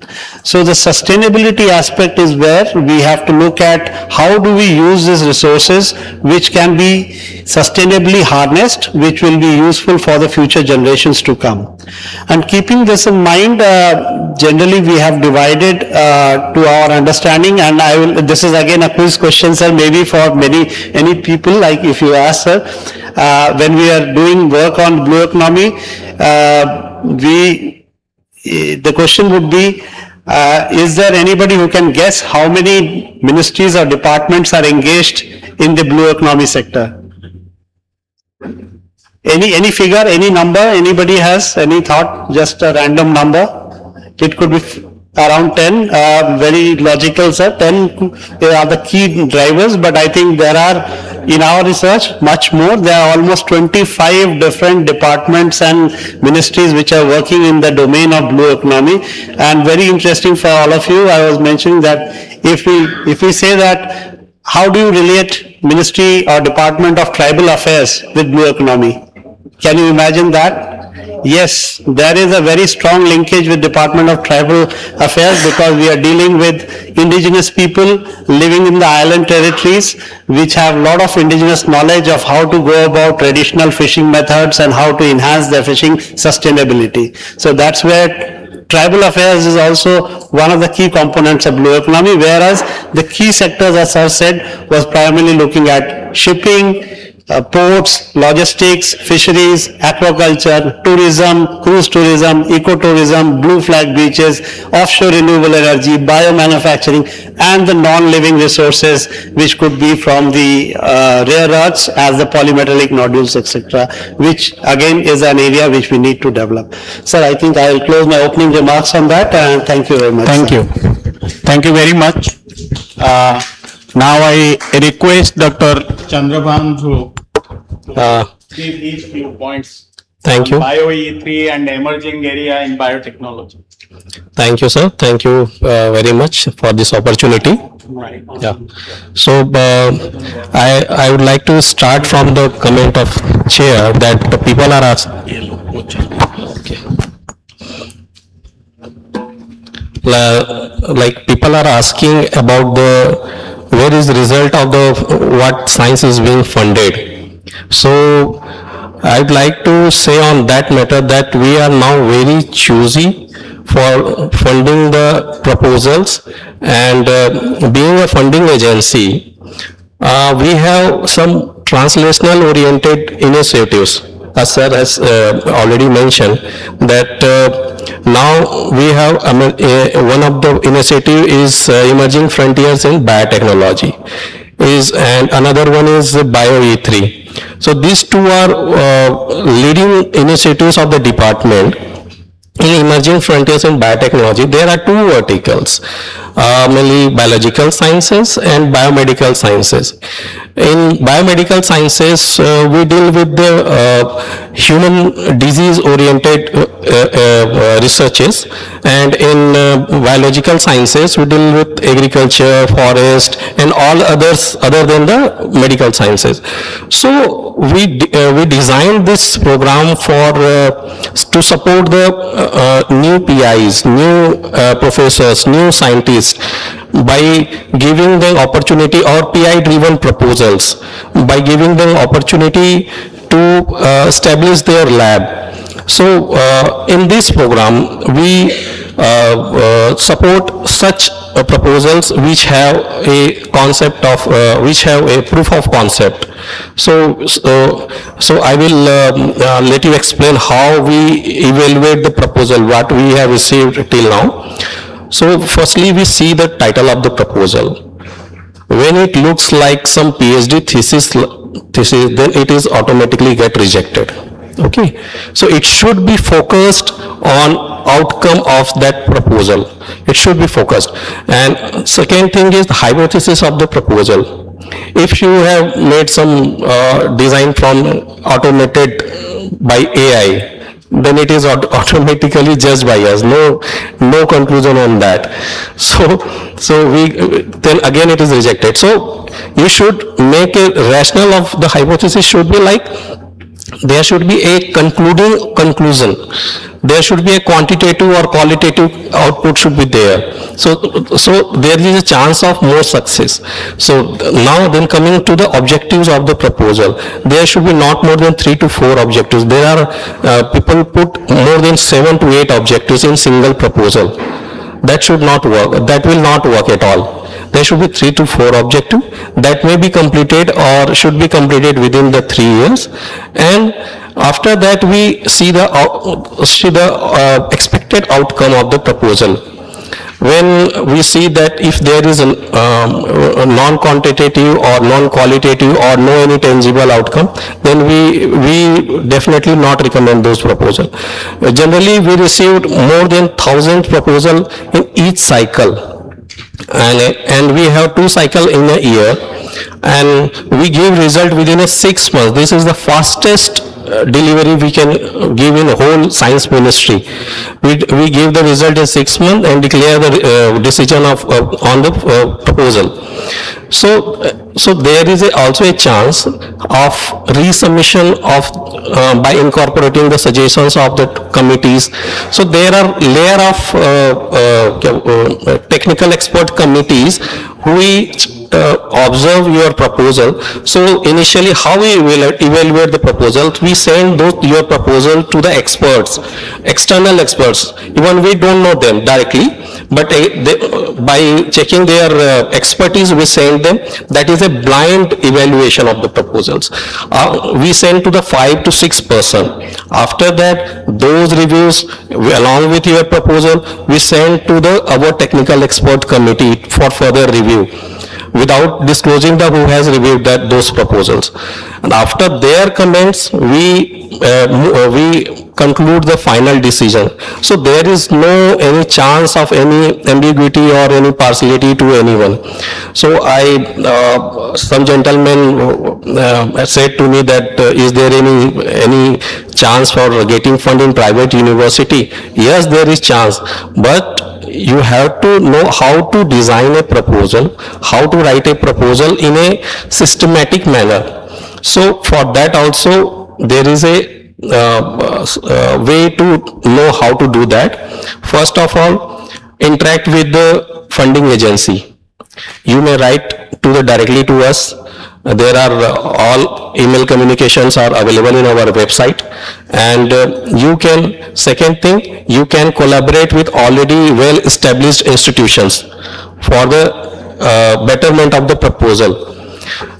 Through these things, you will gain the benefit of the funding agency. And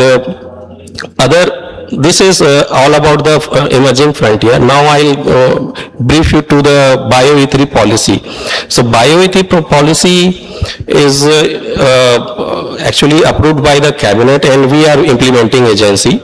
So for fostering the high performance biomanufacturing. So these policies brought to decrease the dependency on the import of chemicals or bioproducts or biological sciences materials.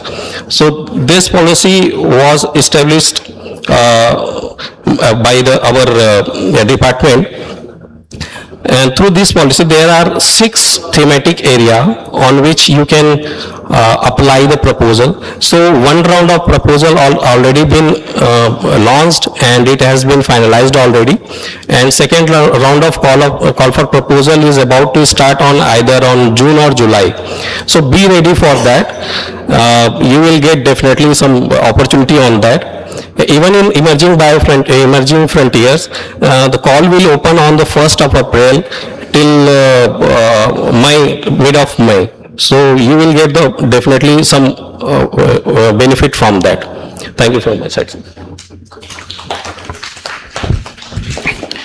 So after listening to 2 ministries, important ministries, it is now the time for transformation, for product development. I am not going as per the listed, but it will be interesting to know from the industry perspective.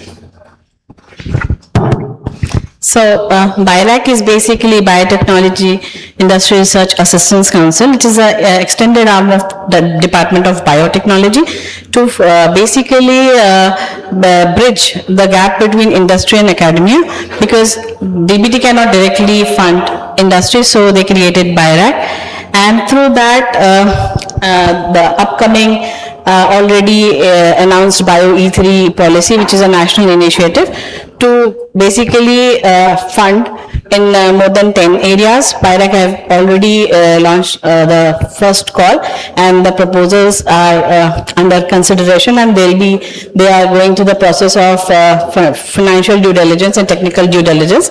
So there are two processes we follow, and basically this panel is to address AI. So BIRAC has announced Bio AI hubs under this Bio E3 policy. So under that, the blue economy is not there right now, but for blue economy we have we have designed a special call which will be sooner on the website, and people may take benefit out of it. And because Odisha being the hub for that, and they can be leaders in that because of the long coastal line and all, so you people can take benefit out of it.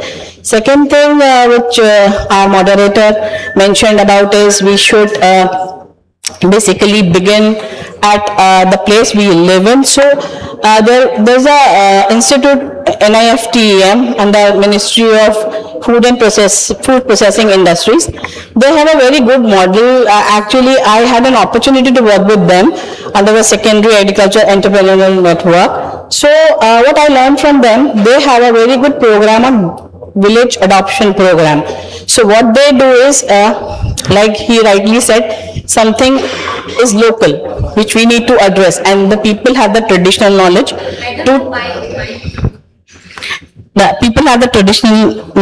to take that forward.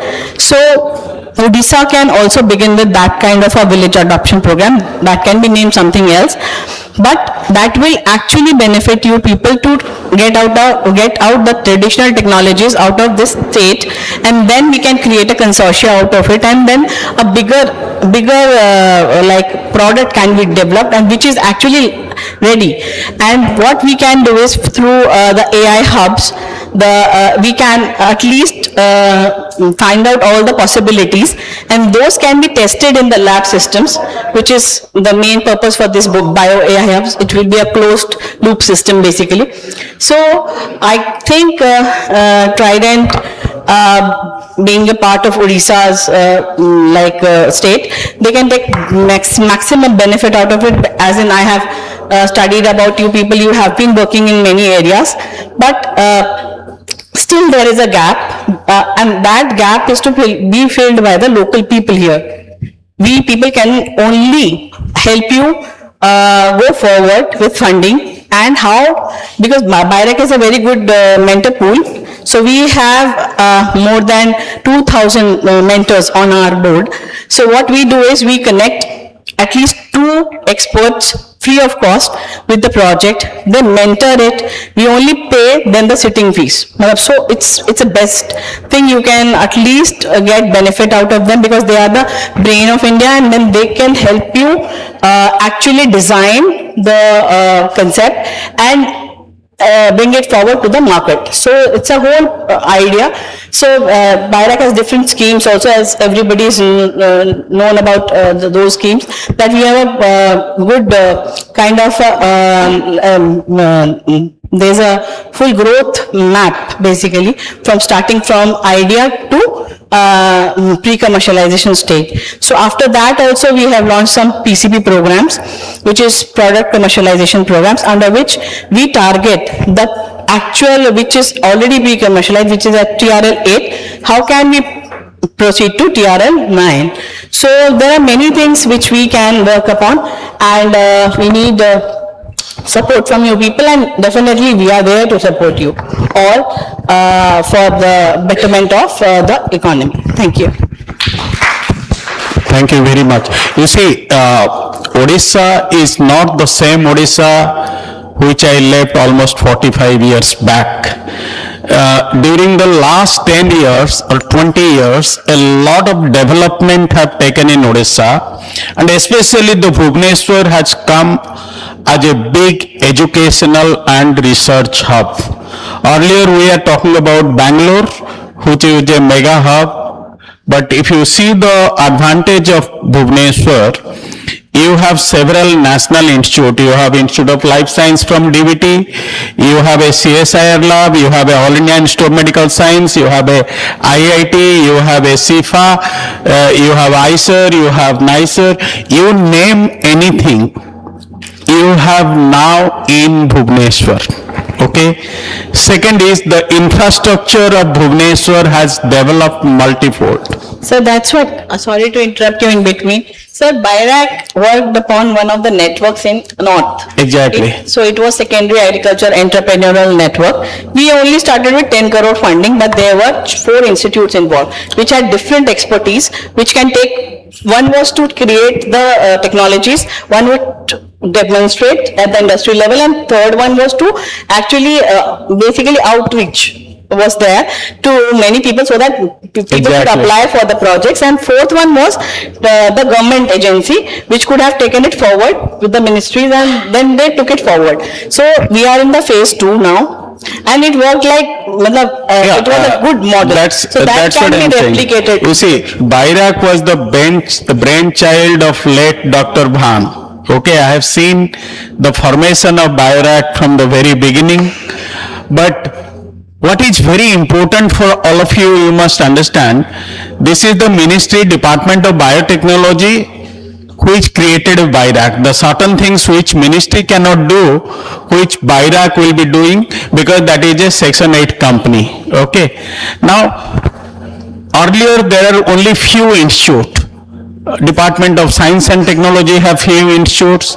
Now every ministry started its own institute, like when Ministry of Earth Sciences, it was earlier known as Department of Ocean Development. Okay, it started its own institute. DBT started its own institute, because these are autonomous institutes which they will be able to do the in-house funding, and they become a facilitator of this program, and ministry wants to have some showpiece of their work. This can be shown through the different institute. It has done a wonderful job. But coming specifically to Odisha's and especially your Trident Academy, I am not talking about in general in Odisha, I am talking about Trident Academy. You have to focus. First of all, several projects get rejected, as I said, 8 or 10 objectives, totally not acceptable. Copy paste, not acceptable. What you need to have 2-3 objectives, focus program, out of box, you have to do a due diligence, have a proper literature search, have a gap area, you have a basic funding. Based on that basic research, if you find any clue, if you have a big idea, BIRAC is there. This is how the things will happen. You can't create the things overnight. We, all of us who are here on the stage, we have struggled. I started my laboratory with 5,000 rupees. Okay, but it's the idea which matters. So you people have to think how to have the maximum resource utilizations, because now there are several central instrumentation facilities. You don't need to set up the same facilities. Outsourcing has happened. A lot of people are doing sequencing because it is very difficult. If you get a sequencer, you cannot manage it by yourself. I have a sequencer in my department. We are not able to manage it because the running cost is very, very high. So may I add a point to what you are saying? Yeah, just I'll come back. Okay. I'll just come back because we have 2 more colleagues. We will get to go to Ayurveda at the end, but I will ask Professor Rana to give his view, then we will come to Ayurveda. Right? Deliberately I have kept Ayurveda because at the end, because we need to have a feel-good factor with Ayurveda.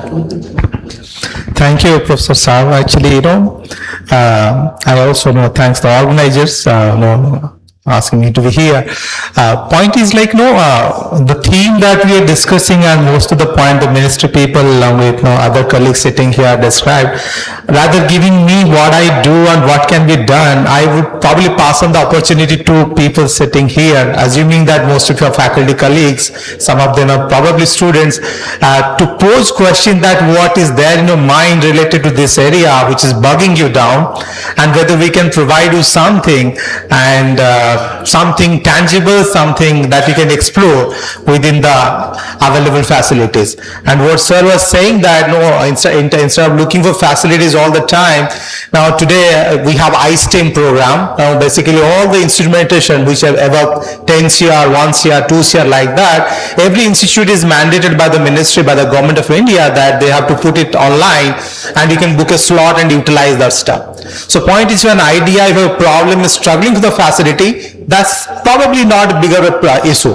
Issue is basically taking that stride, going into the area, whether it's a blue economy, whether it's a bioinformatics, whether AI-based drug discovery, whether it's pharmaceutical design, there are a variety of problems are there. I mean, if you look into Odisha as a problem, I think, we still struggle with malaria. It's a very big issue. And it's an issue there, right, Professor Samal? So, not only that one, there are many other issues are there. If you look into biotechnology in general or bioscience in general, two aspects are there. One is healthcare, another aspect is like, designing something, providing solution to existing problem.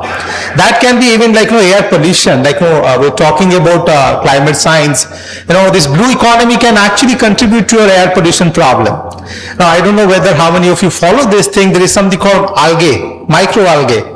It's actually fantastic, marine-based organism, not like regular leaves, trees having leaves. They can actually sequester carbon very fast, and they can do it very efficiently. Not only that, they can also take out some of this toxic chemical, which you call a super pollutant, what my colleague Vinod was saying. This is excellent source. Only thing is you put into a system, scale it up, and install it in different places. Bhubaneswar is having difficult time so far as pollution is concerned. And so far as healthcare is also concerned, whether it's you have microbial resistance, whether you have no virus problem, whether you have dengue, whatever you say, things can be approached, but approach cannot be done with an empty stomach. And unfortunately, whether you like or not, this area of biotechnology requires a lot of funding. It's not in thousands, it's probably several lakhs. To begin with a very simple idea, we need at least of 20-30 lakhs to begin with, and that's very fundamental, very basics. Without that, without money, many things are just kind of statement, nothing else. So I'm a person who never makes headline statements. I always say, where is the problem? Can you contribute that problem as a solution, and how much money you can afford in that area? And in this context, I can tell you that I work in an area which basically have got 7 Nobel Prizes in last 70 years. There is not a single area existing that I know which has got that many Nobel Prizes. And you may not know probably, the protein that I work on, it controls all of your 5 senses. That makes us uniquely human. And 50% of the FDA approved drug, I'm not talking about potential molecules, 50% of FDA approved drug today target those molecules and generates $200 billion only as annual revenue. Okay? Unfortunately, in our country, if you write a project in that area, our experts say that everything is done. Unfortunately, type 2 diabetes is a very big issue in our country. We are diabetic capital. We are getting semaglutide from the foreign land which has not been clinically evaluated here. And if you propose that you can actually create a mimic with a smaller one is semaglutide, they say no need to do it. So that is how funding agency probably have to change, and they to understand what country needs to really become Vikasit Bharat. Vikasit Bharat can only happen if the citizen of this country as well as the ministry and the government put real focus on the real problem and fund the real science. Then only things can progress. That's all I can tell you, but I'm open for more questions, given that there are a lot of points there and I don't want to go through all of it. And thank you, sir. Yeah. Thank you very much. Actually, I fully agree. We work in a very different systems, right? I am in a central university. You are in IIT. Okay, we have much more freedom to work. But let me tell you, there are many state universities in the country which are not well funded. State universities are suffering from where we actually get the seats to other central university. If you don't have an undergraduate coming from a college infrastructure is absolutely in a very, very bad stage. IITs are much more privileged because you have limited numbers and you get the cream across the country through very, very rigorous process and procedure.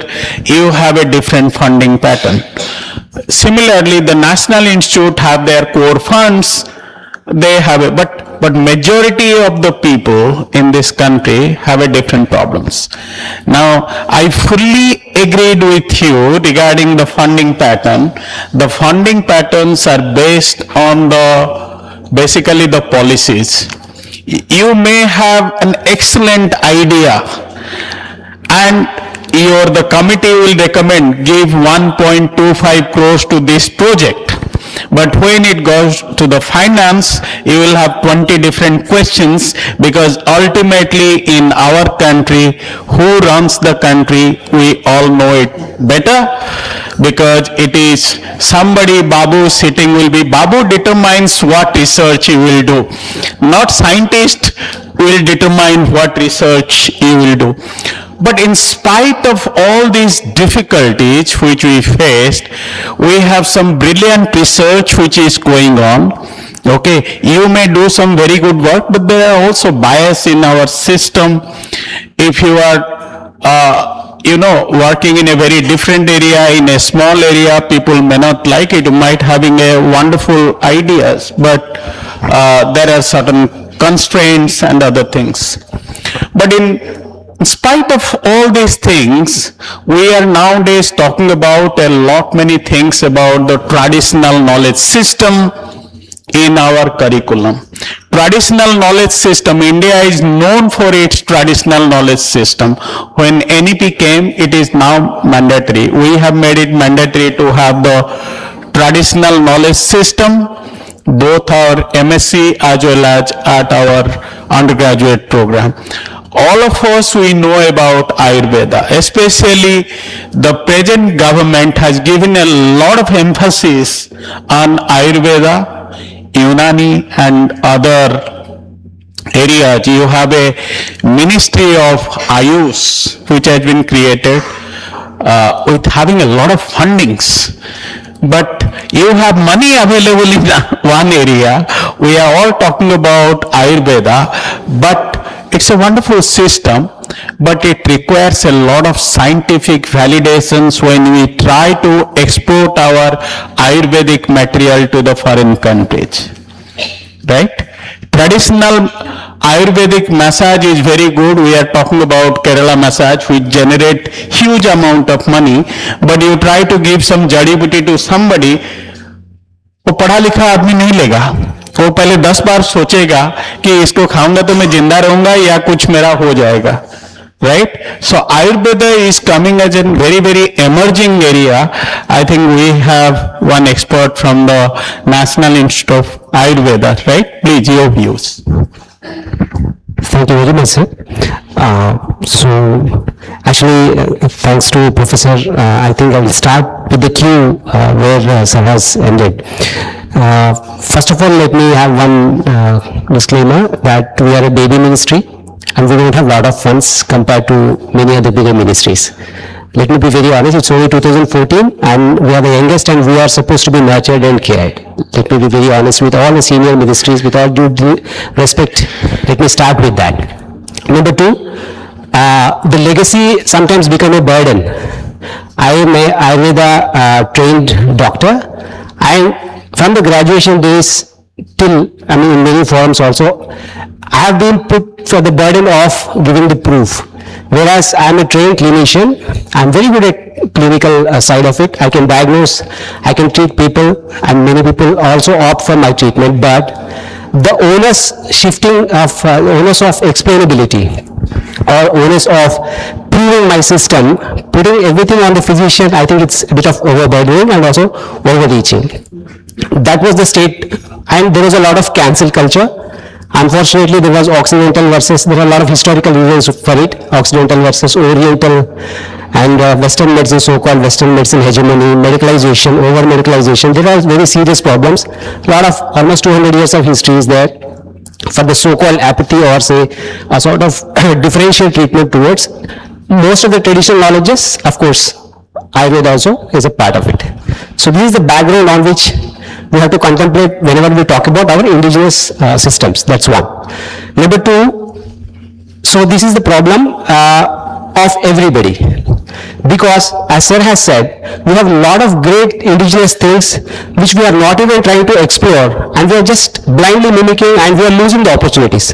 One of the recent opportunities we have lost is that in India everybody does fasting, and fasting is so common here, and we were not having the burden of cancer, so much of cancer till recently. Of course now it's a different situation. Now we are having the problems of overeating, but somebody in the West has done a great amount of research, very good research, and they have now come up with wonderful results saying that periodical fasting, intermittent fasting, has great health benefits, including reducing the cancer incidence, and also it helps in treating the cancer very well. Second opportunity we lost. We could have done it. If we have accepted it as a very good practice in India, if our scientists would have invested, we would have got that credit. Unfortunately, we could not. Secondly is the chronobiology. Ayurveda time and again talks about dinacharya, ritucharya, alignment with nature. From morning I'm hearing, Ministry of Environment is there, climate, so many things. And Ayurveda very articulately says how you have to conduct yourself during the day and night and in various seasons, all the 6 seasons. We all know. We have a lot of festivals, lot of beautiful cultural things which we have not explored, or which we have not tried to establish in the scientific lines, and somebody in the West got the credit that chronobiology has become a good, it's a Nobel awarded system. So many other opportunities are there. So of course that apathy is not everlasting. From last 20-25 years, thanks to the scientists from different disciplines, not just from Ayurveda, the crosstalk has begun. I just conclude in 1 minute, sir. The crosstalk, I'm coming to the better part of it. The crosstalk has begun, and now we have very good emerging fields, like for example, Ayurveda biology. Thanks to Professor Vadiyathan and stalwarts like that. So they have worked very meticulously with CSR, ICMR and Ayurveda Research Council, and they have created an ecosystem that now scientists and Vaidyas are talking to each other, and we have a very good discipline called Ayurgenomics now. So now the Prakriti, for example, has a very concrete scientific proof that it has epigenetic and genetic linkages, and based on that we are now talking about the personalized medicine. And we have the Trisutra concept. IGIBI has a very good established practice. You need to work on the genomics part. So now this is a cross-sectional area of technology, biology and Ayurveda, where we have ample of opportunities to prove very new, wonderful, workable things to the world. Not mimicking the world, we can offer the solutions to the world, and the advantage is that we have a big army of trained Ayurveda physicians and modern physicians who are ready to take it to the clinical side. The translation is also not so difficult as in terms of the industry side. It's not so expensive also. Only thing is you have to have a very good SOP. In COVID times we have seen. I will just take 1 minute, sir, with your permission. During COVID time, all the Ayush department was banished from even touching the patient in the initial phase of first 2 weeks. We had standing orders. If anybody approaches with your fever, please refer to so-and-so institution. But we have worked very hard. We have came up with proof of concepts. We had committees. We had created SOPs, and finally we could have some very good solutions, at least as co-medication like Ayush 64 in Ayurveda, Kabasur Kudiri in Siddha. So we have done trials, and we are very happy to inform you that they're all meticulously done. We have used a lot of good technology, like for example docking. So initially docking, we could say that it was active on MPRO. I had the privilege of doing it with National Institute of Nutrition, Hyderabad. So that has given the confidence for authorities to at least try. Okay, dekhte hain kya hota hai. Then we could mass distribute and also done trials on that. Good papers have been published that the mortality was very low when this was given along with the standard care. So these are all doable things. And before I close, I want to inform you that Ministry of Ayush is working very actively with international agencies like, for example, WHO. So we have now Global Traditional Medicine Center in Jamnagar. Not only that, Now, some years back, we were nowhere in the traditional medicine picture, but now we have almost parallel partnership in steering the traditional medicine in the world along with China. So we were the ones who have proposed and got the traditional medicine strategy for 2025 and 24, sir. And now there is a big paradigm shift here that earlier it used to be TCM, traditional complementary medicine. Now it is not any, it is now TCIM, traditional complementary and integrative medicine. And Government of India, as you have mentioned, sir, we are working with our line ministries, Ministry of Health and Ministry of Child, Women and Child Welfare and many other ministries. Now most of the IIT institutes, we have co-located centers, and integrative medicine is now just in the budding stages. So as far as Trident and technology and biotechnology institutes are concerned, so there are great many opportunities in exploring how you can harness the benefits of herbs and other real-world evidences. Now we have the advantage of the computational ability also. A few years back, because of the complexity, scientists were not even ready to take up these problems. Now that is not the case anymore. We have fantastic tools, fantastic computational abilities are available. Now it is a time for the scientists to join hands with Ayurveda doctors and vice versa. We are here to open up also. Earlier that was also a problem. Ayurveda doctors were hardly knowing how to communicate our problems to you, but now we are being trained in that domain. I'm very happy to inform. So probably this interface will give us that power to come up with original solutions in terms of healthcare and also many other problems, sir. Thank you very much for the kind opportunity. Thank you so much. Ayurveda अच्छा है. Thank you very much. We are supposed to conclude at 4:30. I concluded at 4:28. So still I have 2 minutes time. हाँ, तभी मैं बता रहा हूँ. We'll have little bit of question answer, very brief questions, but to whom you are shooting the question, it is very important. You must tell that this question is for that particular panelist. Please. यहाँ बहुत सारे हैं, non functional. Battery down हो गया. चलिए.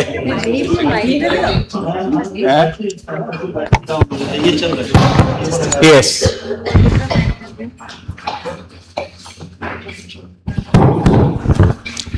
Thank you all of you for your nice deliberation in this session. So this session started with Samudra Manthan, and my question is to our moderator, Dr. Professor Shahu. So we have started our session with Samudra Manthan, both that poison and the Amrit is coming. So we are talking a lot about nowadays in Odisha about Amrit. Can you highlight something, because everything is coming to see, just like Rana sir said, yes, that that algae that is reducing or mitigating the carbon dioxide, and also as I know from you, because I know you earlier, so you have also done some work in sea, it means cleaning of sea, not water seas, long back in your NGO work. Question. So my question, you just what type of innovation ideas are for marine biotechnology work? Because this it is under agricultural science. Lot of work is done on fish. So can you please? Yeah, I'm just for institute like for academic like yours, you have a lot many wonderful faculty members. They are all young faculty. You have a lot of energy and enthusiasm. My suggestion is stay focused.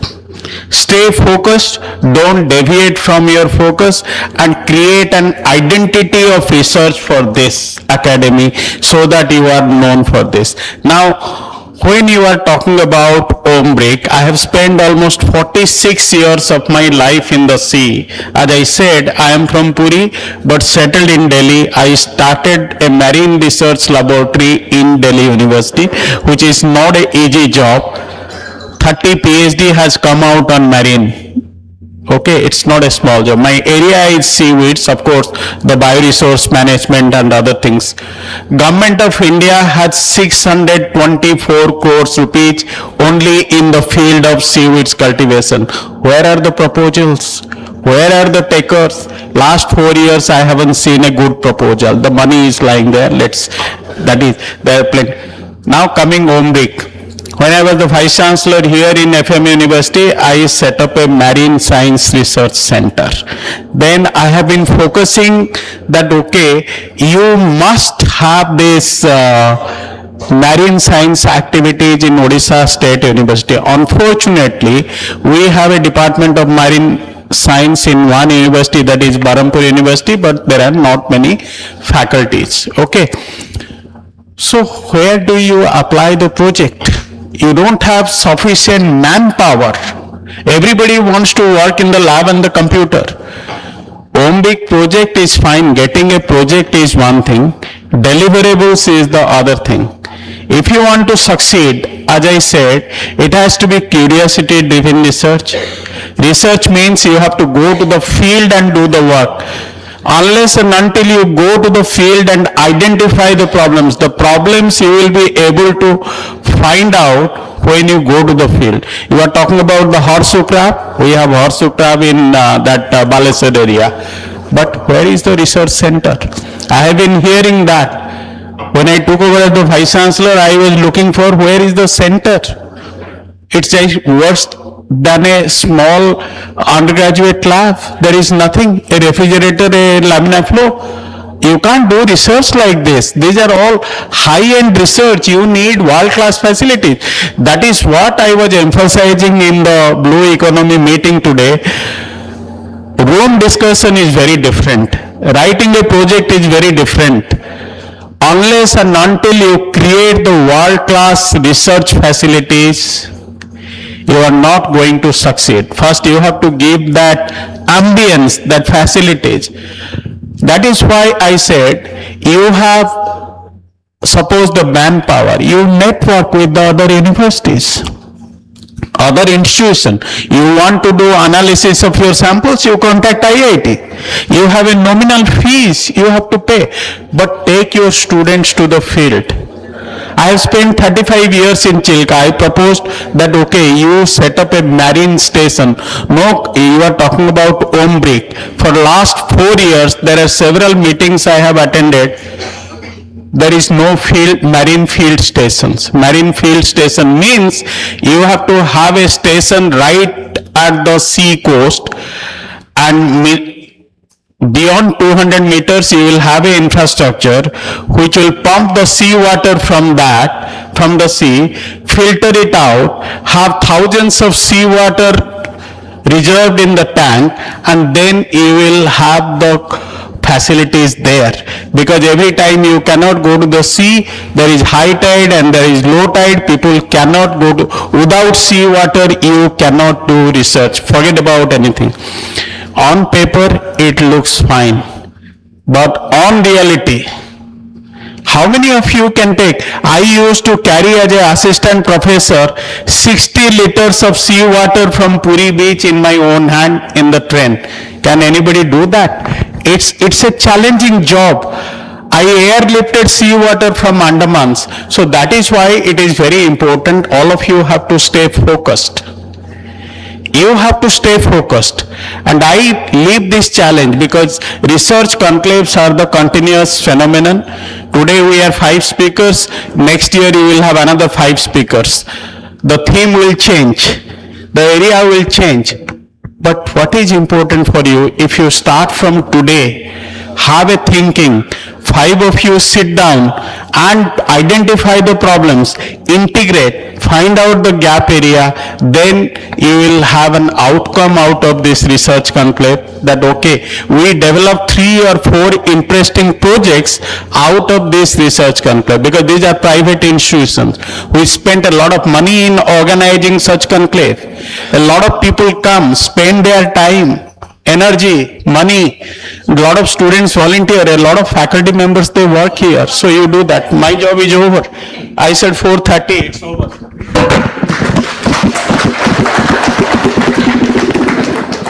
That was truly an insightful and inspiring session, throwing light on Bio E3 policy, then high performance biomanufacturing, blue economy, Ayurveda, then AI driven drug.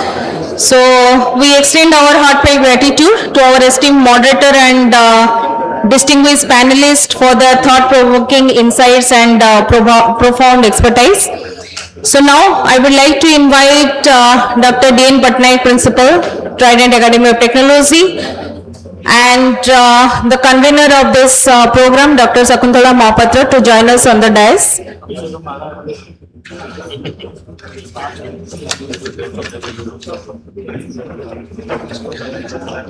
So I would like to request our principal to present the memento to our esteemed moderator of the session, Professor Dinabandhu Sahu, Chairperson, Research Innovation and Entrepreneurship Council, University of Delhi.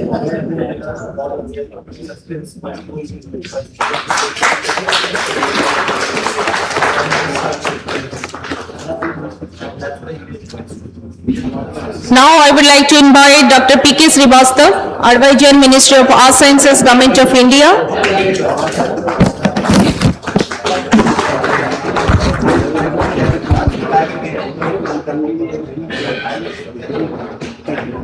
Next, we will have with us Dr. Chandravanu Dhruv, Scientist, T, DBT, Emerging Frontiers in Biotechnology.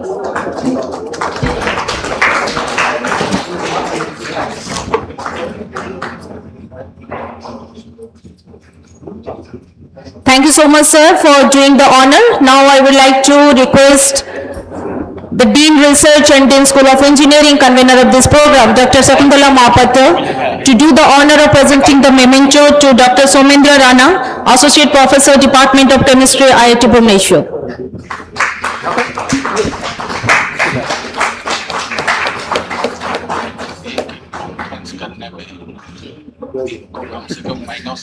Next, I would like to invite Dr. T. Saket Ram, Research Officer, Ayurveda, National Institute of Indian Medical Heritage, Central Council for Research in Ayurvedic Science, Ministry of IS, Government of India.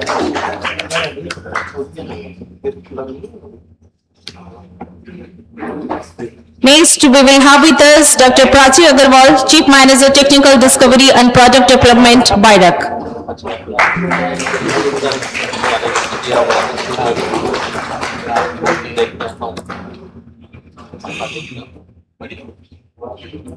Thank you, sir, and thank you, ma'am, for doing the honor. We can take a group photo.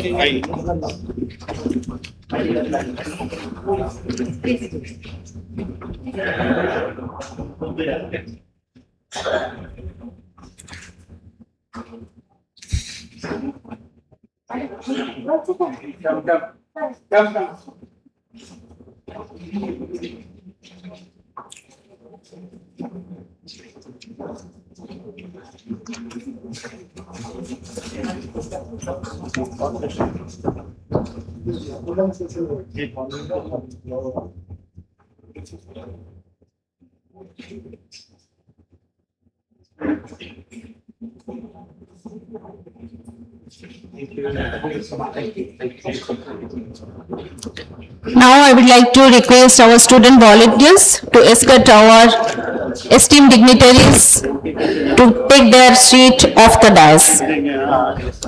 Thank you, sir, for moderating. Thank you so much. Sir Hyderabad से काम कर रहा हूँ sir, Delhi में काम करता हूँ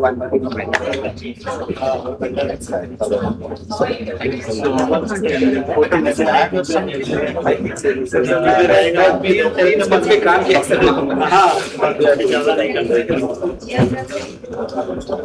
इसको बेटे किसी बैग में डालते हो हाँ वो तो इसको टूट जाएगा, इसको दिल्ली अगर ले जाना है तो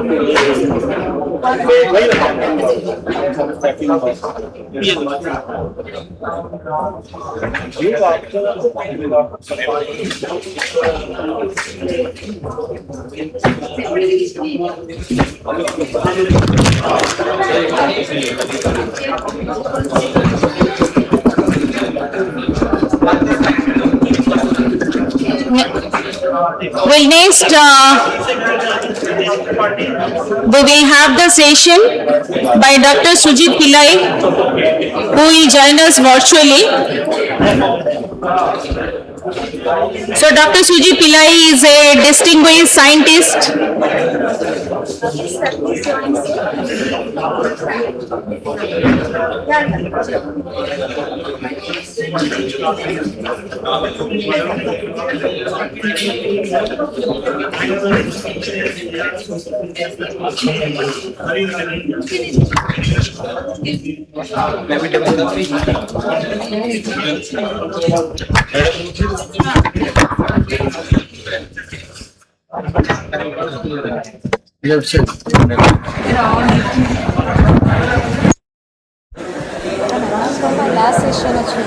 All are requested to be there in the hall because we are having our next session immediately.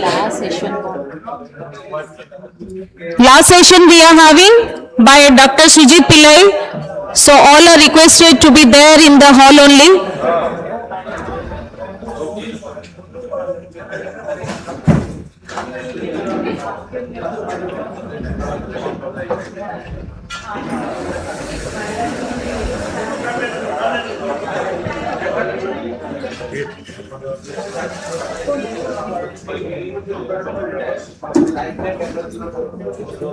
Join कर लेके देखा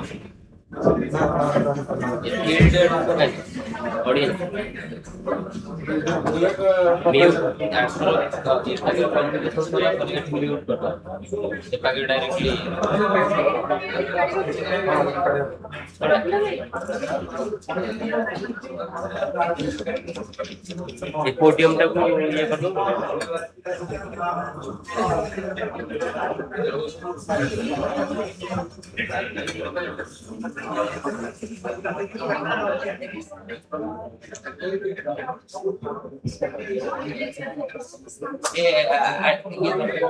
एक्सेप्ट करो एक्सेप्ट যে সেটা এপুটুকু বলে দাও তাতে mic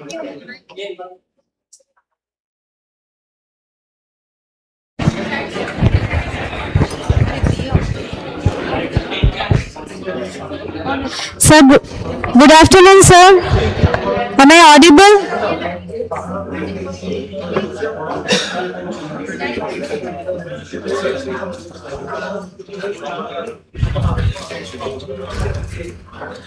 Good afternoon, sir. So you can please unmute and yeah. Good afternoon, sir. Please unmute, sir. Sir, please unmute. Please unmute, sir. Sir, you are not audible. You are not audible, sir. Sir, am I audible?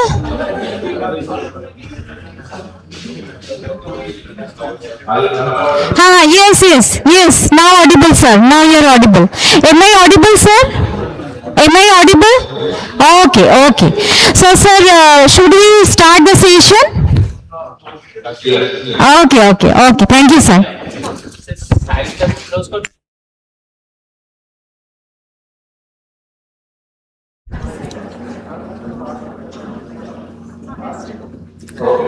Dr. Sujit Pillai.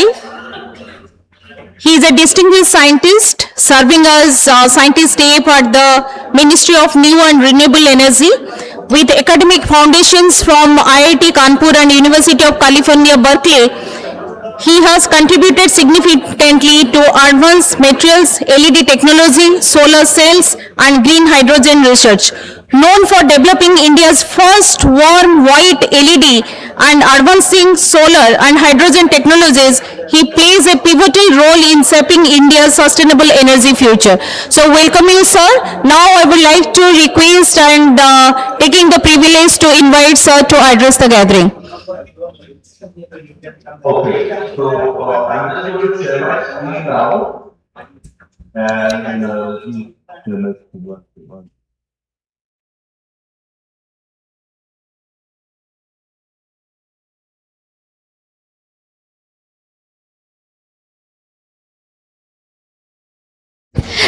Sir, you can start the session, sir. Yes, yes, yes. Sir, please start. Please start, sir.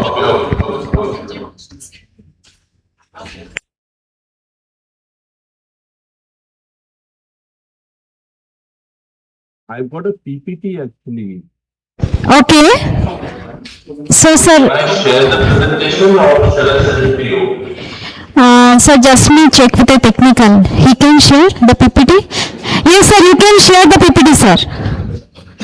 Okay, okay.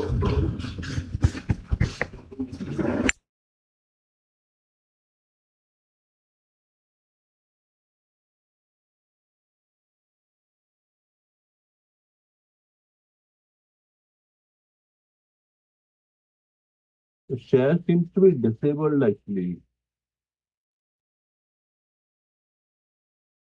Shall I WhatsApp you the presentation? Now, sir, you can share. Now you can share, sir. Yeah.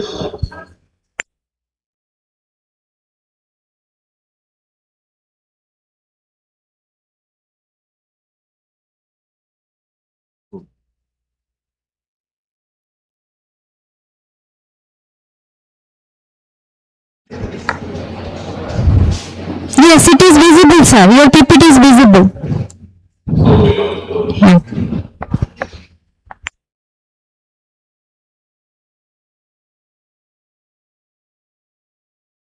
Okay. So, very good evening to all of you in Odisha, respected faculty members and administrators of the Trident Academy and respected scientists, administrators, officials, and dignitaries. It is my honor and privilege to deliver this lecture on the National Green Hydrogen Mission. My brief background is that I'm a material scientist by training. I have bachelor's and master's degrees in material science. And before this, I was working at the National Institute of Solar Energy on solar cells and modules. And 2.5 years ago, I took over as scientist in the Ministry of New and Renewable Energy, working on green hydrogen. So basically, what we'll do today is, rather than give you any technical details, which we can also do at the end of the lecture if there is time, I will give you an update on the status update of the National Green Hydrogen Mission. Now, as you know, before we get into what the mission is and its history and all that, let's just discuss about hydrogen. Hydrogen, as you know, is the most abundant element in the universe. 70% of all the universe by mass is hydrogen. Now, I should yeah. So basically, and 95% of all atoms are hydrogen in the universe. As you know, hydrogen is the element that powers stellar nuclear fusion. And today, we are going to discuss a little bit about the importance of hydrogen. So hydrogen is used both as a feedstock as well as an energy carrier. And I'll just keep the presentation mode 1 second. Yeah.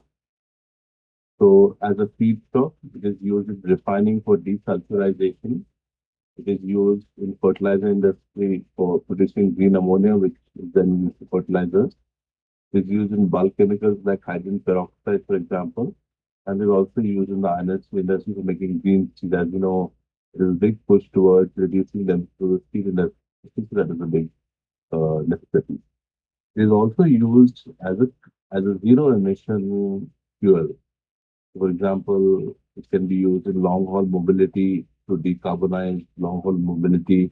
It can be blended with natural gas to,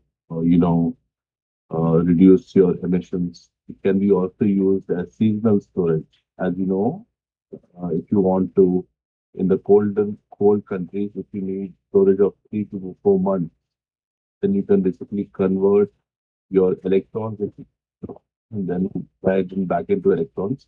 That is called seasonal storage. And similarly, you have maritime and shipping. Hydrogen in the form of its derivative green methanol is basically used for maritime application. So this is the importance of hydrogen. Now, the National Green Hydrogen Mission was basically set up by the vision of our Prime Minister, Shri Narendra Modi ji. He announced it in his Independence Day speech a few years ago. And in 2023, in January 4th, the mission came into being. Now, the mission objectives and outcomes by 2030 are that at least 5 billion metric tons of green hydrogen annual production. It will be 125 gigawatts of RE capacity in addition to what is already planned under the solar scheme for green hydrogen generation. There will be 50 million metric tons per annum of CO2 emission averted, 1 lakh crore import savings, 8 lakh crores of investment, and 6 lakh new jobs. Now, the mission has financial incentives for green hydrogen production, electrolyzer manufacturing for domestic players, green ammonia for fertilizers, and green hydrogen for refineries. The mission also seeks to develop an ecosystem of pilot projects in steel, shipping and transport, research and development, testing facilities and infrastructure, regulations and standards, and skill development. Now, if you look at the financial incentives on the supply side, we have basically awarded 3 gigawatts or 3,000 megawatts of capacity to 15 companies. We have awarded 8,52,000 tons per annum green hydrogen capacity to 18 companies. We've done a reverse auction for green ammonia, where we have achieved record low prices as low as 49 rupees per kg for green ammonia. And if you look at green hydrogen for refineries, this is where we'll be behind. But some of the achievements are 10,000 tons per annum has been awarded by IOCL. And basically, for 5,000 tons per capacity each, BPCL and HPCL have also announced the result, and the rest 22,000 is under tender. Now, as far as the ecosystem development is concerned, in pilot project, 37 hydrogen fuel vehicles, that is 10 buses and 27 trucks have been awarded. And this includes 9 hydrogen refueling stations and 10 different routes in the country. In steel, we have awarded projects in 3 basic categories. One is the direct reduction of iron using 100% hydrogen using vertical shaft, blast furnace and injection of hydrogen in vertical shaft, DRI. In shipping, we are basically setting up a bunkering and refueling facility at the Tuticorin port, that is the VOCPA port in Tuticorin, Tamil Nadu. In research and development, 23 projects have been awarded. These are all on the NGHM website, nghm.mnre.gov.in. In testing facilities, 5 have been finalized and more are on the way. And you would be pleased to know that Odisha is a contender for one of the testing facilities.